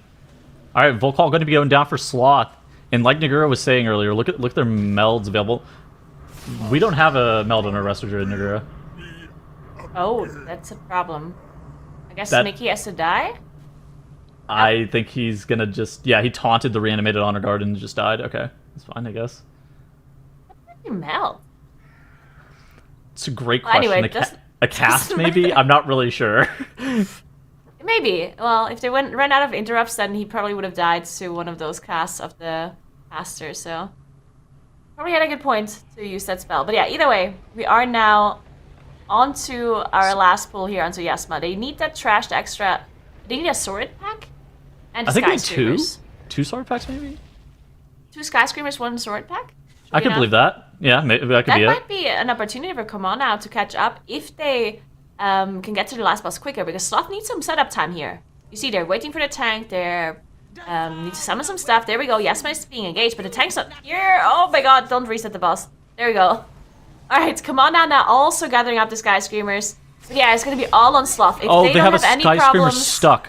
Oh my god, come on now, has a Sky no. Screamer stuck in the air. So well, it doesn't matter. basically... Sloth is in the lead. Yeah. So now Sloth needs to just make sure that they don't let Sky Screamer casts go off. That's, I would say, the main concern here of any potential wipes. Are they triple Sky Screamer? Is that right? Yeah, it looks like it. Good Chaos Nova as well for Malik. And Sloth with that Lust are going to be able to get these Sky Screamers dealt with. Yasma at 35% HP. I think that Sloth is going to win this one. I don't think there's any way that they could actually wipe from here. Malik even taking the proactive job of stomping out every single spider. Yep, they got it. Yasma down to 20%. They're also 10 seconds in the lead when it comes to the death penalties as well, in favor of Sloth, obviously. So there we go. They are going to finish off Yasma. And what a chaotic run by both of these teams. But they have to shake it off, and we need to see a clean run from both Kamana and Sloth in the next dungeon. But yeah, this is Sloth winning the Eldastar in what a fashion they won it in. They won, but at what cost? Like, oh, Sloth, you got the victory, and honestly, I'm so proud. It's like really, chat's losing it, we're losing it. That, was definitely, I can safely say, the most entertaining dungeon that I think we've seen the entirety of the MDI so far. Now, was it clean? Absolutely not. But man, it was really special. I mean, there's not a lot here. There's a lot to break down. But I mean, what are you both thinking? What happened here? I Tells? mean, so Altaldazar's volatile. I think that people. Okay, if you do this key on live, typically you run down like 10 deaths to the Juggernaut area, and then you zone out of the key. That's like an average a Taldazar like wipe sesh, right, where you just like completely lose your entire run to the Juggernaut pools. These teams, I mean, with how volatile it is, they're trying to pull insane trash packs into every single boss, and occasionally you get shot to death by the Dynamancer's quick Deadeye aim, and this key is like super hard. I think that whenever you watch world-class teams not mess it up, you kind of take for granted sometimes just how easy it really is, but then it's like you try the key on live, and this run looks reminiscent of something that you do on live, unironically, like where you just kind of run down a bunch of deaths and then you're like, what's happening now? I think that like for these teams though, you just kind of have to shake it off and go next. Yeah, I mean, we're in the lower bracket here, but we saw Mandatory versus Bald Bandits earlier, and Mandatory was up to 14 deaths. Like, this is not something that could not be happening to one of the top MDI teams, right? So yeah, it was funny to watch like the back and forth between the teams having all of these mistakes, but this is certainly like very difficult. These pulls that they're doing, they're insanely difficult, and any team can make mistakes here, and things fall apart so quickly as soon as you make one mistake. Things fall apart from there on out because all of the cooldowns don't line up anymore, right? So obviously this is very hard to recover. Just to put into context, they 3-chested and did the dungeon in 14 minutes still. Yeah. Like, they were still doing the dungeon very fast, even with all these mistakes. At the end of the day, though, like, I don't think that necessarily analyzing the mistakes is super, helpful in any capacity. I think you just kind of move on. We look at the next map, which is Black or Cold, and we're like, we need to mentally recover. Don't think about it. We gotta just kind of get over it and move on. The one thing that I wanted to say that is probably interesting is because if you're a team participating in a run like this and you have multiple wipes and multiple resets, you're probably thinking, oh, we're losing, right? And usually the way it works is that sometimes the teams are not actually keep paying attention to the broadcast, so they don't know where the other team is and how they're doing sometimes. So you're just waiting for the admin in your group to say you lost, or if you won, obviously you're waiting for the admin to say you won. And I think if a team is behind like this and you have multiple wipes, you're just looking at the chat, like thinking, oh, I'm gonna lose at any moment, right? Like looking at chat, waiting for the admin to say you lost, and it just doesn't happen because the other team has like multiple wipes as well. And I wonder how that feels like to be a team like that in a situation like this. I mean, you have to have a general sense, of course, of how the kind of landscape of the MDI is shaking out, right? I mean, you're kind of going, like you're saying, Negura, you're looking at your chat like, okay, well, we had a couple wipes, and I mean, normally that would knock us down, or judging by the other atolls that we've seen, it seems like there's no way. But you never know, and it does go to show, just like you both said, it's a great reminder of how difficult these dungeons, strats, and pulls are, even when you are doing everything so well, even when you're executing the strats and you know how they work and you've pulled it off, there's still room for mistakes, and there are still opportunities where if you just keep going, if you just don't throw in the towel, you might still come out of it the victor, right? And ultimately, these teams, they just want to keep moving forward. They can take away what they need to from these runs. They can, polish things up. They can practice take nothing more. away from that, actually. Yeah, no, but like, I mean, yeah, that one, no, you don't need to take anything back. But there's a lot of learning that can still come from it, or you can just let it lie and never think about it again. But we have Black or Cold ahead, so both these teams need to be turning their minds towards this. I mean, Negura, Black or Cold, there's nowhere to go but up here for either of these teams, right? Yeah, for sure. We did see the same Black or Cold earlier from Eclipse with their best time of the tournament being 10 minutes and 52 clear. Now, we haven't seen Sloth in Black or Cold just yet, but we saw Come On Now in Black or Cold. Unfortunately, they lost to Bald Bandits, and they had 13 deaths on their loss. I believe they had a bunch of issues. They had like a full wipe on some of the trash pools, and on the first boss, they had some issues as well. So hopefully that they manage to recover from there and actually do a clean Black or Cold run here. And Sloth had enough time to look at all of the other teams playing that dungeon. We actually saw Black or Cold a lot this weekend. So I do think that Sloth actually has so much footage to go through, and they definitely prepared Black or Cold pretty well, I believe. So yeah, we'll see what's going to happen. You agree, Tuttles? Do you think that both of them here coming in, fresh start? I mean, Blackrook, as we've seen, it does have the potential to trip people up. There are full wipes that we've witnessed, but I mean, you'd kind of wish maybe they got an Everbloom or something in here. But Blackrook coming up next, how you think it's going to look for them? Well, an advantage of the Blackrook is almost all of the difficulties within the first pull. And so if you can get through that first pull, it should be okay for both these teams to, have mostly a clean run. But the first pull is incredibly difficult, so I think that's what we have to watch out for both teams. How you're going to get your CC layered on the counselors. Don't die to any of the dots from the Revelers. Making sure that you don't get strike down or glaive tossed by a Lady Ravencrest. Those are just like the big key points of that first pull, because you're taking pretty much all the trash into the boss, so it's quite sketch. It might be sketchy, but we'll have to see if they can make it through it. This is going to be game 2, or in our hearts, if we want to forget the first one, game 1, Blackrook hold, Sloth versus Come On Now. Now, of course, if Sloth is able to claim victory in this, they'll be moving upwards in the bracket. And Come On Now, same thing. If they can tie this off and get back in the competition, this team can avoid elimination. But let's see how it goes, Nagara. All right, let's take a look. We do see same comp for Sloth as well, playing that Rest Druid on their side as well. We've seen some 40 PS comps here and some different picks with like a Rogue, but Sloth sticking to the range comp with the Rest Druid. And now we are going to see that first pull that Petals talked about. Ooh, look at this. Sloth has world markers placed as well, trying to make sure that people know where the boss frontal is going to be going. That's probably that green world marker is where the boss frontal is going to be going. And then they also need to make sure that they're not going to be standing in range of that strike down, because that strike down has about a 20-yard range, if I had to estimate how long it is. So you need to really make sure that you're positioned well. Yeah, it did look like both of them did engage the boss at the exact same time, and the percent of the boss is so even. Full single target damage coming out from both teams, as they're kind of just passively cleaving the trash down because they're waiting for all of the trash to come in, which takes forever. These mobs actually taking a long time to walk up all the way to the boss. There we go, Come On Now, actually catching up a little bit on boss HP. Doesn't necessarily matter.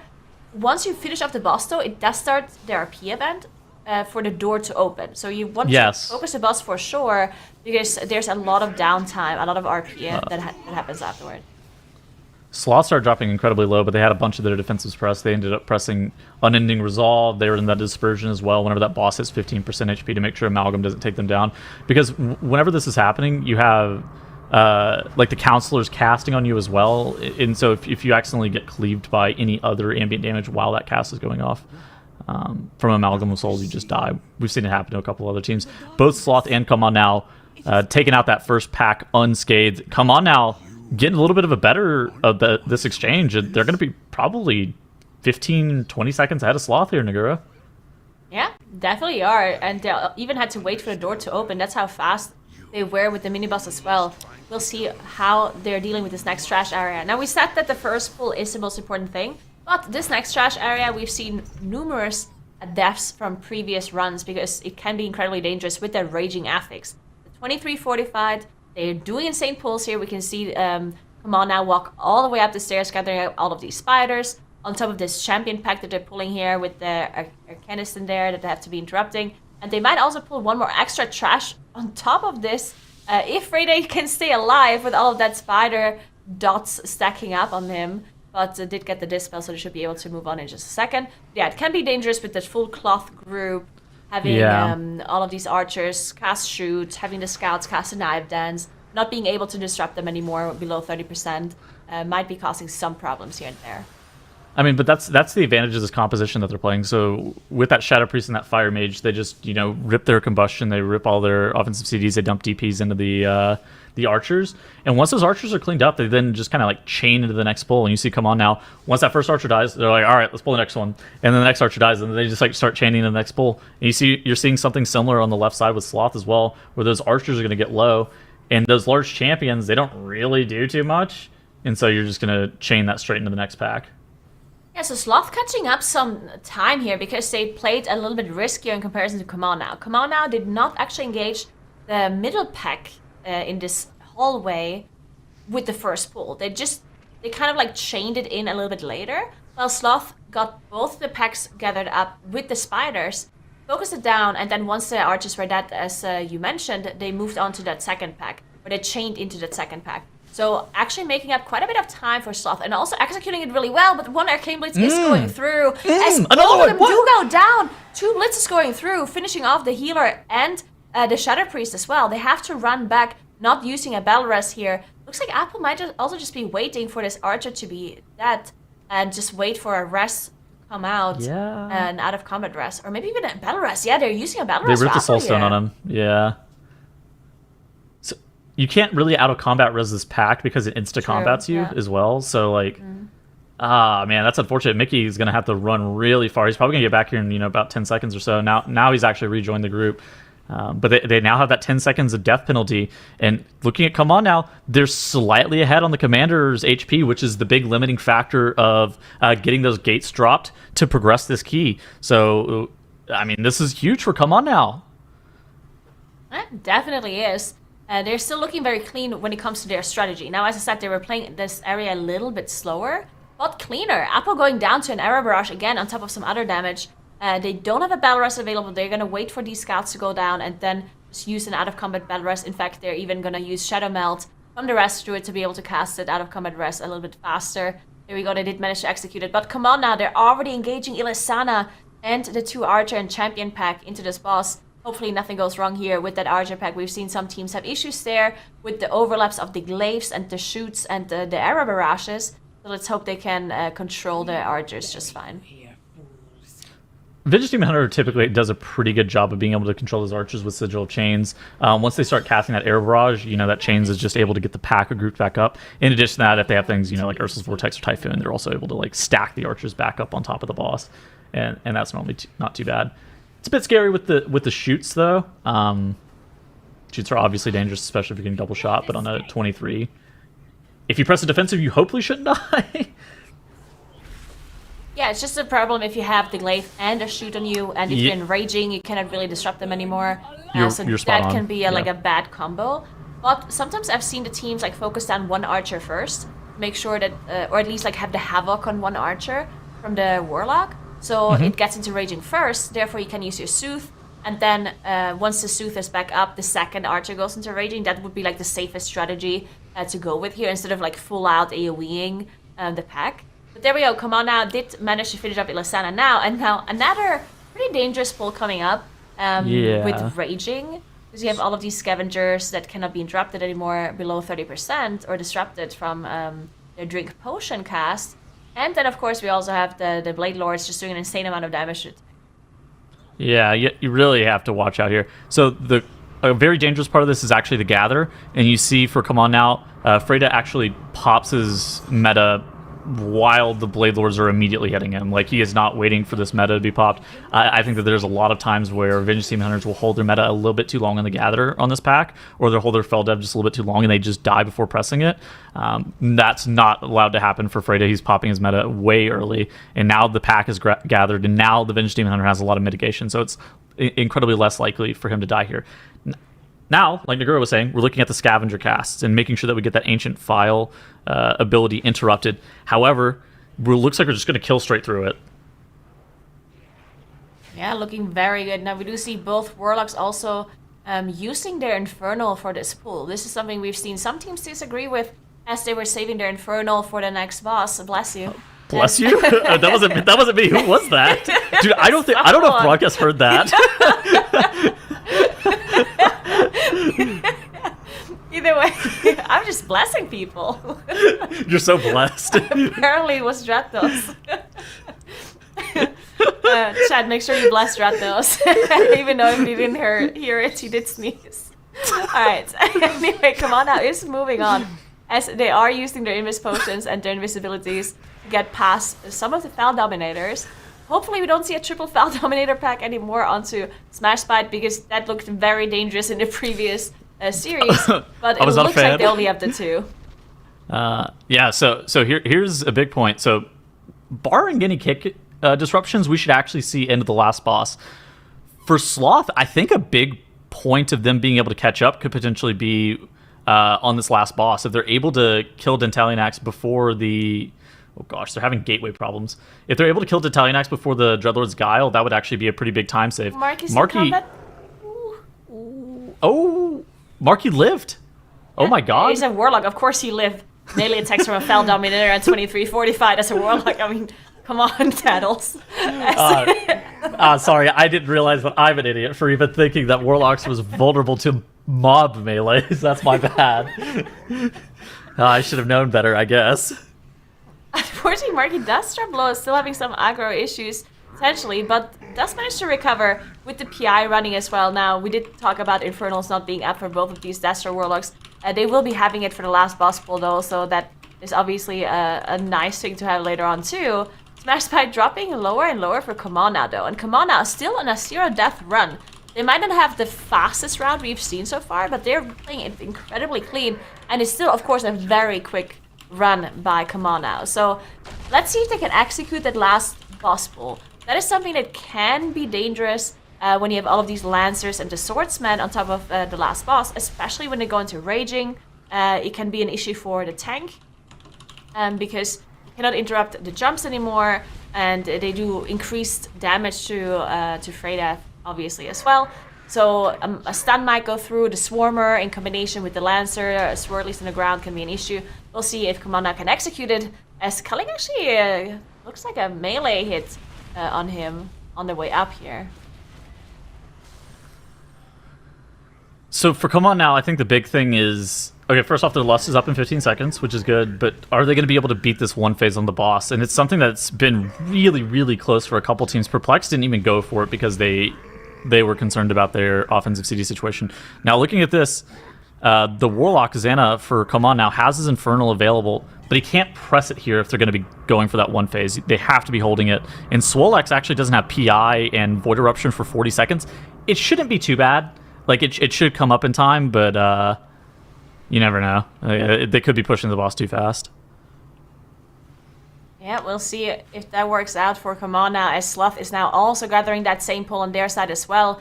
Come On Now going into that Raging range. So they did push the boss into phase 2, and now have to make sure they're finishing up these Lancers as fast as possible before the tank has any kind of issues and before all of these Lancer jumps are going through on top of the Swarmers. But there we go, phase 2 now engaged. Bloodlust is running before the buff is out in a group. They're playing it safe, making sure they get that extra Bloodlust for the trash, making sure they can finish it off before anything dangerous happens, which is a very good choice. I like this a lot from Come On Now. And now they only have 2 Lancers left. Never mind, all of the trash is dead. The only thing that is left between them and game 3 is Dentalianax, and are they beating this? So much damage.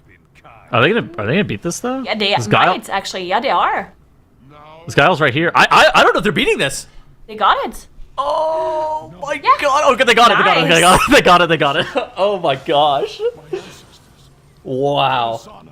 Right down to the wire. Right down to the wire. But they did get it, and Come On Now. I mean, we were waiting here a little bit on the victory screen, but, I mean, impressive showing from them as they bring that home there at the end. I would like to petition, though. There it is. Victory to Come On Now, who's going to even this out 1-for-1. It's anybody's game in the next one. Both teams, you know, have shown some improvement between the matches, and I think this next one, maybe they were just warming up a little. But I would like to maybe petition for Come On Now to consider changing their name to Come On Tettles. Huh? Because I really liked when Nagura, mid-match, just very loudly, "Come on, Tettles." Chat was like repeating it, like, yeah, come on. Yeah, well, I'm an idiot. How dare I ever think that Warlock couldn't take multiple melees from a Dominator? Yeah, like, I'm clearly the chump for not knowing that, but like, wow. Yeah. But I mean, overall, this was a much cleaner run for both teams. I mean, Nagura, what do you kind of think as we see them getting through this? I mean, you think they're kind of hitting their stride? Do you think things are looking good for DHT? I think so. I mean, this is obviously a clear improvement from both teams from the Taldasar we saw earlier. Now, I would say that the difficulty of this dungeon is also a little bit lower compared to the Taldasar. And unfortunately, we still saw some issues here and there for Sloth, which is really uncommon for them. So at this point, anything can happen. Like, I was going into the series thinking the Sloth is the favorite, even though they're the lower seeds. But now, I don't know, like, I feel like anything can happen in this DHT. You agree, Tettles? I mean, come on now, for this being their first MDI, right? They've been playing together for a long time in retail. Come on, Tettles. Stop. For this being their first MDI, I mean, really, they have had a solid performance. You know, some things, the Tettles are, like we said, it's volatile. There's a lot of places where things can go wrong. But Yeah. I really think they've shown themselves incredibly well for this being their first. Yeah, and I mean, MDIs in general, once you play them more and you have more practice and you have more rapport with the rest of your team, you just improve significantly. And this next dungeon is really going to be a true test for both Sloth and Come On Now. It's a Sanguine Darkheart Thicket, where we've seen a couple of times where Sanguine is just like the most important thing. And I think that Sloth probably has to have the advantage in this Darkheart Thicket, right? This is a team that's played together for a very long time. Sanguine's always been around, right? So they needed to make sure that they had the best strats for Sanguine, and it's one of those things that if you ever let it slip your mind just for half a second, you end up healing your boss to full, and it's over. You can't have that happen though in this hotly contested matchup that we're seeing between these two teams. Yeah, Sanguine in this kind of setting, as we've talked about throughout both weekends, is definitely one of the most difficult things to navigate. I mean, would you agree, Nagura? You have further thoughts on it? Yeah, Sanguine is definitely, like, Sanguine is just so difficult, especially when they do the pulls that they're doing.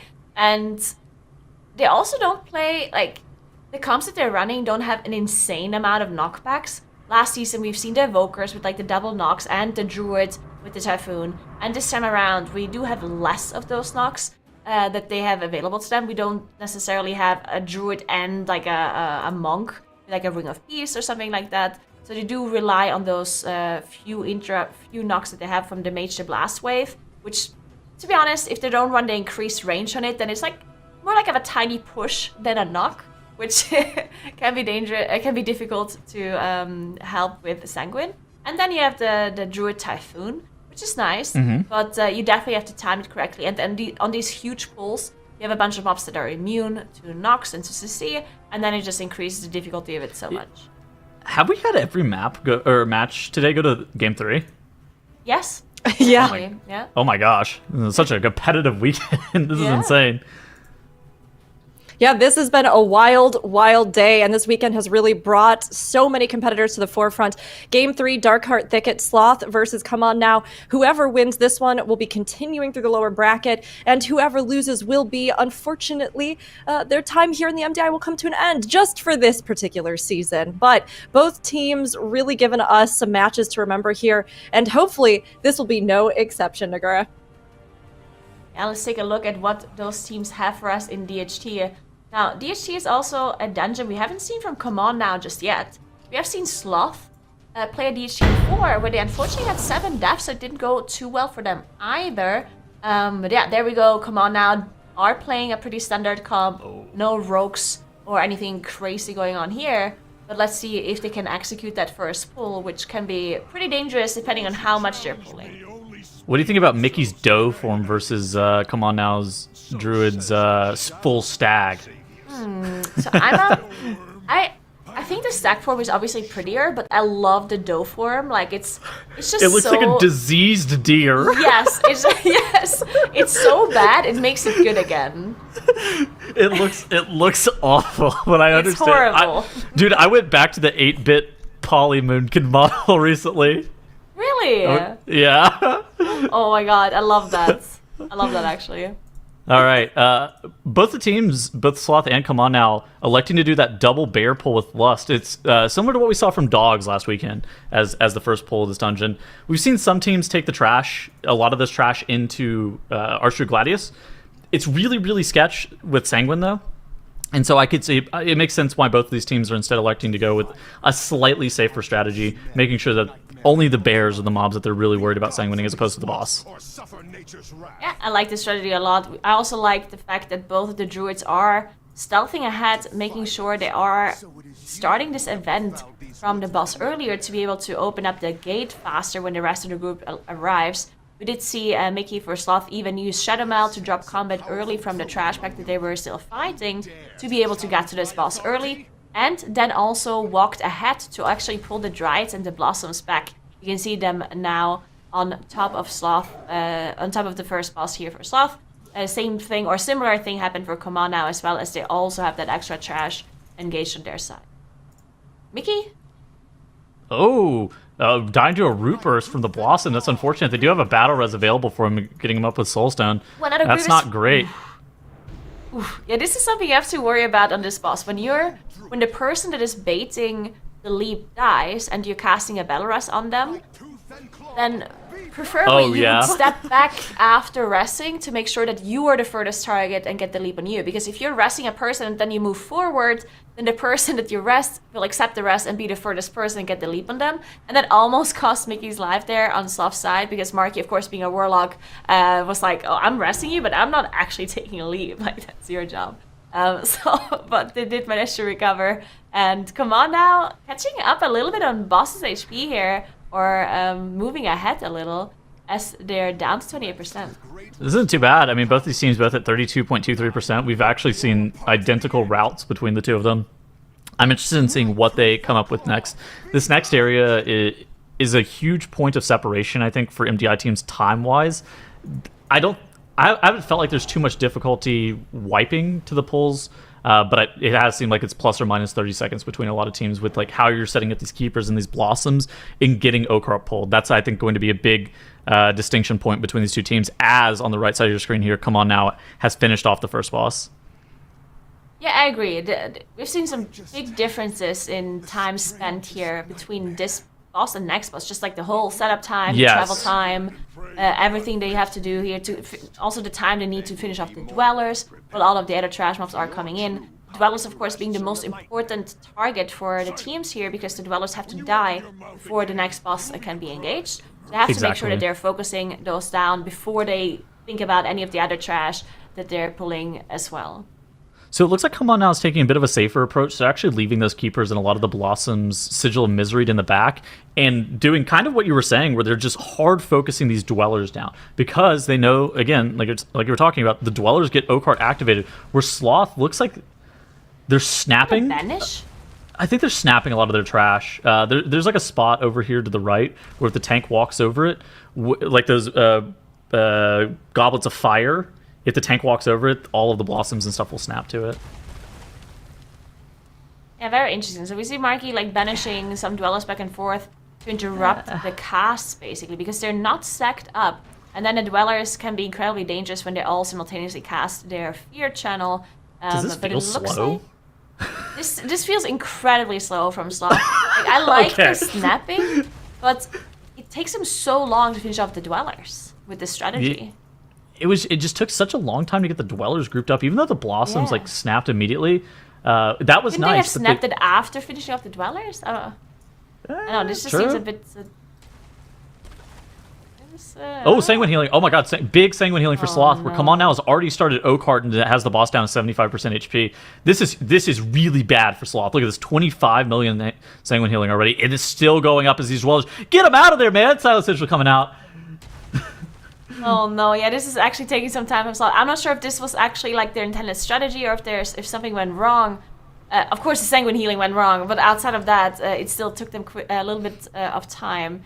There we go. Now Sloth did finally manage to finish off the Dwellers, and they're gonna engage another Fury or some Slimes at least on top of Oakheart here as soon as it's engaged. But Come On Now, because they played somewhat safe and just, you know, made sure. Oh, Mickey does go down to a melee from a keeper here on Sloth's side. They don't have a battle res available. The boss is not engaged yet, so we can see use an out of combat res by Apo here to recover. But yeah, another time loss for them, and they definitely don't want to finish off those Slimes just yet before the healer is alive, because they are doing the AoE damage to group, of course, when they die.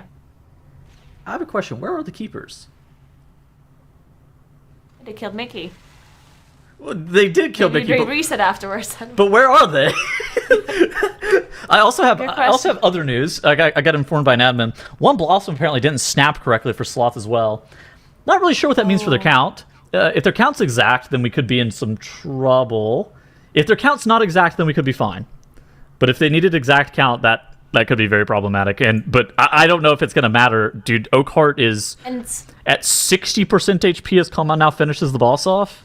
Yeah, then the question is, well, like, if one lasher does not snap correctly, do you notice that as a team? Like, does Sloth know that you're missing, like, a little bit of count?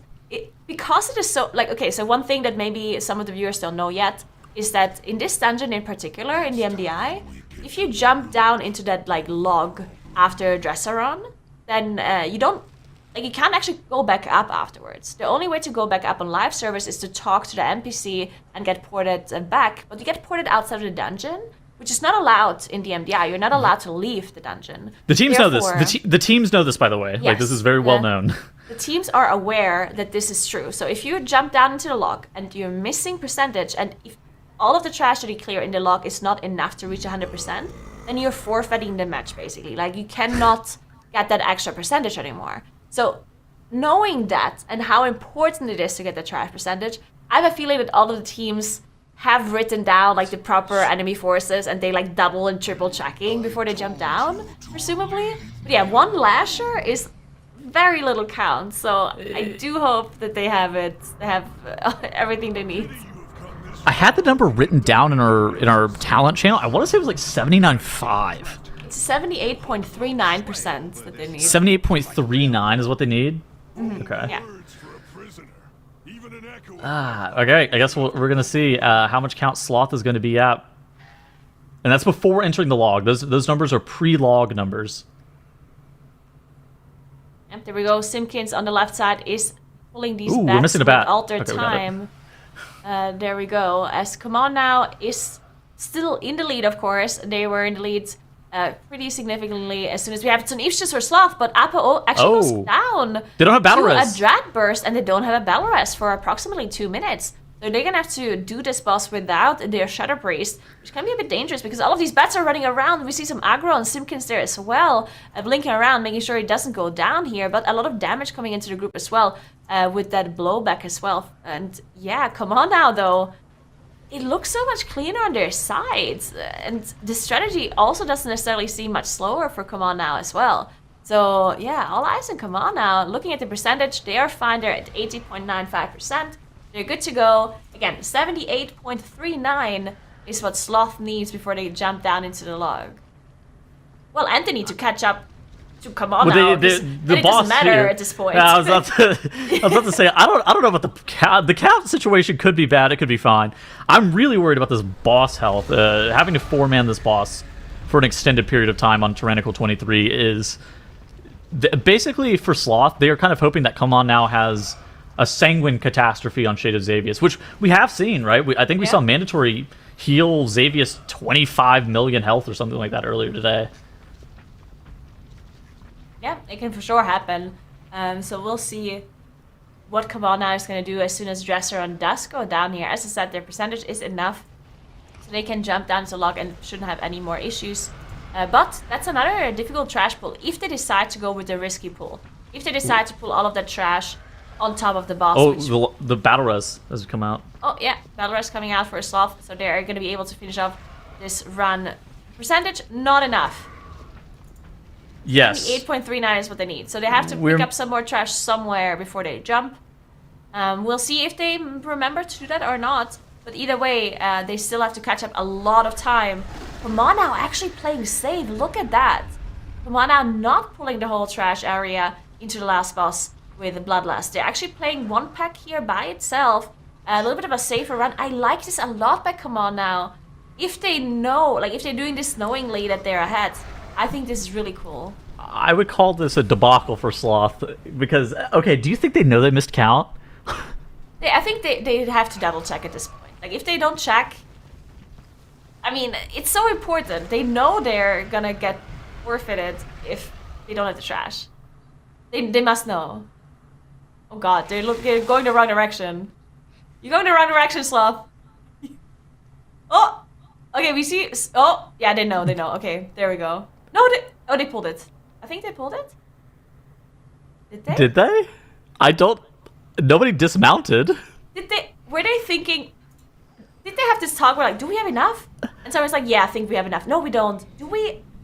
I feel like they had this discussion. I think we had enough. I think we have enough. No, we don't have enough. We don't have enough. I don't know. Yeah, and then maybe they decided that they have enough, but they do not. Oh god, I don't think I put it. Well, if that okay. is true, then Sloth So- literally just can't get Warlock Pet, maybe? Anyway, it doesn't matter. It actually doesn't matter because Commander is at 100% enemy doesn't matter. forces. And they are on Shade of Xavius. And it literally doesn't matter if Sloth has the trash or not because they're behind anyway. And if Commander finishes off the boss here, which is the only thing holding them back, then they're going to be the ones moving on.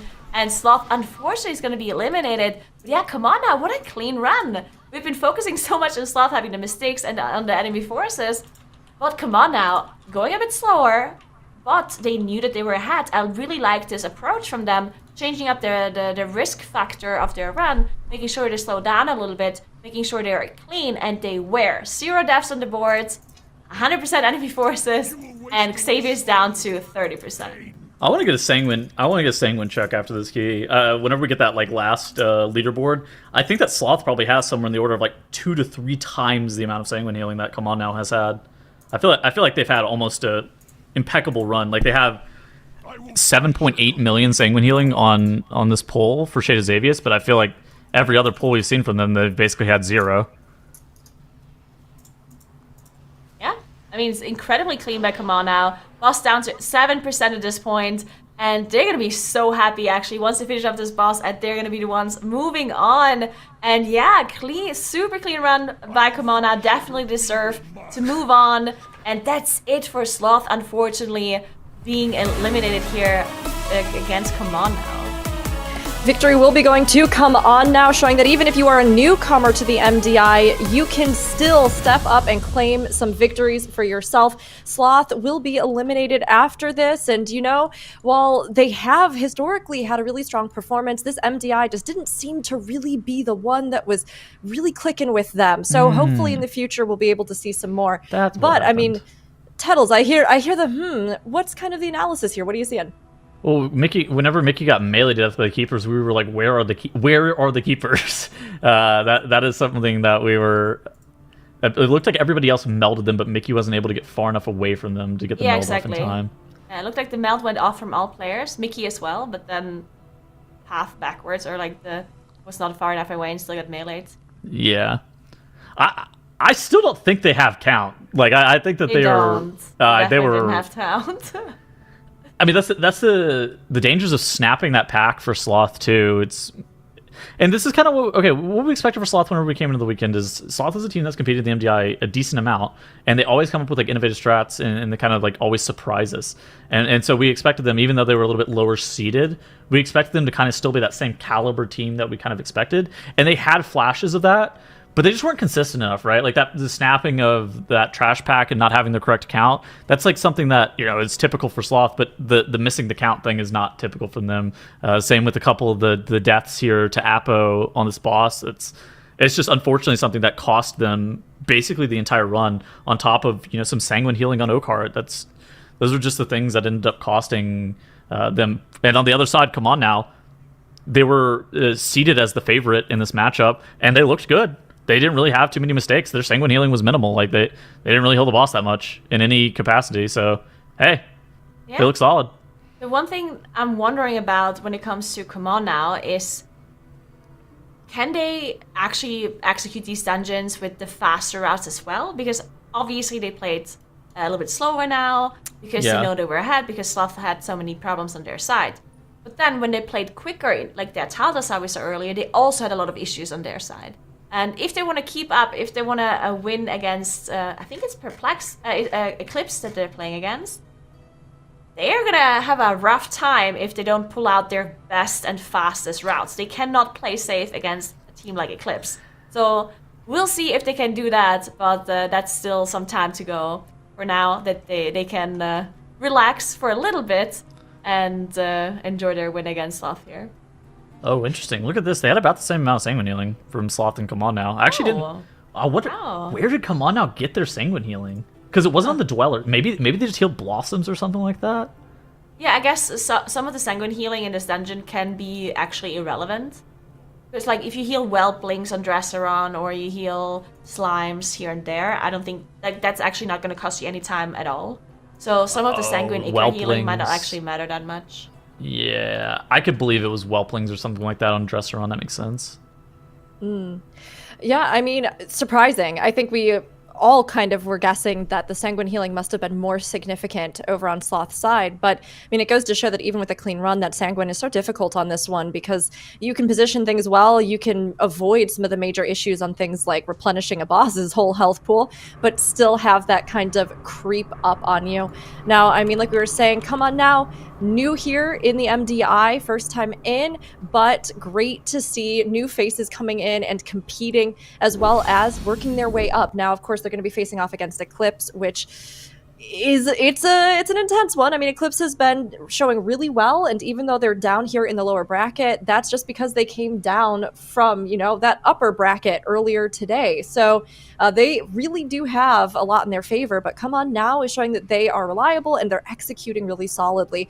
So it's going to be exciting to see. You know, next up, we will have our lower round that's going to be happening between Mandatory and Mandatory and Bone Buds Resurrected.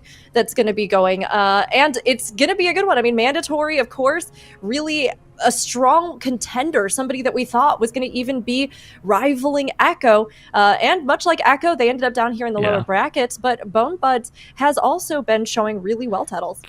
Can we fly the predictions graphic? Oh, perfect. Right on time. Look at all those sloth believers. Well, I did not believe in Sloth, and You and I are geniuses, Nigaro. We are so smart. Look at all those people. Look at all those people who knew, like, story to win, and they're now up next in the losers bracket. So I'm not feeling great. I'm not feeling great about my predictions, admittedly. Like, but however, I think I have the top 4 teams probably correct. I like the confidence. Probably Correct. It's most not. likely that maybe I'm likely. right. It's likely that I have them maybe correct. No, I mean, Tuttles, you were kind of in the know here. I think a lot of us, we really did think Sloth would come out swinging with a little bit more than they did. But again, you know, it's not always everybody's season, and Sloth still had some good plays, and hopefully we get to see more too. But, you know, our next up, Mandatory Bone Buds Resurrected. Again, whoever loses this is going to be knocked out, and whoever wins it is going to continue on for another chance at staying in the competition as well as through to the grand finals. But before we get to that match, we actually have another map guesser here to do. So we've been doing these throughout the day and throughout both weekends. Dungeon movement maps. We ask all of you in chat and all of us on desk to try to guess the dungeon boss based on the movement that you're going to see here on the screen. This is all footage captured from the MDI this time around. So let's see what this run has in store for us. All right, from left to right, that's the last boss of Everbloom. Potentially any of the boss. That's the big dinosaur in Ataldazar. Last boss of Waycrest Manor, and the council fight in Everbloom. Thank you. Okay. Translating for Nagara. Appreciate it. Well, no. Those are for the viewers at home. That's not for any. Right. Oh, I'm so I sorry. knew that. Right. Exactly. I'll explain next time. Who the boss are. I don't know what. So what are we We're doing? moving together so much arranged. Where would you do that? Is it Razan? No, there's no way we have Razan back to really back. far. There's no way. I No. don't believe that. I think it's Protectors. Yeah, They play 4 DPS in this dungeon, don't they? True. Waycrest Manor? No, they play Mistweaver in Waycrest, don't they? I'm gonna go with. Dude, I actually don't know. I would rip Razan again if we didn't have it as the last Razan? one. Yeah. No, is it Yalnu? Is it Yalnu whenever you come into the dungeon? Or whenever you come into the... Why would the range stack up so much on Yalnu and the feral, the Resolute was not in melee, it seemed like actually being in ranged? Well, you stack up underneath the boss on Yalnu, don't you? I'm actually very confused. I don't know. I'm gonna rip Yalnu, but I don't know why we're playing a healer in this key. What is Razan? Is was it? Razan again! No! There's no way I got beaten by this dinosaur twice! It just makes too much sense. It makes so much sense that it's Razan because they have this animation. Like, why wouldn't they just use it as much as they could? we are being as trolled by Razan as everyone has been by Atal the past couple days. Man, wow. I just go, no, there's no way it could be Razan. There's no way they would give him to me twice. Well, they did. It was Razan. Thank you. Yes, as you said. But get away. They have to make the most out of this. Get out of here. Well, we're also going to get out of here, but just for a little bit. We need to set things up for the next match, and don't let Razan haunt all of you. Maybe the next map guesser will also be Razan, but we gotta live believing it might be somebody else. We are going to get things ready to go for our next matchup. As we continue the lower brackets, we'll be seeing Mandatory versus Bone Buds Resurrected. So everybody, shake off that dinosaur, reset, get ready. Tettles is like dying still. And we'll see you all in just a little bit. I wanted to stand up too, but I'm wearing sweatpants, so.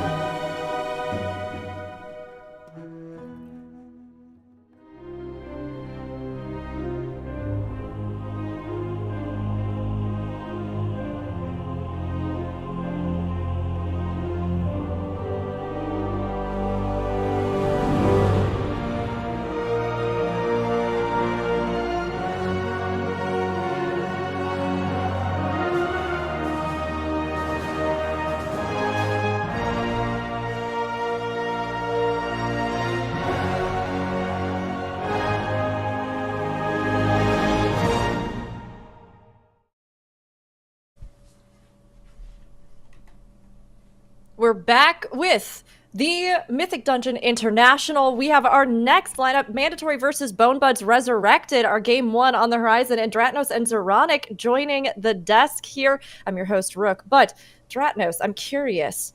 We, have seen a lot of things between yesterday and today. We got to see all these 8 teams in Group B kind of show what they're made of, and I think there's been some really unexpected twists and turns. What have been your thoughts here as the weekend has evolved? Yeah, I mean, Darkheart in particular, this has been one of our maps where we've seen some of the most twists and turns, right? We've had that Sanguine healing, the mob snapping, missed count, all kinds of different drama. We'll be really excited to see what happens, but it looks like we're ready to get right into game here. Here we go, Mandatory versus Bone Buds Resurrected. Well, thank you to the admins for getting us in quick, and we're off to the races already here in this Darkheart thicket. We've seen a couple of differing strategies in this dungeon over the weekend. Some teams opting to go off to the right here and deal with the pull at the very start of the dungeon, like we're seeing from Bone Buds Resurrected. But we've also seen other teams opting for a differing strategy, similar to what we saw Legendary do last weekend, where instead your druid runs ahead, skips all of this trash while invised, starts the boss RP so that wall starts going down, and then it's a mad dash to the end where we pull as much trash as we possibly can into the first boss, and Mandatory's gearing up to do that right now. On the other side, Bone Buds already finished with their first pull with very minimal Sanguine healing. Yeah, really well done by Bone Buds. Let's see if Mandatory can make up that time by pulling everything on top of the boss. Now, obviously, they're trying to focus as much damage onto the boss as possible, but they have to finish off the Grizzlies as well before there's too many maddening roars coming out, and finishing off the group on top of some other residual damage that is happening in this fight, like the leap, for example, that is being baited by one of their range players right here. As we see a third roar go off, let's see if they can finish off that last Grizzly before the fourth one goes off. Sloth dropping really low with a cat jump on him there as well. Yeah, looking really good for Mandatory, very nicely executed. Yep. Mage doing a great job of dealing with all of these leaps, using Alter Time and Blinks to make sure he takes as little damage as possible from those leaps while the trash is still alive, and with everything dead here, they should be good to go. On the other hand, Bone Buds having issues getting this skip down pat. I wonder if Hemolock made the mistake of having his pet out while not being mounted up while taking that gateway. That's one of the things that can go wrong there, and your pet will pull those bears. Fortunately for them, he was the only death, and they didn't even have to commit the battle res, but it did take them a little bit of time to get the hard res off on him. Yeah, unfortunately a little bit of a time loss here for Bone Buds, but thankfully they did manage to recover. Mandatory though, they're already basically done with the boss here. Incredibly speedy run by them as they're down to 20%. Now Mandatory, we talked about the team being so good in theory, but they had lots of issues this tournament. Unfortunately, that's why they are in this lower bracket, and that's why they have to win here against Bone Buds to be able to move on in the lower bracket. But so far, this round looking very clean by them. Boss is about to be finished off. They're up to 29.3% enemy forces as well. The same amount as Bone Buds. Actually, a little bit behind after Bone Buds has finished off some extra trash. But of course, Bone Buds doing that extra trash pull at the very start, meaning that they managed to gather up some more trash. And now we'll see how they gather up this, or how they skip to the next boss. This is something we see a lot of teams do very differently and have different approaches to. And we've already seen this dungeon from Mandatory, right? This is actually a dungeon that they are quite good at. Their strategy was quite good.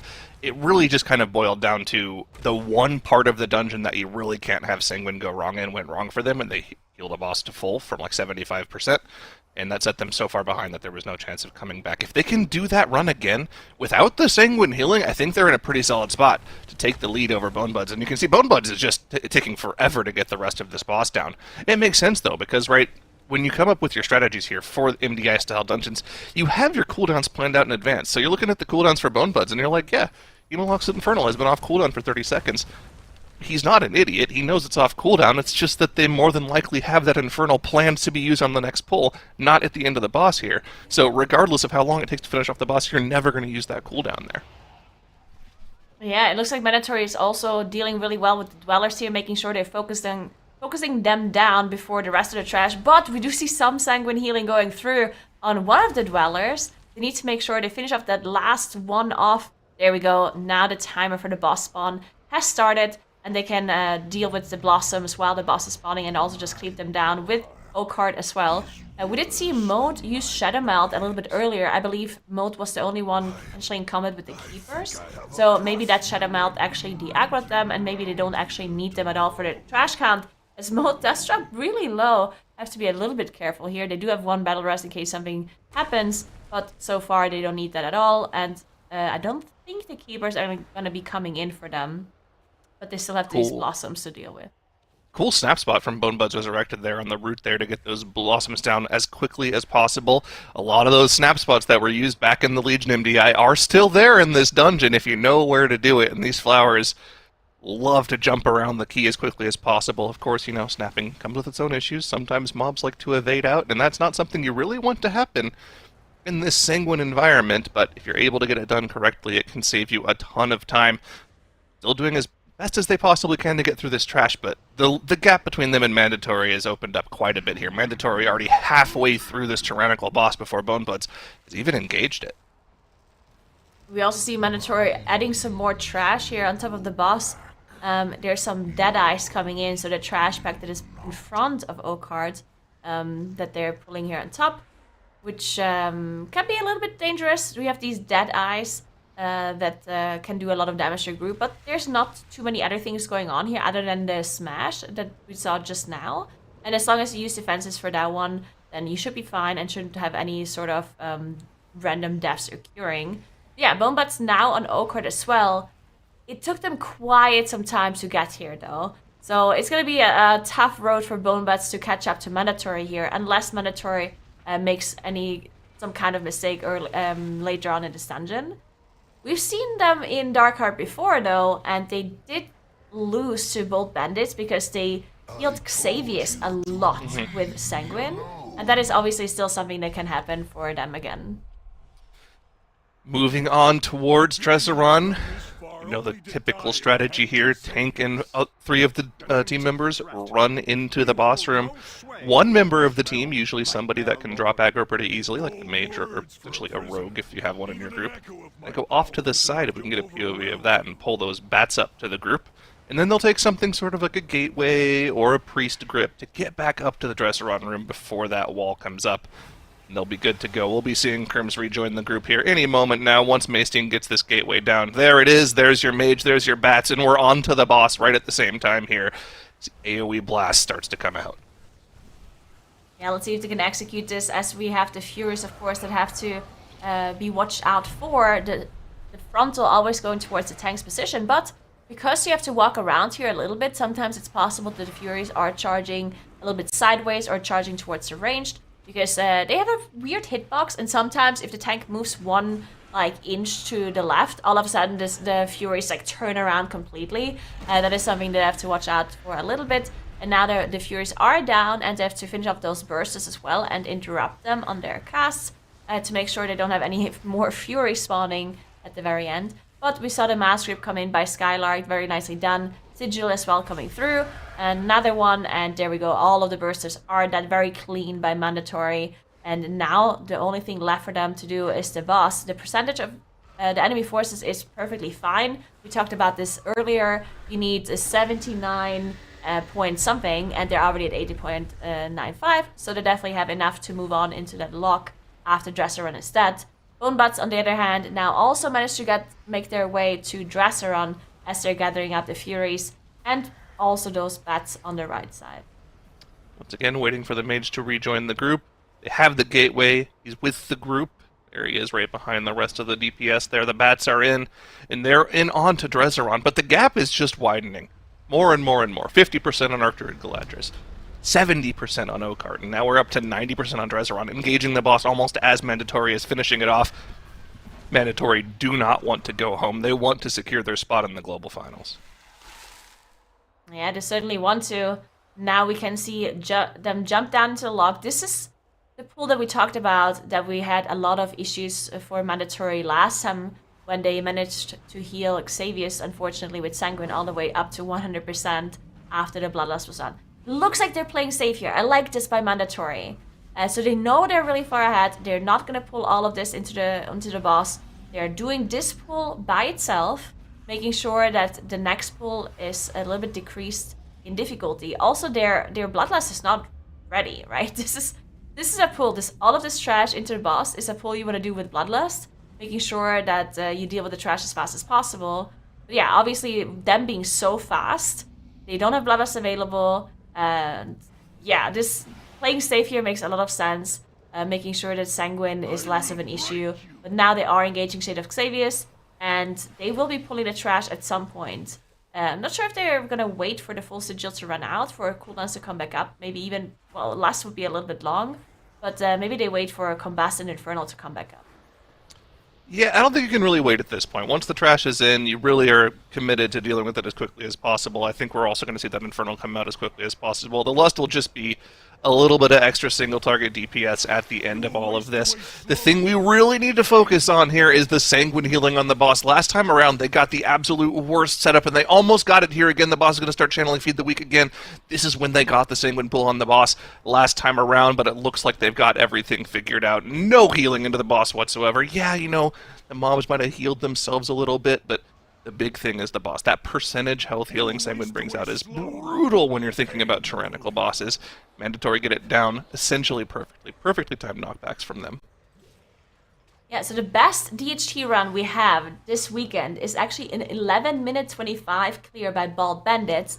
And Mandatory might be able to beat that as their Bloodlust is coming up and they're going to be bursting this boss down in no time. So Mandatory, even though they are in the lower bracket, they had some issues before, now really showing up and maybe posting the best time of the weekend in this DHT if they can finish off the boss quickly here. Here we go, off to the races, just passing the 11-minute mark now. And they still have a couple of trash mobs up and alive dealing with the group. It's that Deadeye that was CC'd in the back, but they finish it off now with Cleave.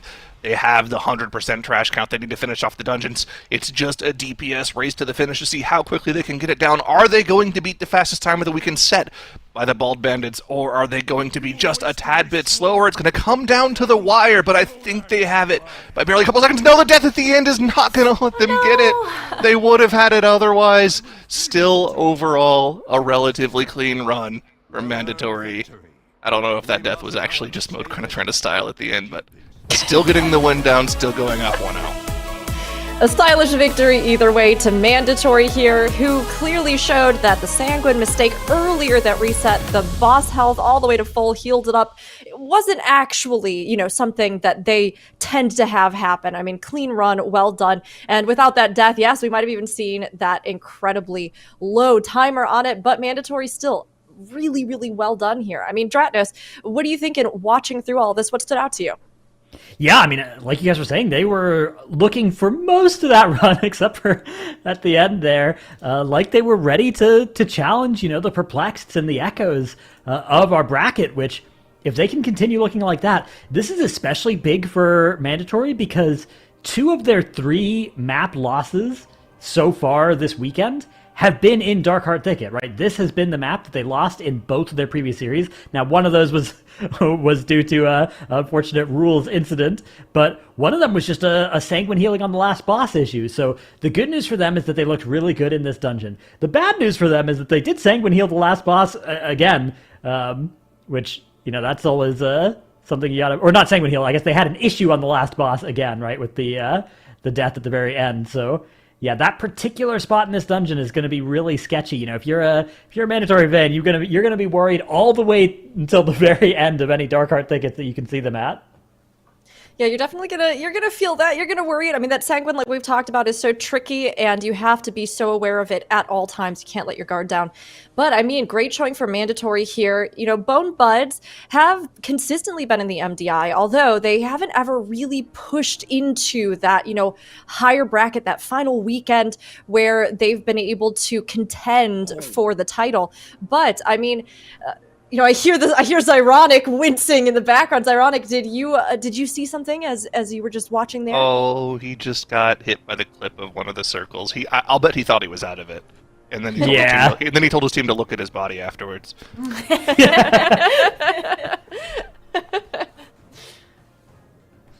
Yeah, I did want to say though that.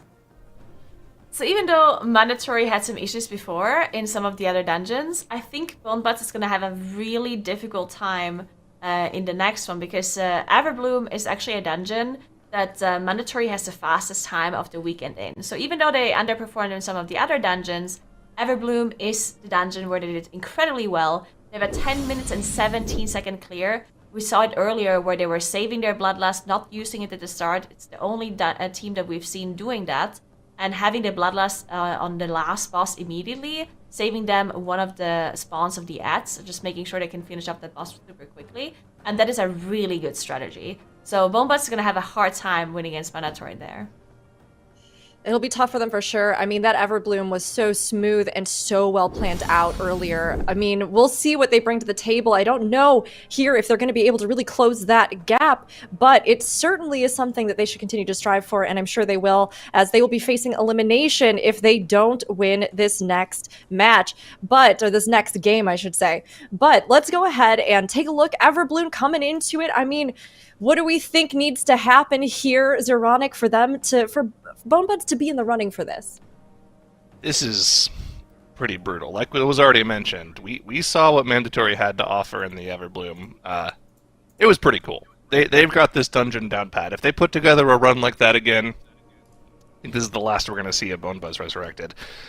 They could potentially pull out a win here if Mandatory makes some mistakes, but I think circumstances are pretty dire right now. Dire seems about right. I mean, but hey, it's still worth the fight, as we even saw earlier with that Atoll that kicked off our lower brackets. I mean, anything could happen here. Anything could happen. Yeah. But Mandatory, of course, obviously predicted to win. Go ahead, Nagura. Yeah, I just wanted to say that all of the series we saw today were 3 games. So I feel like, considering that, the chances of Bonebutts winning this Everbloom is actually really high. That is good. Looking at the statistics. I mean, we can only, hope. I don't know. We want to have a good competition. We want to see this, as many games as possible, go to 3 as possible. Never mind the redundancy. We want a lot of games, mostly. But of course, as we get to the end of the day here on day 2, we also want to know who's going to be pushing closer, who's going to be getting closer and closer to that top 4, as well as who might be our champion on, tomorrow's competition. So here we are, game 2, the Everbloom Mandatory versus Bonebutts Resurrected. Zyronic, let's get into it. Let's get into it. Mandatory pushed down to the lower bracket. Most of the casters' picks to win the entire weekend, taken out by the Bald Bandits, 1 game away from going back and securing their spot into the top 4, regardless of the fact that they got pushed out. And we know they're good in this dungeon. We already just covered it. They really just have to keep it clean, go for the same run they did before, make sure they don't make any major mistakes. But the major mistakes have happened for them already this weekend, right? We keep talking about that Dark Heart Thicket. Sanguine healing on the last boss is not something you really expect from a team of this caliber, Nagura. Yeah, definitely do not. But we'll see. Also, I want to know what Bonebutts is running in this dungeon, because we haven't seen them in Everbloom just yet. And Mandatory is the only team that runs that Aug Evoker, right? While the other teams either have been playing with a healer or they played with the Red Paladin. So we'll see what Bonebutts is doing in this dungeon, if we manage to see the start of it at some point. There we go. Here we go. No critter infernals this time around, and it is the Rat Paladin from Bonebutts. Not surprising to see that, I guess, knowing what their Black or Cold strategy is, right? Considering they run 4 DPS in there as well, so I'd assume that they're going to run it in the dungeon that everyone is known for running it in. And here we go, same strategies, similar strategies. Oh, nope, never mind. I thought Bonebutts were heading off to the left. They are not. They're heading off to the right. So, okay, differing strategies, Mandatory going for the strat that we saw them do in their first run of this dungeon, off to the left, Bonebutts off to the right. Similar size of pulls for both teams here. The AoE is getting blasted off, notably Mandatory holding the Bloodlust here, but Bonebutts using the Lust right away on pull, and the Warlocks just blasting off. Mastein almost doing 5 million DPS. Sheesh, that's a burst. God. Without Bloodlust as well, because of course Mandatory running this strategy without the Lust, incredible amount of damage coming out of the Warlock there. Now the Shades maybe helping out a little bit, being able to DPS the Shades as they're spawning. No. But still, incredible damage coming out of Mandatory here. And it looked so sketchy at the start. They had to use all of their defensives initially to be able to survive all of this damage. We all know Everbloom can be super nasty at the start. as you have all of this damage coming out from the Berserker charges, from the Abomination dot, and also the Stinger charges with the poison debuff. Both triggering that Defy Fate, the cheat death from Archivokers, almost immediately as the pull went down. And they used so many defenses, just stacking them on top of each other to be able to survive. But now they are trying to spawn the boss for Mandatory side, while Bonebats is already on that first boss on their side. They immediately went into the boss after that first pull that they did. Yes, they do, and here we go. A big trash pull into Witherbark here once the boss actually spawns and is active, and they also send, I believe, a pet off to the left hand here to pull more trash into the boss from the left side of the area here when you walk to the dungeon. Actually, it's the right side of the dungeon when you walk in, but here we are into Witherbark. Big first pull, or second pull for Mandatory here. Massive amount of trash onto the boss here. And this is pretty efficient, right? Because you're not doing maximum single target damage to the boss. You're waiting for him to really get into the damage buff phase. When that energy bar reaches 0, he starts taking double damage. AoEing right now is actually just pure efficiency. Yeah, and as we know, Mandatory is also pulling these 3 casters from Archmage into Witherbark here. So they have the Pyromancer and the Arcanomancer in this pull, meaning that as soon as they're done with Witherbark, they can go up to Archmage and immediately engage that boss, basically saving 1 trash pull, which is very efficient, and this is why they go to Witherbark first on Mandatory side. So, very cool iteration on their strategy. No other team, well, obviously it was difficult for another team to adapt to this strategy within a tournament day, but we'll see if other teams maybe adapt to this strategy tomorrow, and we see more Witherbarks first. We did see it last weekend as well by some of the teams, but not everyone was convinced by the strategy, so we'll see if this strategy is going to win and if other teams are doing it tomorrow as well. Either way, Bonebats are now done with their first boss, and they're now moving to Archmage as well. We saw that a gateway coming through, being able to move up to that area to the assistant, but of course they still have to deal with that with the caster pack that Mandatory already. And one of the interesting things we got out of last weekend was the teams talking about why they were running different 4th DPS options in this dungeon. Obviously, the Ret Paladin's the safer option, right? It provides a lot of solid group healing, whereas the Augavoker is more of like a pre-mitigation. You have more buttons to help the team live through things, but you don't necessarily do as much raw healing to the team. But the burst damage potential of the Augmentation Evoker is much, much higher, augmenting the damage that your Warlock, Fire Mage, and Shadow Priest all do, when combined with Lust, lets you just burst through the last boss before the second night even comes out. That's the main damage and time save here that they're going for. It's why they haven't used their Lust yet, which is definitely awkward. You might be thinking they forgot about using it, but it's not on purpose. I mean, it's definitely on purpose. They want to save it specifically for that, because they get there at about 9 minutes into the dungeon, right? So if you use it on pull, you're not going to have it for that moment. Yep, they are saving it for a reason. And it looked like they actually managed to do the traveling between Witherbark and Archmage Soul a little bit quicker than what we've seen last time. So even though they already have the fastest run of the tournament in Everbloom, I think they might actually be beating their own time here. If everything goes well for Mandatory from here on out. But this is an incredibly fast run. They're not even 5 minutes into the dungeon. Already dealt with Witherbark and all of the trash there, and now are 60% on Archmage Soul as well. So really, really nicely executed by Mandatory. This is really what we want to see from Mandatory, and this is why we predicted them to win this weekend, because they have the potential. They have these incredible strategies. They just lacked the execution in some runs before and also yesterday. But maybe they have recovered from their mistakes. Maybe they are now in the mindset they need to be able to get these times on the board and to be able to execute these runs. Yeah, this is clean from them so far. This is actually looking cleaner than the previous one, like you mentioned. I think they could potentially show us what a sub 10-minute Everbloom could look like if they're able to keep it clean and do what they did last time around here. Of course, we have a couple more pretty dodgy pulls coming in for them in a little bit. We know Mode goes off on his own little mission to get a little bit of extra trash to pull into the trio here, the Ancient Protectors, when they get there.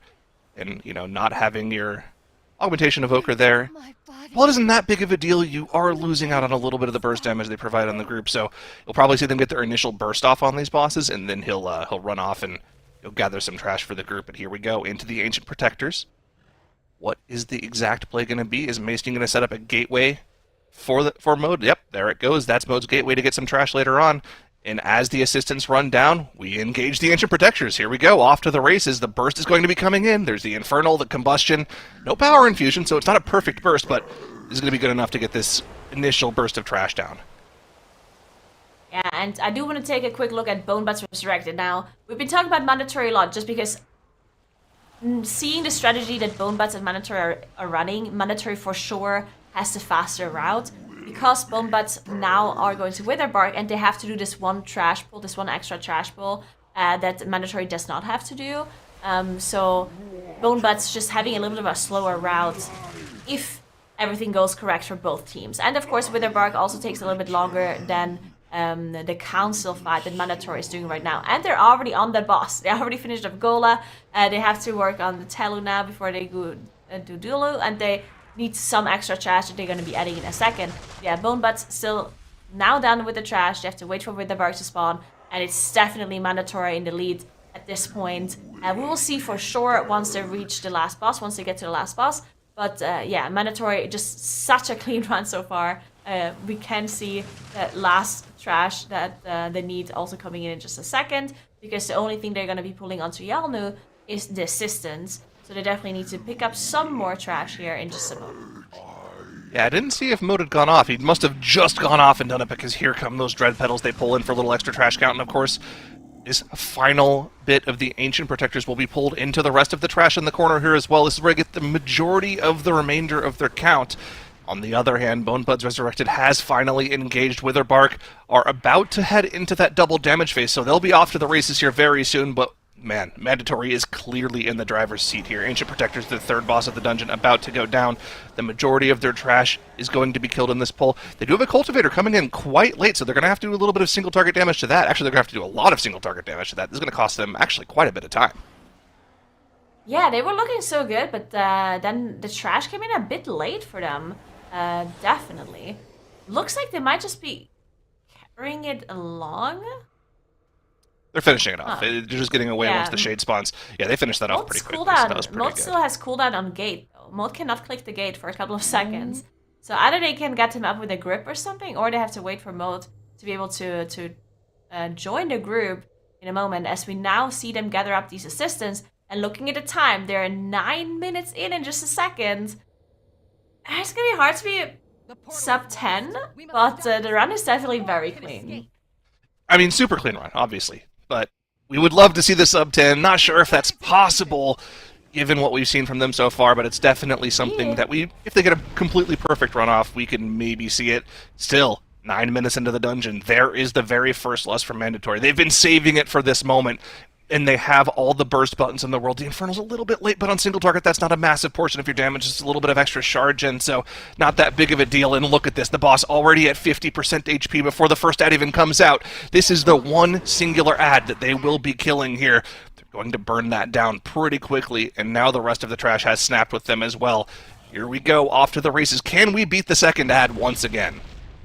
Yeah, they're looking so good. Now, the problem is just... Oh, yeah, they are the 100% enemy forces. All right, so they're done with the trash. They just need to beat that second ad. The boss is melting. You can see them jump around, just get rid of some of these lashers, but not all of them. It's not that important as long as they can finish off the boss before the second ad spawns. They are above 10 minutes now, so not as fast as we want them to be, but still just so good by Mandatory. Their Everbloom strategy is incredibly good. Not quite able to beat their best time. They are off by 1 second, but that is Mandatory. Heading through in the lower bracket, up 2-0. They're going to be progressing to the Global Finals. They will be heading that way, and it's great to see. You know, it was kind of a change of our expectations earlier when Bald Bandits beat Mandatory and sent them down into these lower brackets, but it's great to see them advance forward. Of course, there's a lot of competition. Eclipse or Come On Now are going to be going up against them depending on who wins, but seeing this showing from them, this is the Mandatory that we expected, wouldn't you say? Yeah, 100%. This is absolutely what we needed to see out of them, because this is the kind of consistency as well in this run that, again, like Zyra said, 1 second different from their previous best. They are able to execute really, really fast strategies, and at least in Everbloom, they're 2 for 2 on that now. That's really good. That's the kind of thing that they needs to have happen for them because, especially in this series was the difference between elimination and the Global Finals. Now they've secured their spot in the Global Finals, but I don't think they're going to be happy if they come out of this group in 4th. So I think we're going to see them tomorrow really come back once again with a vengeance. And a Warlock and a Priest and and some other stuff. Boo! I thought it was great. It's amazing seeing them really starting to get into the groove. They are one of the top contender teams for a reason. And even as we saw with the first weekend with Echo going down to the lower bracket, sometimes you got to go down to work your way back up. And they are clearly doing that. Like we said, though, mandatory. Eclipse, also one of the ones that many of us kind of theorized, anticipated, or expected might be showing up in those top 4.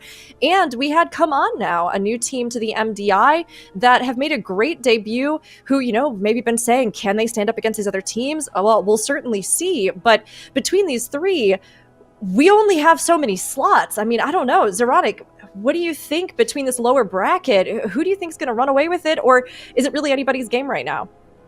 Ooh, the next matchup, man, I'm not too sure, honestly. I think it's going to be Eclipse, to be honest with you. Eclipse has been looking like a team that's pretty strong all weekend, right? I think they're going to get that last slot. I think they're going to be able to clutch it out. Obviously, we know that they're from the TGP, right?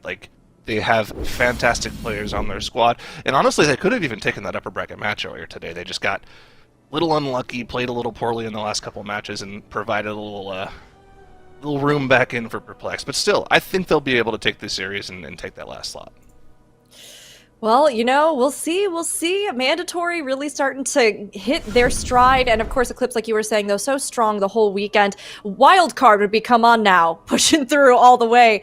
But, we love to see new faces, and we like to see that challenge added into the scene. As we can see here, Mandatory has progressed on, and we will up next have Eclipse showing off against Come On Now to see if Eclipse really is going to fully eclipse all the other competition and rise to prominence here as we look ahead to our champion that we'll be crowning tomorrow. Now, before we head out on another break, we've got another map guesser. So we have. I'd like to lock in my guess right now. It's going to be what do you think it's going to be? Oh, you think it's Razan? Yeah, I think maybe it's Razan. Yeah. Yeah, I think maybe all 4 options that we're about to see might be Razan, but we'll see. Everybody try to guess the dungeon boss based on the movement of the players. What you're going to see here is a feed that's been captured from the MDI itself, and it's probably Razan. What?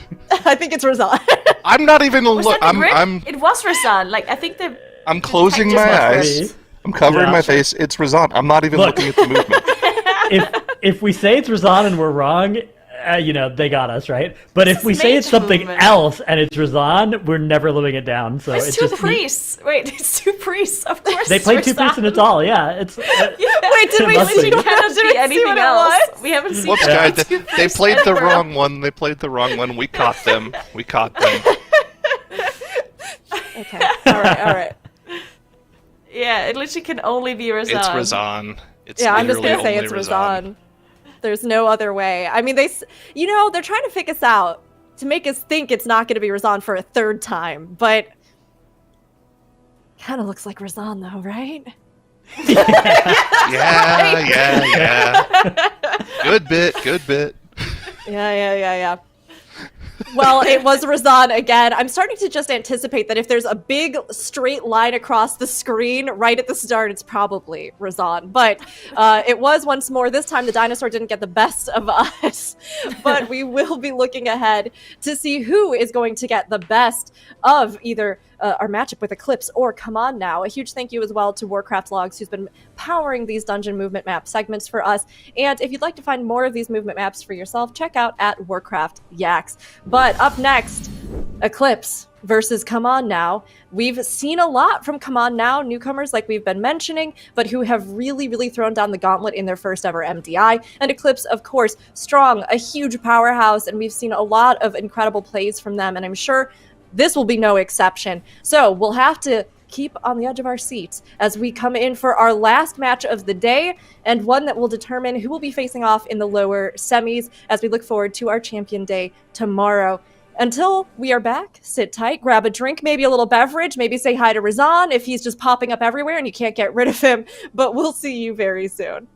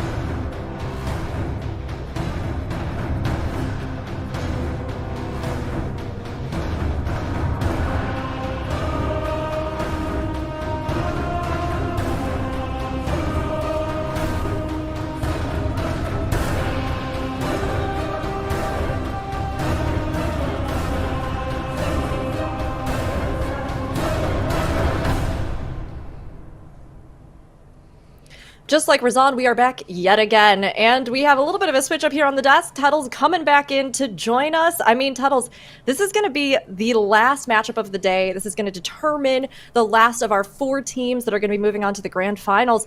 What are your thoughts here, day 2 of Group B? I think Eclipse should be pretty steep favorites.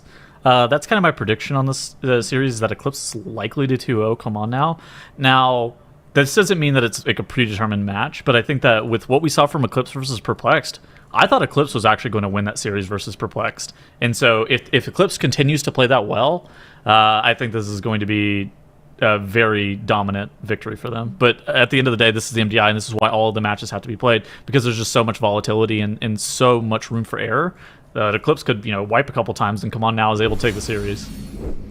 For sure. I mean, Come On Now, they have really been showing that they, even though they've come in fresh, have really honed their technique, and they have been solid performers, and really, I think, had a good sense for the MDI, even for this just being their first time. But as we can see here, they've already gotten their band sorted out. We'll have Black Rookhold at the start, Murazons and Galacrons.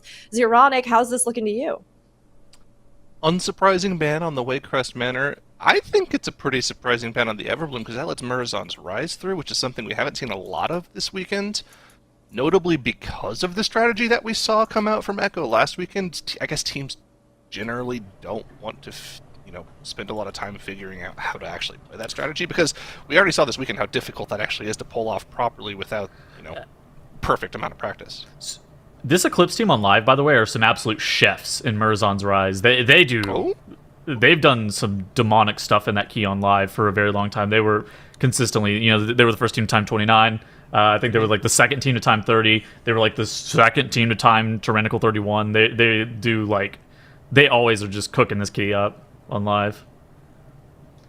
You love to see it, and they're going to be heading in pretty quickly, I think, perhaps. Ooh, behind the scenes, a little rare too quick. footage. A little sneak peek there for everybody. Whet your appetite for the first of our games. This will be game 1, Black Rookhold. This is Eclipse versus Come On Now. This not only will eliminate one of the teams, but also secure the victor a place in the grand finals. It's going to be an exciting one. Dratnos, take us through the action. Yeah, absolutely. This is the highest stakes that we have in this weekend. Is this match right here and the one before it. These are the ones where the winner gets through to the global finals and the loser goes home eliminated. So we are going to be going into Black Rookhold. Come On Now are busting out a very interesting comp as well. They're playing an Evoker, but they're also playing a healer. That is a new combination that we have yet to see. It is still an Augmentation Evoker and a Disc Priest, so nothing too out of left field in either of those slots, but still a very interesting composition out of them. We'll see how this works out for them. My initial guess is that this should lead to a lot of safety, and if there are any pulls where either the Warlock or the Mage are really ascending, they will have both a Power Infusion and Augmentation on that target. And usually in those pulls, the other person's also doing pretty well, so the augmentation on them is also quite good. I like this a lot. So one of the advantages is the Augmentation Evoker, and it's something that we don't really see too often. The Soothe of the Pressing Roar and overall talented is quite nice. It's something we kind of talked about when we saw Team 4 DPS this key with the Augmentation Evoker. I will say that damage-wise, though, pretty consistently across this season, people have been criticizing Augmentation's overall damage output, and it's one of those things that Augmentation seems like it's a little bit lower damage, and especially a little bit worse of a damage profile for MDI, as both Come On Now and Eclipse having some deaths. Come On Now electing to burn their battle res and having 3 more deaths. Oh my god, how many of those Walking Souls contacted the boss for them to get all soul bursted? That is insane. For Eclipse, they actually get the boss killed off. AJ is able to res. This is going to be a wipe here for Come On Now. There's no way you can do 11% of the boss's health. And, this is catastrophic for them. Eclipse also had problems. Like you said, they also had a death. But this is something on the order of 3 minutes worth of disaster for Come On Now. Just absolutely demoralizing at the start of this run. But okay, so this is the hardest pull of the dungeon. This is why we kind of always talk about it, right? And now what they were doing in 1 pull is now turned into 3. This is like a huge time loss. Not only did they lose the time that they they lost on the boss, but now they have to do all the trash pulls probably in one pull at a time. Yeah, meanwhile, Eclipse over on the left-hand side of the screen. Now the ball is in their court. If they can just keep this run nice and smooth, there's no way they can lose to small mistakes from here, right? There's no way they can lose to, oh, your comp is better, you have a cool pull that we don't have. There's just no way that any of that can matter at this point, right? The only thing that Eclipse has to avoid doing is wiping. As long as they don't wipe, they have, so much time advantage from here. So they've just got to keep it clean. Obviously, you can't go too small, right? If you start just separating every single pull into one pack at a time, yeah, you're still going to lose. But anything other than that, I think they will be okay as long as they don't wipe. So that is the focus. Yeah, and look at this come on now. It looks like they're getting ready to take Lady Ravencrest into the boss, but Eclipse is already, beginning no, the they're melding it. Okay. So come on now, said, well, okay, they tried to meld it, but nope, they're the old meld into the death skip reversed plan. These things happen. All good. Huh. Yeah, come on now, they're in the trenches here. Oh, AJ died for brutal, Eclipse. but AJ down for Eclipse. That's going to be their battle res. So if you're a Come On Now fan, if you're hoping for a upset victory here, for an incredible come from behind win, step one of that plan is Eclipse expending their battle res in this way. So that is what you're hoping to see if you're a Come On Now fan. I have a question. How do you feel about AJ playing Resto Druid as opposed to Disc Priest? So basically this entire season on live, they've been ripping that Disc Priest and AJ anytime that he can get away with it. Big Disc enjoyer. It's tough because the Resto Druid just does so much single target damage. It's an absurd amount of DPS that can come out of your healer that way. You also have the invisible Mark of the Wild on your whole group, which, Priest brings Fortitude, but in an MDI setting, the damage from Mark of the Wild is really nice. And also, you already have a Priest if you're playing a Shadow Priest, which obviously Come On Now have opted to swap the Shadow Priest for that Disc Priest, right, to get that buff from a different source. But if you're not planning to drop the Shadow Priest, then you're getting a duplicate buff instead of a unique one. There are some teams that play double Priest, sacrifice. right? Yeah, we've seen it done. It's been done in Ataldazar, but that's also something that I think is niche, and even there it's a specific dungeon option. I think that unless you have a really, really strong preference and you're confident that you're much better at Priest than Druid, you want to play the Druid with how powerful it is right now. Yargi ends up burning Dispersion there as he's getting shot a couple of times and he gets that bleed on him, so it's actually very, very scary there.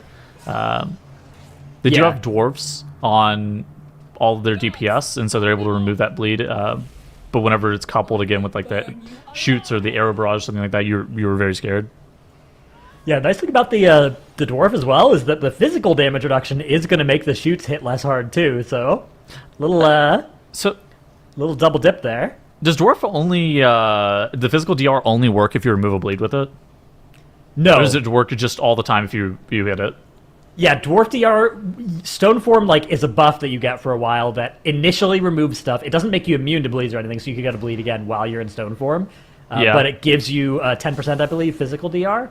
What you're probably thinking of is Fireblood, which is the Dark Iron Dwarf racial. That one gives you primary stat, and it gives you more primary stat conditional on removing a effect with. I see. Effect removal thing on it. So we do sometimes see Dark Iron. That's been something that, especially when tanks have been able to play, Dwarf, or able to play a class that can be Dwarf or Dark Iron, they often actually choose to go with the Dark Iron. But this time around, we've seen almost everybody just choosing that regular Dwarf, because regular Dwarf also gives you 2% crit damage, and for most DPS, that just makes it also the best better than DPS race. Yeah.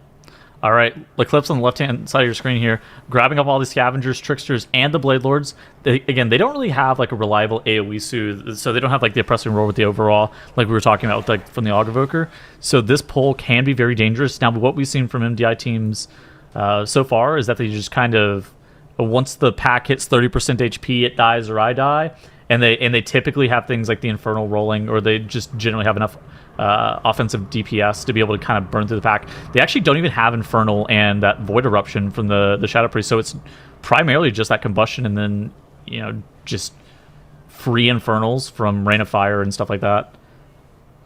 Yeah, absolutely. It's impressive work 3 here. million still without cooldowns. That's crazy. Yeah, well done. Eclipse heading up the stairs now. Meanwhile, over on the side of Come On Now, we can see some of the value you can get out of augmentation potentially on pulls like this is those overawe soothes, right? The soothing the entire pack against these archers. Come On Now are still trying their best to maneuver through this dungeon as quickly as they can, but man, it's rough in MDI when your strat gets derailed at the start and all of your timings are now off and all your cooldowns are now off. Meanwhile, Eclipse are getting ready for Smash Bite the Hateful. This is a pull that has been surprisingly lethal, I would say. Among all bosses with trash, 2 Dominators into this boss, not too bad. If that 3rd Dominator ever shows up, people are dying. It looks like Eclipse have managed to only grab 2 of them, though, and are able to therefore have enough kicks to actually keep this under control. Yeah, I mean, typically you only need two melee kicks per Dominator to be able to deal with it every single time. They also have Curse of Tongues on that, so it'll be like AJ and Arxes on one, and then it'll be Kira, Yargi, and Chrono on the other one. What are Come On Now doing? They're going on an adventure. So basically, you can evoke her up to the side here, and I heard that other teams were doing this, and like you can Demon Hunter across, and then you're, I think, allowed to pull Scavengers into the boss, or I've seen people pull Scavengers into the boss. I actually don't know what's allowed and what isn't from this, but I've seen people pull Scavengers into the boss so far. Wow, that is incredibly nifty. Bunch of uses of Evoker rescues, Wernstone, and it looks like the mage here is on an adventure to grab these extra enemies in with them. Yeah, again, I don't know what's allowed and what isn't, but I do know that you can get the Scavengers into the boss. Again, wow, and they are going for it here, yeah. We call this Dragon Jutsus whenever you jump across the wall like that. And it's going to include the commander as well here, the mini-boss also involved in this. So we have all the scavengers and the commander here. What on earth is this pull for Come On Now? It is an approved strat as well. We have confirmation this was a pre-approved strat as well, because they're going and grabbing all that stuff before they start fighting the boss. So, all right. Wow. Apparently, the name that I gave it was not approved. Apparently, I'm not allowed to call it Dragon Jutsus. I gotta go back. I gotta go back to the drawing board on the name. Wow, I mean, this strat would save so much time if they were able to set it up quickly, execute it quickly, and do it in a run where they weren't already 7 minutes behind. All of those things, unfortunately, are big problems here, because now Eclipse are already entering the final phase of Kurtalos Ravencrest.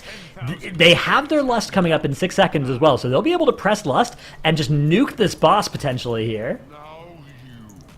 Are they going? And we saw Eclipse actually one phase this boss earlier, where Perplexed were not able to one phase it. Eclipse were, and here's the Lust. All of the offensive CDs have been saved. So one of the things that Eclipse did that other teams haven't is they're saving that Infernal, they're saving that Void Eruption, they're saving that Power Infusion, the Combustion. All the offensive CDs are being pressed right here with the Lust, where some of the other teams weren't electing to do that. Even Heart of the Wild and Convoke the Spirits are being just pressed right here, as Dantalion Axe is getting absolutely melted. Yeah. Meanwhile, over on the side of Come On Now, we're having further disasters compounding for them. But the question is, will Eclipse be able to kill this before? No, not even close. I don't even know if they were attempting it, because they didn't hit Lust right off CD there. There was about 5 seconds where Lust was available and unpressed. So maybe they weren't quite ready to go for the one phase there. All good, though. Now they just get to do this little intermission, and the boss reappears. And once they finish it off there, it's going to be quite a good run here for Eclipse. 2 deaths on the board, but still well played by them. Incredible beginning to our series. Well done. That first victory here is going to go to, as we said, Eclipse, showing why they have been one of the favored teams and most anticipated to make it to the top 4 and the grand finals. Of course, Come On Now have also really had a good showing, and while some things went wrong and a bit of their strat just didn't quite hang together, it'll be very interesting to see what they're able to do. They're not out of the running yet, so we'll have another map. But let's take a look back over this one. And as we do, I mean, I'm curious, Zeronic, what did you kind of pick up from this run between the two? Well, let's be honest. When you look at a clip like this, there's not really a whole lot of analytics that can go into it, right? They just didn't do a good job of dealing with the trash. There was too much residual damage going off when the Soul Burst went out. Everyone died. It really wasn't. It wasn't going to be Come On Now's run after that point. They need something similarly catastrophic to happen to Eclipse, which didn't happen. They played a clean run. It was a good run from them. Nothing, fantastic, but still what you need. But my favorite part of the MDI is when teams that don't necessarily have a chance of winning the map they're on still decide to show off their cool little tech. You know what? Is this the most viable thing in the world? Probably not. Does it save you a whole bunch of time? Who knows? Maybe it could. They just get to show off something cool. And this has happened so many times throughout previous MDIs. The Angry Toe Snap in a Taladasar, Holy Paladin during time trials, back in Shadowlands. Things like this aren't usually come up with by the best teams. Usually it's the lower teams that are trying to find some sort of extra edge on the best teams, and they get it just a little while, and then the best teams are able to implement it into their strategies. Am I saying this is something they'll be able to implement? Maybe not, but it's still cool to see them just bring it out in competition. I just have a question. Is this even like a time save? Probably not. I mean, the setup on this is insanely high, and it's incredibly technical to even get this set up. And if you make a minor mistake, you actually just lose a lot of time. It looks cool. Yeah. Like that is one big advantage of it. Is it looks insane. It's hard to tell like what the time save realistically is in this. And I think you have to have an augmentation evoker as well, which also limits the strategy's viability by a significant amount, I think. The alternative would be maybe playing like double Demon Hunter or something like that, I guess. Something I could see being a time save is actually only skipping past the commander pack and going up to the boss, not going on and dealing with all the scavengers after the fact. If you could skip past that commander and still pull the other 3 mobs into the boss and somehow live through that, maybe that could be a time save.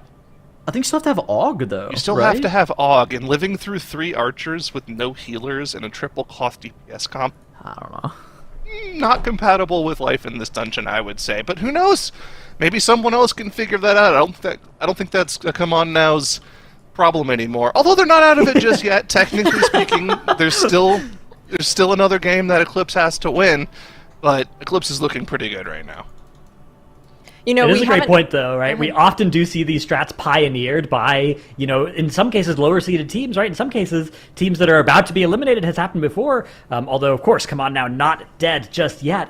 But then we see them modified and adapted and improved as well. So, really cool showing from Come On Now. I can't wait to see what they have for us in the rest of the series. Okay.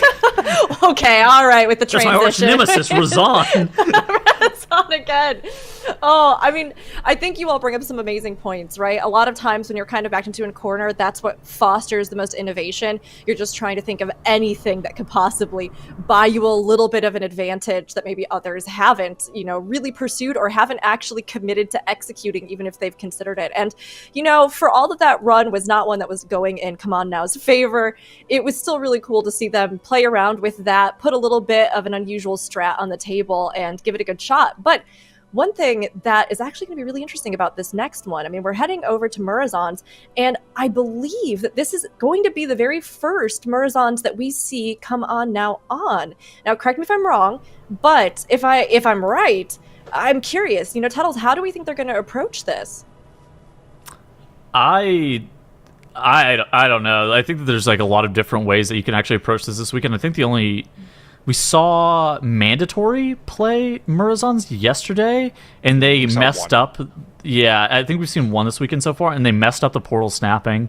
I don't know if this portal snapping is actually like what the consistency of making sure that those Rift Mages go to the spot are, and how easy it realistically is. I'm really interested in seeing if the Cup B teams were able to adopt that Echo strategy from last weekend, or maybe if they just go, you know what, these Rift Mages actually aren't even that efficient count-wise. They're only 5 count apiece. They're the exact same count as the Vanguards that you play in the first area per mob, and so like there's a question as to, I think the big time save of that snap is actually like, portaling between Morchi and Battlefield, but if you mess it up a little bit, you're just wasting time.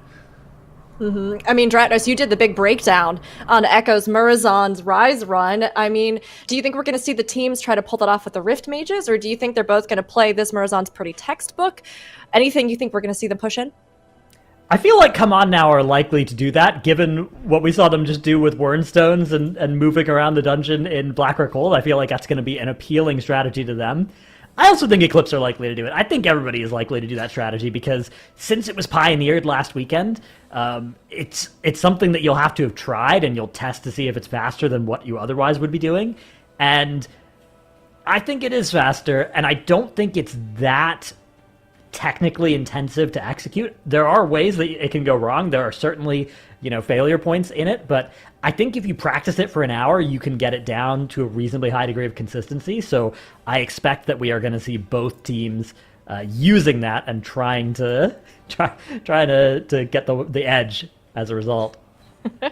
Well, whether or not they're able to pull it off, or if they decide to play it a little bit more traditional, we'll just have to wait and see. This will be Game 2, Marathon's Rise, Eclipse versus Come On Now. If Eclipse takes this, they have secured their spot in the top 4, who will be moving on to the grand finals. And if they do not, Come On Now will have a chance to claw their way back into this competition and in the lower brackets. But one way or another, it's going to be decisive. Tettles, we'll turn it over to you for the action. There's no action. There's only Marathon's Rise here. When the action starts. Do we need to get Razan out here again? I mean, No. Leave that guy home. Leave him in a Taltazar, yeah. Yeah, we gotta keep that guy to Taltazar. What are the affixes here, Redness? It's like Sanguine, isn't it? I believe it's Sanguine and Afflicted. I closed our sheet. Oh, God. Sanguine Incorporeal? Okay, it's Incorporeal and Sanguine. And Fortified, I believe it's a Fortified 23. Yeah, so the big thing you have to actually watch out for is a lot of the teams use the Maiden's Orb to kill to kill off all the trash at the very beginning. But you need to make sure that you don't heal the mini-bosses with that in the process. The way it works is that the Maiden Orb will actually damage any enemies that are stunnable, right? So any of the non-mini bosses, if it passes through them. But of course, that's a difficult thing to set up positionally, and that's if you're already not dealing with Sanguine. AJ's on a rep paladin here, man. All right, so they are dropping the healer here, our Eclipse. Meanwhile, the Maiden is dropping the healer from Come On Now. That's going to be the first death here for our Game 3, or Game 2. I'm saying Game 3 because we've been going to 3-game series most of the day. We'll see if this one is another one where that can happen, but for that to happen, Come On Now are going to have to avoid deaths like that. They don't have to use their battle res at least, which is nice. Rise is actually a wild one. Teams 4 DPS this key during time trials.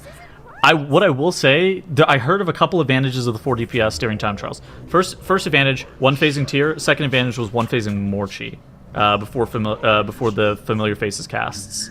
Not before the first Familiar Face cast, but I guess it was 2 phase Morchi technically. But 1 phasing tier was, I heard, a big advantage. I'm interested in seeing if Eclipse are going to be able to get that 1 phase. Interesting. You see the wings coming back up for the Rep Paladin, but we don't really have much more offensive cooldowns. One downside of doing that is that the Resto Druid getting back in combat with the Hot is an important part of the Echo movement strategy. It wasn't a Hot, it was a Wrath.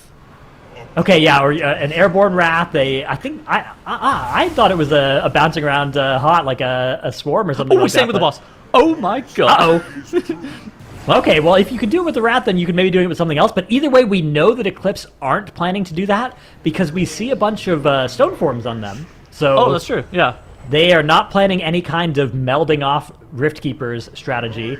They are playing straight up, right? They're just going to run through the dungeon. At most, maybe take 1 Keeper forward with 1 meld and 1 invis would be an option they could do, but they're certainly not planning for the whole summon thing.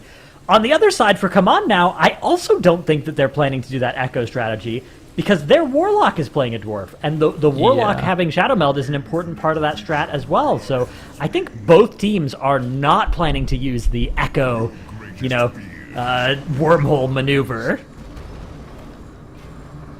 Given that, I actually really like Eclipse's chances because I think, one of the big downsides to it would be if it meant that you weren't going to do that. But if neither team is doing it, I think you'd really be happy to have that 4th DPS. Eclipse, I don't know if you saw this on the left-hand side of your screen. Kira solo soaked that Dividing Strike. So whenever a tier hits that Dividing Strike just on one player, he gains like a damage buff, and it's problematic if he channels the Oath Stone once he has that buff. But if they know that the Dividing Strike's realistically the last thing they have to deal with, they know that Kira can just solo it and not have to soak with anybody else. Yeah, it's not even like a, oh, it'll kill other people who soak thing. It's like a, oh, my Warlock is going to lose 2 globals running in. Like, that's not worth it, right? Yeah. Oh, my Ret Paladin. Like, I'm going to trade my Warlock's 2 globals for my Demon Hunter's meta or something, or Feldev, like that. Yeah. That's just a good trade. Yeah. Pretty cool. Meanwhile, Come On Now are trying to finish off their boss as well. They have 2 deaths on the board already as well. So in addition to those 10 seconds, they are looking at 50 seconds slower on the first boss, 46 seconds. So that is almost a minute already that they are behind here. They would have been a lot slower too if Eclipse And didn't have massive Sanguine Healing on the boss. Yeah, exactly. The Sanguine Healing was a huge thing that slowed down Eclipse by probably about, I don't know, 15 seconds worth of Sanguine DPS as... Ooh, the Gauntlet's starting to get a little bit sketchy here. Dude, AJ running it down mid. Okay, now he's going on the side. I love this Gauntlet. It's so hard though. It's like genuinely quite a challenging bit of content. Well, like, it's something that we've seen MDI competitors get sent back to the front end, right? Like, that happens in this level of competition with this level of players, and it's the same difficulty regardless of what key level you're on. Like, that is a crazy challenging section to try and do it, to one-shot it, and you can see for Eclipse here, it looks like they, oh, okay, they did all get through. They're activating the portal anyways. That is what you need to do to set your graveyard up. If you don't activate that portal, you don't actually get a graveyard up here, so important thing to do. I think in time trials they'd probably forego setting up the graveyard. No, not in time trials, but like on broadcast it kind of makes sense to, you know, we took 3 seconds to set up our graveyard, it's probably fine. Yeah, like if you lose by 3 seconds, obviously it feels bad, but the chance is much higher of losing because you didn't have a graveyard, right? Like yes. That is just a huge risk. Because in time trials it doesn't matter, right? Because you just go again until you get a perfect run, but here it is not acceptable. How do you like tanking this next area with the deviations and the time strike occasionally hitting melee DPS? Yeah, I'm not a huge fan of that, although, you know, when you think about melee DPS, right, your only melee DPS on the side of Eclipse is a plate armored juggernaut there. It's got sanctified plates, got all kinds of defensive action, just bubble as well. It looks like used fairly preemptively there. Oh my God, Chrono just died. But there it is. There's that double strike. Yep. Yep. Exactly. This is exactly what we're talking about. If turns out it's not just your melee DPS. Typically, it's your melee DPS that rip thread on those mobs. Rarely is it your Warlock. But in this it can be tough if you're grouping them, you know? Yeah. Looks like they're going to be all right, though. And it's funny because this area in this dungeon, in both Rise and Fall, is just Death City, right? You just have so many people getting murdered in the sand area. A nice advantage of their composition. Chrono's the person who died there, but now they have the intercession to actually be able to battle res Chrono. So it's not like the end of the world. A nice and fast cast as well. I believe it's instant cast as well for. Oh, is ours going to be able to do this? Sure. Oh my God. We're nice cold. We're cooking. All right, we're back. So the reason you do that is that once you have the Guardian to that portal down, you actually do need somebody to walk next to it to be able to activate it. And their mage is actually going to sacrifice a life and a Cauterize to do that. Have to imagine that was more resources than they wanted to commit to that. So you actually don't even have to have that. Oh my God. Tettles, what has happened here? Oh, we hate that. A deviation is pulled while we were trying to res. Yargi got the res off. All right, we're good. One of our reses worked at least. Yeah. We're so back. You actually don't have to have the Rift Mage dead. You just have to walk over the portal at some point. Okay, so get nice and in range of it.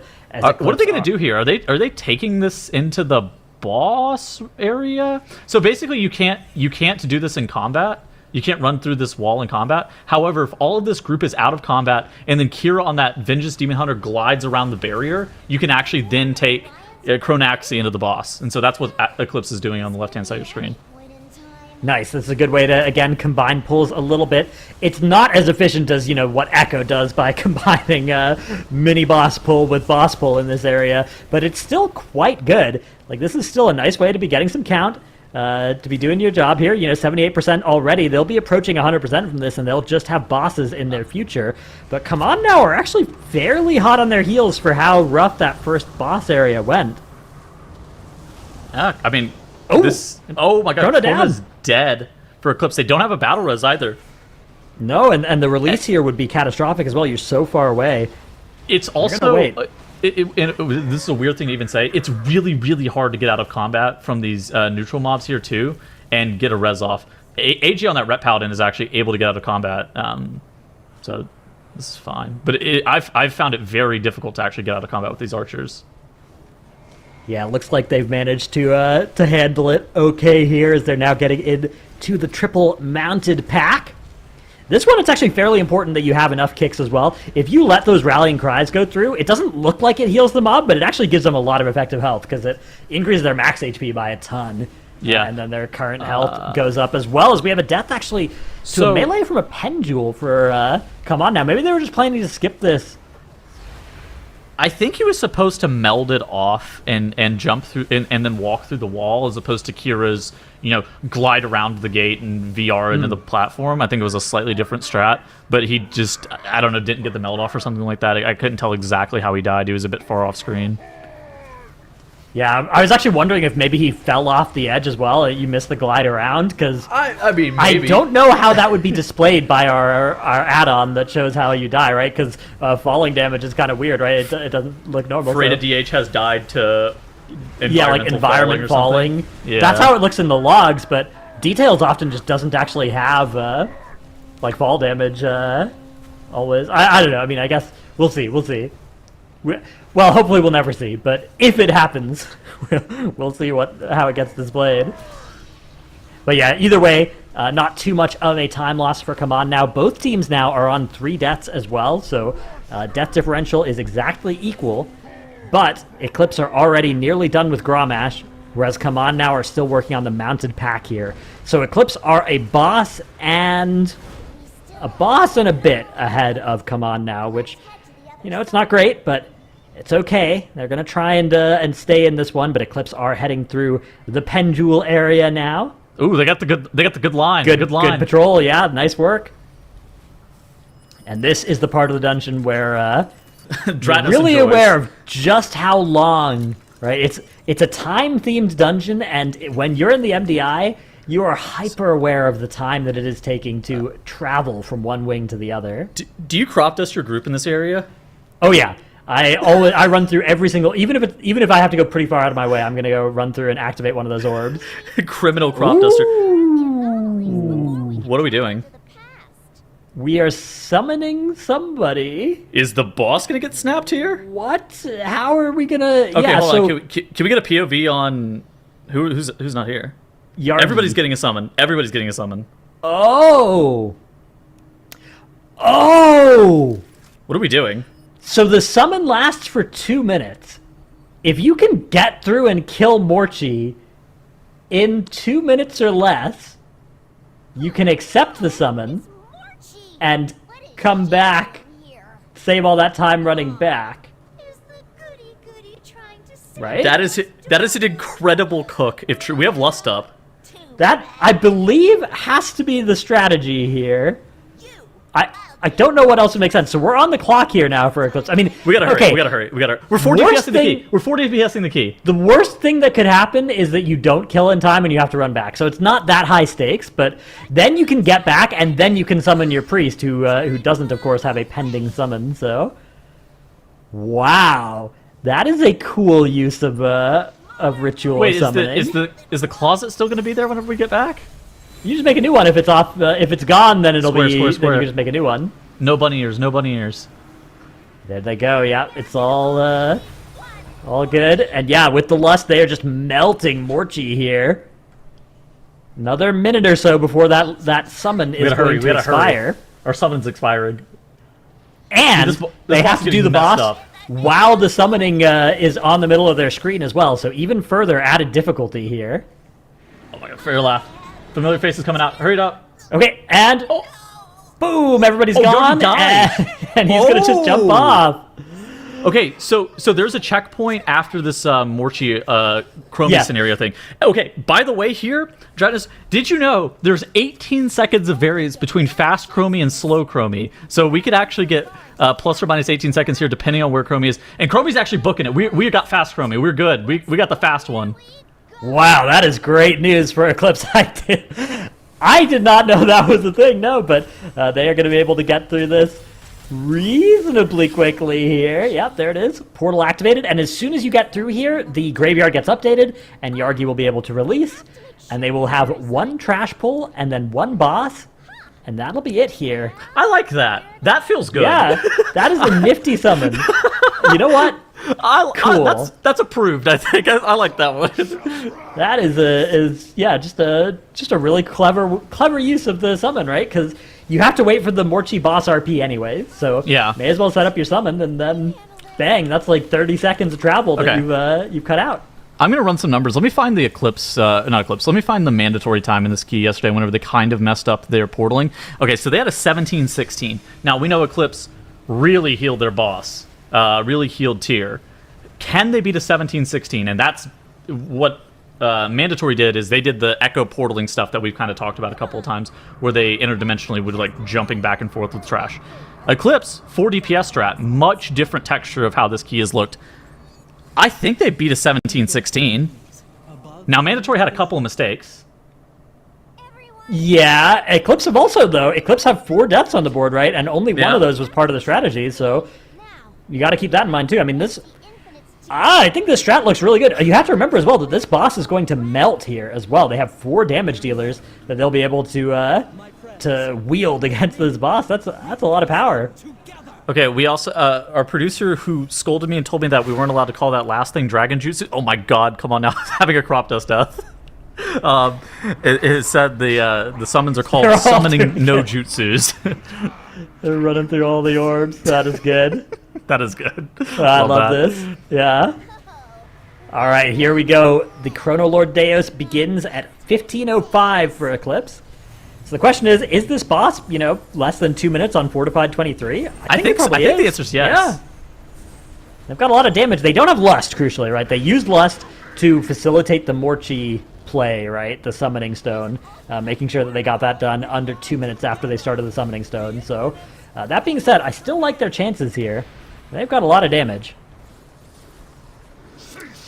Deus also, crucially, dies pretty quickly. At this key level to these teams. Now, a lot of the teams actually have Lust for this boss. I think it's pretty rare that we actually see a team go into the Chromie with 4 DPS and they just burn it. But with that summoning stuff, it really makes a lot of sense as to why they would go ahead and try to burn it as fast as possible, because it actually saves them a lot of time. Yeah, it looks like Command now also sent their Lust on Morchi, even with just the regular comp. Okay. It's interesting. Yeah, I wonder which one is more efficient. I wonder which one's going to get you more time saved in the dungeon. If you skip a Morchi split, that'll definitely be the best, right? In an MDI situation, yeah. In a TGP situation, on like high keys, Battlefield you always have to Lust like Battlefield, right? Or it's the Battlefield really trash is most Battlefield of the time trash, or this boss as well is just. I mean, lusting this boss is really good if the dungeon's going to go long, but the dungeon isn't going to go long for Eclipse. It's going to be finishing up here very soon, because they've just got the last 10% of the boss now, which does, of course, take a little bit longer. That mandatory timer that we were looking to beat is 17-16, and this isn't a perfect run by Eclipse. Again, they healed the hell out of tier. Like, just to be very frank, they healed a ton on that boss. Yeah, but they're still... Here we go. Now all the dragons are spawning in, so they're going to get a bunch of extra damage. It's going to accelerate them over the finish line here as they have to move for the final Infinite Corruption, and Eclipse are maybe going to be able to beat that 17-16. It looks like they are a 17-12 for Eclipse as they punch their ticket through to Sunday and to the Global Finals. Incredibly well played. Congrats to Eclipse taking that victory here 2-0 against Come On Now.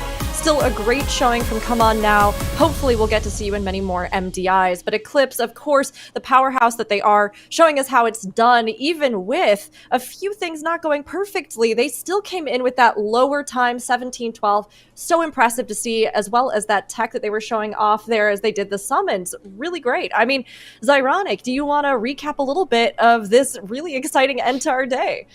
Yeah, and I think the thing that's really exciting is that we now know exactly who our 8 teams are that are going to be competing at the Global Finals.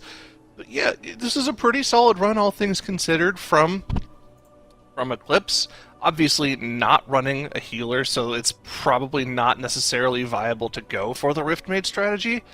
But I think the main takeaway that I have from watching this key is it's pretty insane how good the Rift Mage strategy is if you can pull it off. Because this run was essentially just as fast as what we saw from an extremely scuffed Rift Mage strategy run from Mandatory.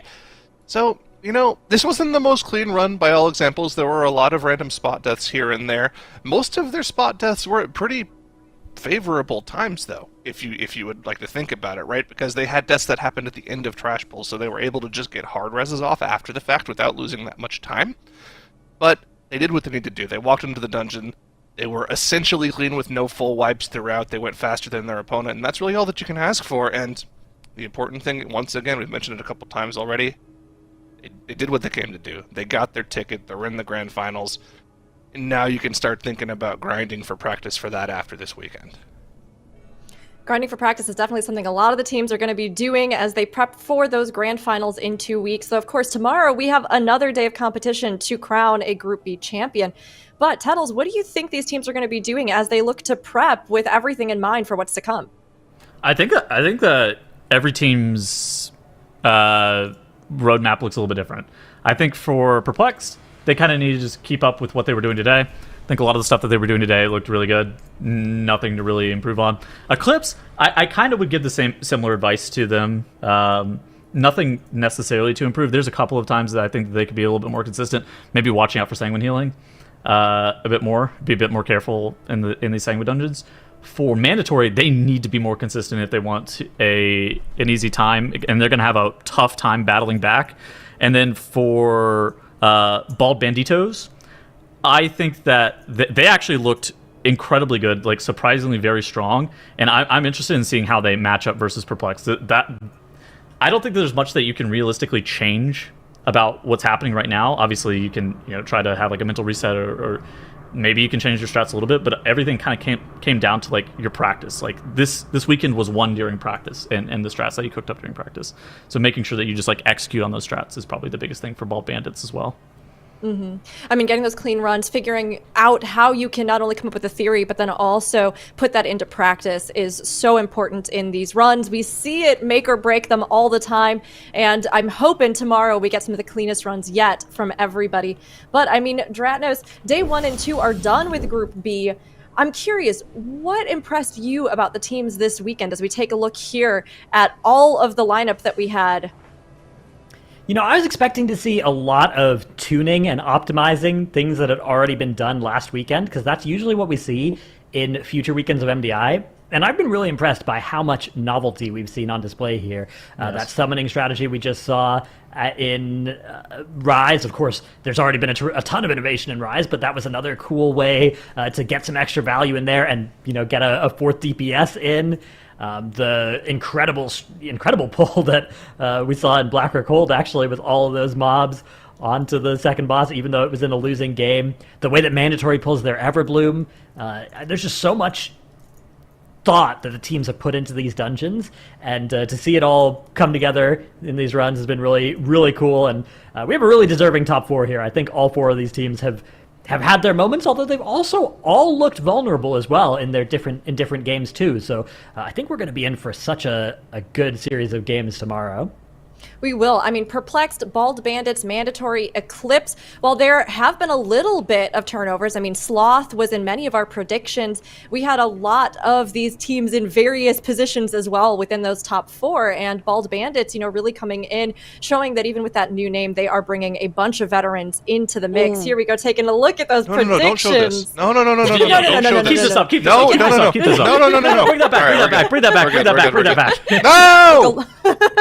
A lot of us really thought Sloth might be in it, And that's part of the magic of the Mythic Dungeon International. That's crazy. You never know what's going to happen until it actually happens. And there's always a chance for the unexpected to occur. I mean, as you can see, a lot of us thought Sloth would be in there, but Bald Bandits also sneaking in. And, their heads aren't only shiny. They're also, as we found out today, really aerodynamic, which helps them in the speedrunning. That's part of their strats, too. So, everybody, it's going to be an incredible day tomorrow. We'll be crowning our champion for Group B.